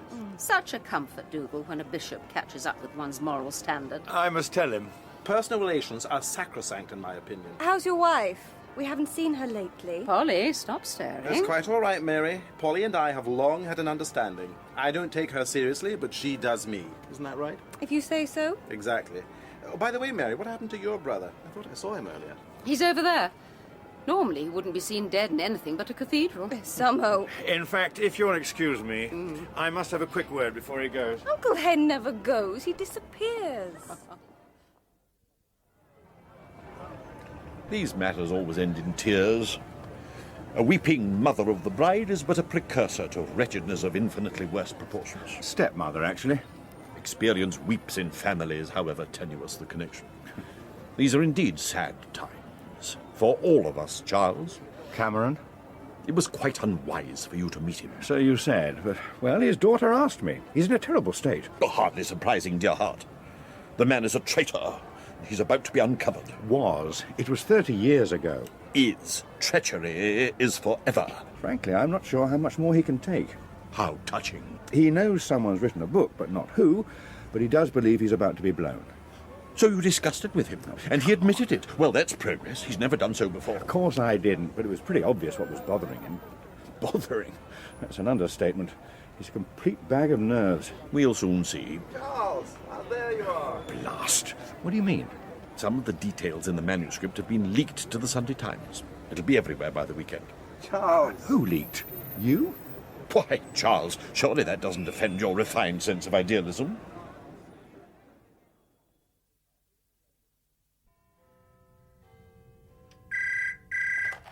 Chief Whip's office. I'm not here. Sorry, not at the moment. 3 o'clock. Probably in about half an hour. OK, will do. Bye. Number 10. Not urgent. Something for tomorrow's prayers. They're copying a minute. I'll pick it up when I go over to 12. If you would. What's it about? Struth. Could be anything at the moment. They've got one of the monthly panics on. Hasn't everyone? Well, you'd think so, wouldn't you? Look at this lot. 15 select committee notices from just 6 committees. I reckon they're lining themselves up for their New Year trips. Sun-seeking at the taxpayer's expense. Oh, come January the 4th, you won't be able to lay your hands on more than a dozen MPs in the whole country. Oh, that reminds me, I forgot to tell you. We'll be in Scotland as usual. That's nice. All of you? I really don't know, Rose. Polly's becoming a law unto herself. Oh, they all do it. Have you seen the house? I haven't had time. What? Don't you think it might cheer her up a bit if you did? Does she deserve to be cheered up? If you don't mind me saying, as long as you're her father, yes. Ah, there you are, Charles. Tea? Oh, that'd be nice. Dougal? Oh, yes. Yes, please. No sugar, of course. I'd have thought it was a bit late for that. Charles, I really do find that woman downright rude. Charles? Sorry. Thinking about something Rose said, that's all. I have to say, you seem to have been letting go recently. Preoccupied, I think Gerald called it. So touching that he noticed.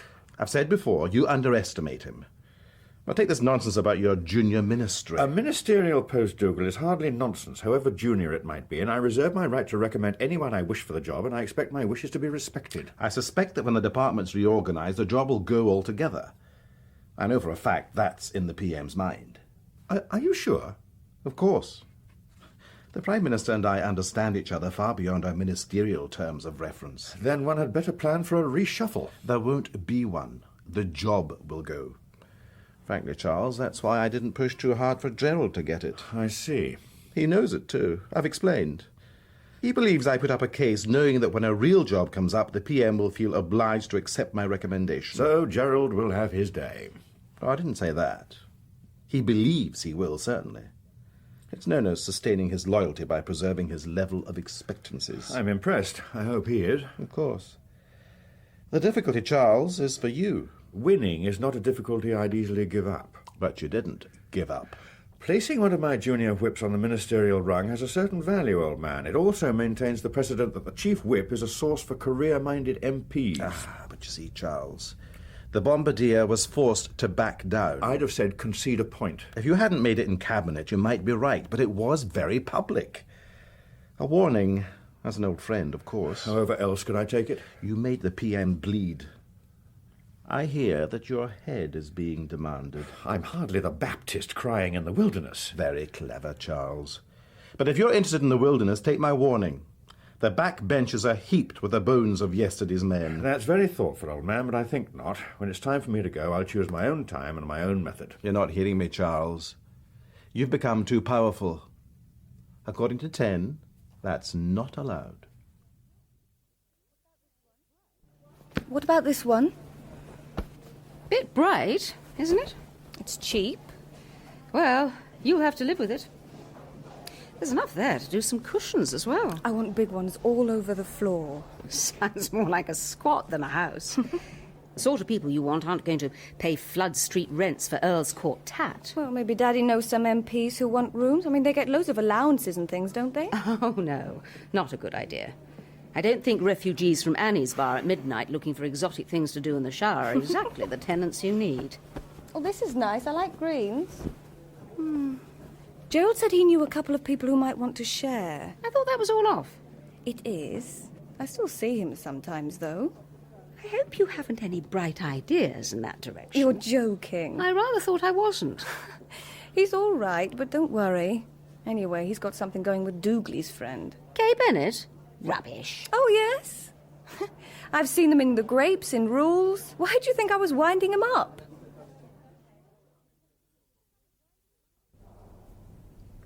The central lobby's hardly the place to talk privately about this. What about Gordon, 7 o'clock? I really don't see what you're bothered about.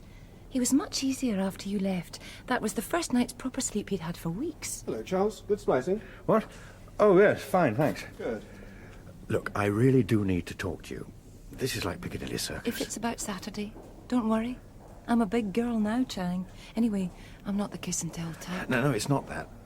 I'm sorry, I've people waiting for me. It's 7 o'clock. Really, it is important. He certainly seems to have a knack of disappearing when it's important. He was in the central lobby 5 minutes ago. I saw him. Doing what? Talking. Who to? I'm not sure. Well, I really can't wait any longer. I'm very busy, you know. So they say. And what do you mean by that? Charles. Yes, Dougal, here I am. The whole world's been looking for you. Number 10, actually. For some, there is nothing else. Prayer lists again. They'll have to wait. Private secretary. Could you bell the PM soon as you show? They have a way with words. You better get them. Before you do, Charles, perhaps I could speak in private. It may be useful. Rainforest time. That lot's for signing, that lot's for yay or nay. Oh, before you go, will you get me a copy of the McCall inquiry? Should be in the library. Then get a messenger to deliver it to the flat for me this evening. If they've got it, I'll drop it in myself. I'm going that way. Thanks. Go on. McCall?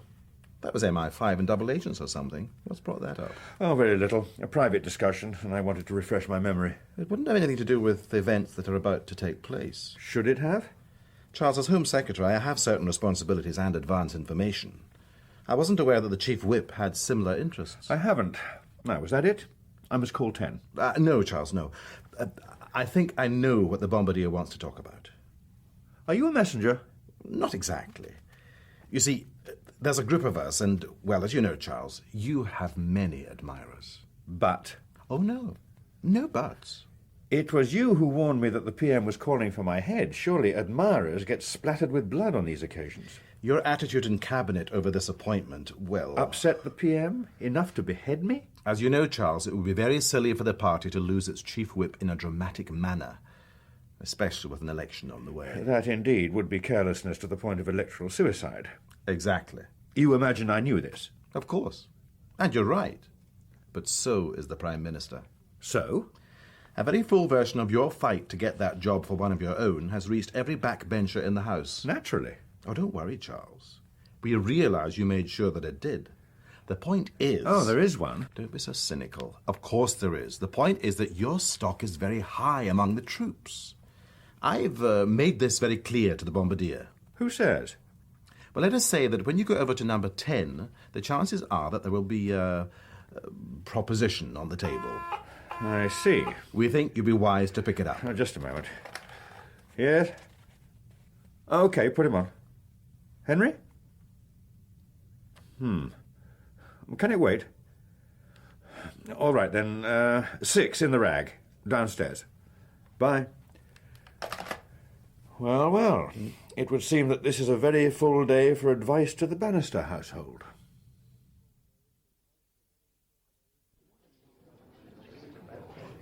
My dear Charles, you simply must not entertain such thoughts.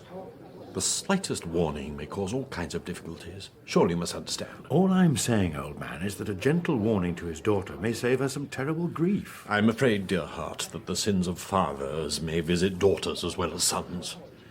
You must not be involved any more than you have been. I'm not. Of course you are. You saw Cameron against my advice. That advice was expressed professionally as well as personally. You know that. What'll happen? Sometime during the next few days, Cameron will receive, shall we say, visitors. Arrested? Hardly, my dear heart. Preliminary discussion. We're not in the business of making arrests. That's for the plods. He'll go to pieces. We rather hope so. But you must not. My God, Father James, you make me sound like an accomplice. It might have been better for everyone, Charles, if you had managed to avoid such personal involvement in this entirely disagreeable adventure. Don't you think?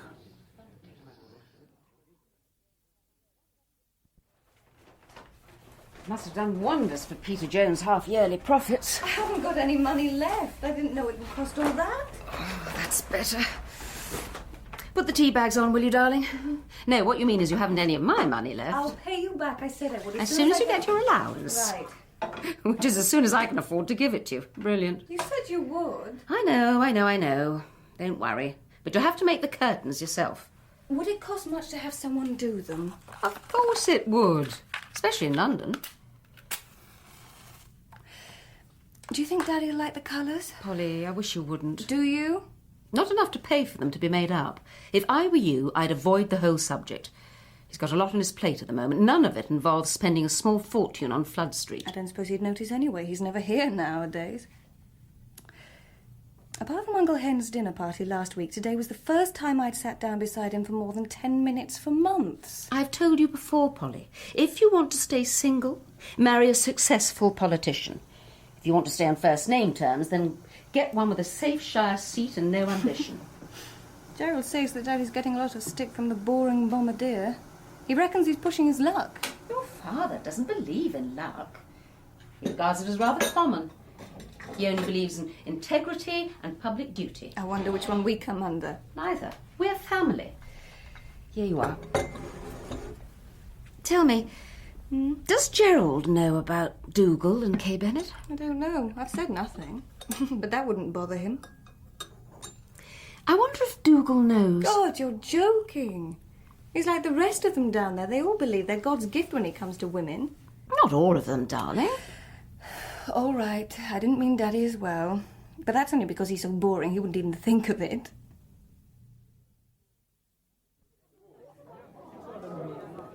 Did you go back last night? Mm-hmm. He was asleep by the time I got in. He usually is. It's only in the early hours that he starts his prowling in the study. Why don't you take a couple of days with him? I will. It's difficult at the moment. You forget the constituency's 200 miles away. What about this weekend? No chance. Surgery Saturday morning, community centre committee in the afternoon, AGM dinner Saturday night, and a sponsored cycle ride Sunday. You fancy putting £1 a mile on me? Tomorrow, then? We'll see. But don't worry. Pop's much better. He looked a bag of nerves to me. You didn't see him a couple of weeks ago. He was really screwed up. Seemingly, whatever you said to him on Friday night did the trick. Can't think why. All we did was talk about old times. I didn't remember much about them. In fact, I couldn't remember a single person he mentioned. What did he say to you? I called him this afternoon to tell him I wouldn't be back tonight, and he said not to worry, because everything was sorted. What did that mean? I haven't a clue, and he wasn't about to tell me. I thought it better not to push it. Jules, I don't want to interfere, but it might be an idea if you scrubbed round this weekend and went to Oxford instead. Whatever for? I just think it'll be better, that's all. Call it instinct. Come on, Charlie, you don't have those sort of instincts. What is it? Well, he's an old man, and he's obviously got something on his mind, whatever you might say. You know what it is, don't you? I might do. If you think it was Saturday night and us, it wasn't. Anyway, he wouldn't say anything. I think you should, that's all. I've told you, it's impossible. Jules, dearest Jules, please just accept what I say. Chang, this is crazy. You drag me down here to tell me something which you say is so important. I promise you. And then you won't tell me what. Trust me. Go home on Friday as soon as you can. You should be there, Jules, not here.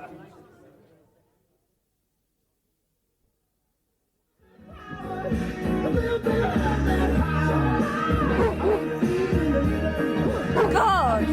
It's you! You made me jump! Sorry. With that racket going on, the retreat from Moscow could have come through and you wouldn't have noticed. Well, that's better. No, it's not. What's all this for? Curtain material. We got it today. What do you reckon? It's tremendous. Really? You like it? Mind you, I wouldn't want to sleep in the same room with it. I expect it might have the same effect as strong gorgonzola and black coffee last thing at night. You think it's awful, don't you? I've just said I like it. I know, but you don't. I can tell. Polly, I promise you, it's really tremendous. You're just saying that. I promise, okay? Maybe. Uncle Hen says it looks like something by Salvador Dali in a bad mood. When did you see him? About 20 minutes ago, and he wants you to call him. He says it's mega urgent. That's better. Well, shouldn't you call him? Probably. Who's going to make them for you? I've spent all my money on the material. What about that woman in the village? Didn't she do the bedroom ones at the farm? Oh, she's brilliant, but she still charges. I'm going to try and do it myself. I thought your mother said she was reasonable. Cheaper than Harrods, anyway. I've just said I haven't any money. You don't ever listen, do you? Sometimes, Polly, neither of us does. Take them down this weekend. I'll raid the piggy bank. You mean it? Well, why not? Be ashamed to spoil that material. Daddy, you're brilliant. Steady. This is Glenmorangie, not confetti. Ah, Saved by the Bell. I bet that's Uncle Henry. Come on, let's go. Well, it's almost 10 o'clock. Where? Get your coat. Flood Street, of course. Got a key? Yes, but... Oh, come on then, you stupid child. If I'm paying for the curtains, I may as well see the place. You never know. We might get matching carpets. Really? Well, what about Uncle Hen? He can wait. We've more important things to do. Coming? Coming!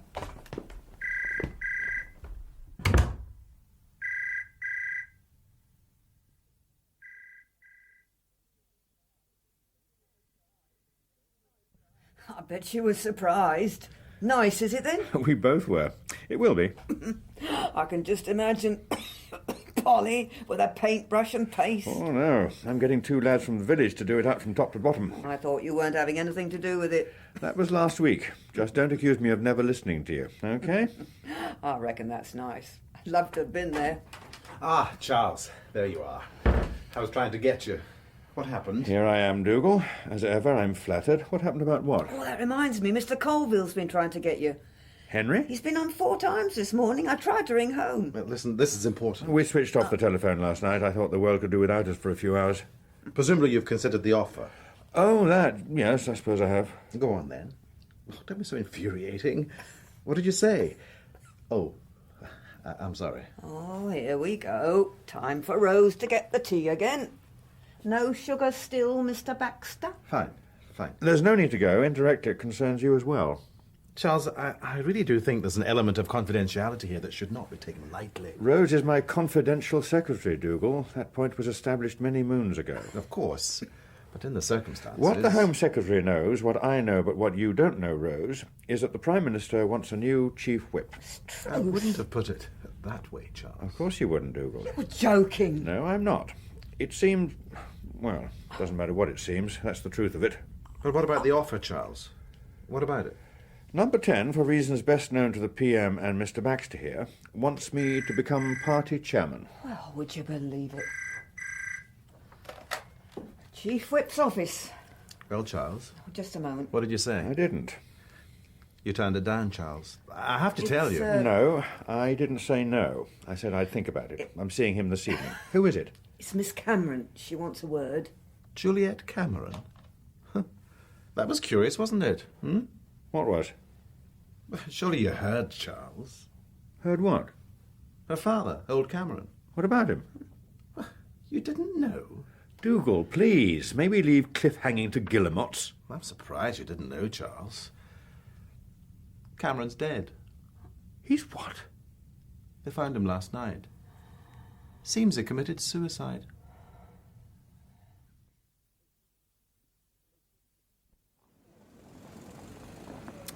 A most disagreeable matter. And a somewhat inevitable denouement. You're sure it was suicide? Closed garage, a hose pipe from the exhaust. I'm afraid few coroners would ponder long on the notion of natural causes. How dreadful. Such a cowardly act. But traitors are such beings. We feared he might, but there was little we could do. But why now? The day proved too much excitement for him. He was interviewed in the afternoon, and by 7 it was done. What do you mean, interviewed? 2 colleagues, dear boy, motored to Oxford. It is a procedure I've explained before. You mean they gave him the 3rd degree? Come, Charles. Such scallywags exist in penny dreadfuls and in Bucharest, perhaps. Anyway, no purpose is served. Then why bother? To see if there was anything he wished to tell us before a more formal exposure might scatter the wicked. Did he? It was a worthwhile visit. Inasmuch that it drove him to suicide. It was not we, dear boy, who encouraged him to treason in the first place. Try to explain that to his daughter. What'd she have to say? Jules? I'm afraid she believes I'm somehow responsible. Or you know who is. Yes. Your resignation last evening was, what shall I say, unhelpful? Who told you? Charles, there are moments when you fail to honour your reputation as grey mandarin with wisdom, insight, and twilight understanding. I tried to warn you weeks ago. You've had her followed? A precaution. It is custom and practice that when an incident is about, then those connected are best kept in sight. I see. Would that you had, dear heart. You may imagine my concern when your name appeared, albeit modestly, in our headlights. So what happens now? They'll be conveniently forgotten, I suppose. I'm afraid not, Charles. I'm afraid not. You mean the newspapers, all those made-up articles, speculation, hounding poor bastards who are quite innocent. The Hollis hunting season begins on Sunday. Yes. It would be better if you gave the matter considerable thought. Well, that's nothing to do with me. I'm seeing the PM in an hour. Ah. Possibly, my dear, your fascination, your own Fata Morgana, has dropped lace before your eyes. I'm afraid you must think more deeply on your political heritage and survival. Go on. Ah, so distasteful, Charles. My people are of the opinion that you may have warned Cameron of his fate. My godfather, James, that's absolute nonsense. I've told you. We did nothing more than talk about old times. It is precisely those old times, as you call them, that fascinate my friends. You forget, Charles, you were one of his undergraduates at the time he was recruiting so successfully. And, of course, you have been to see him as his crisis hovered. Hang it all, old man, I'm your brother-in-law. You know me better than that. You're not actually trying to tell me that I'm under suspicion. I am, dear heart, in the most delicate way, trying to tell you just that.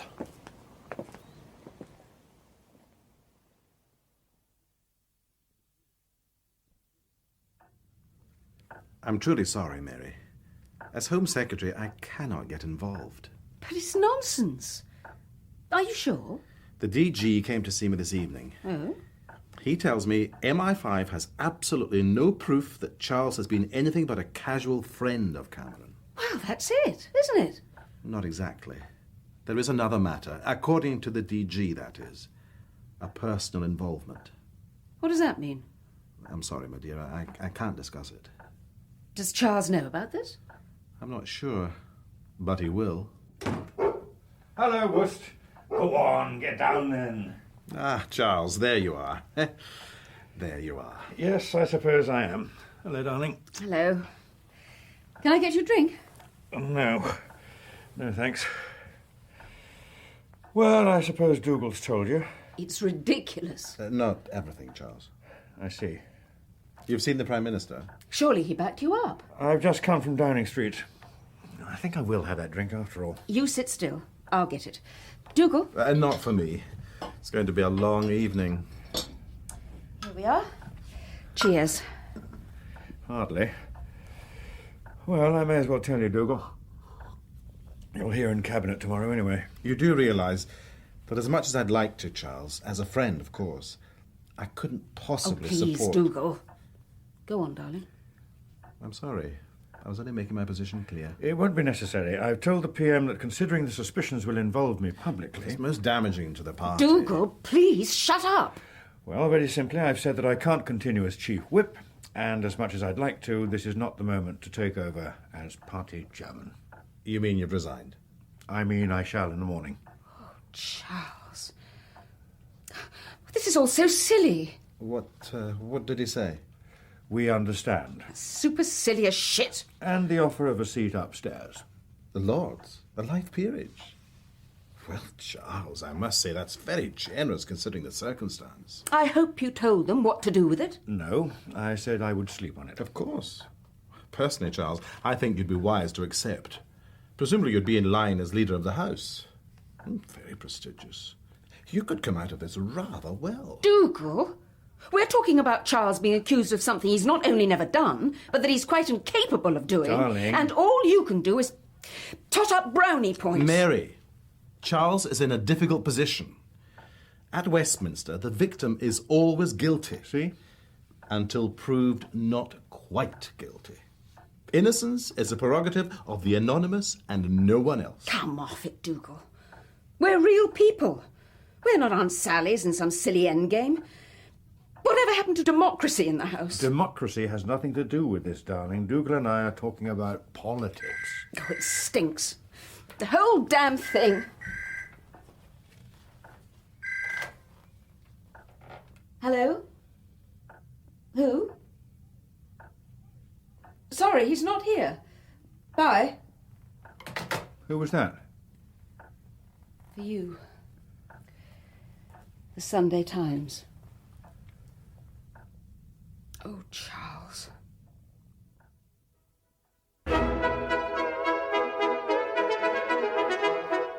In that episode of The House, you heard Julian Glover as Charles Bannister, Peter Kelly as Dougal Baxter, Isla Blair as Mary Bannister, Christopher Benjamin as Henry Colville, Sheila Reid as Rose, Siobhan Redmond as Juliet Cameron, and Ruth Gemmell as Polly Bannister.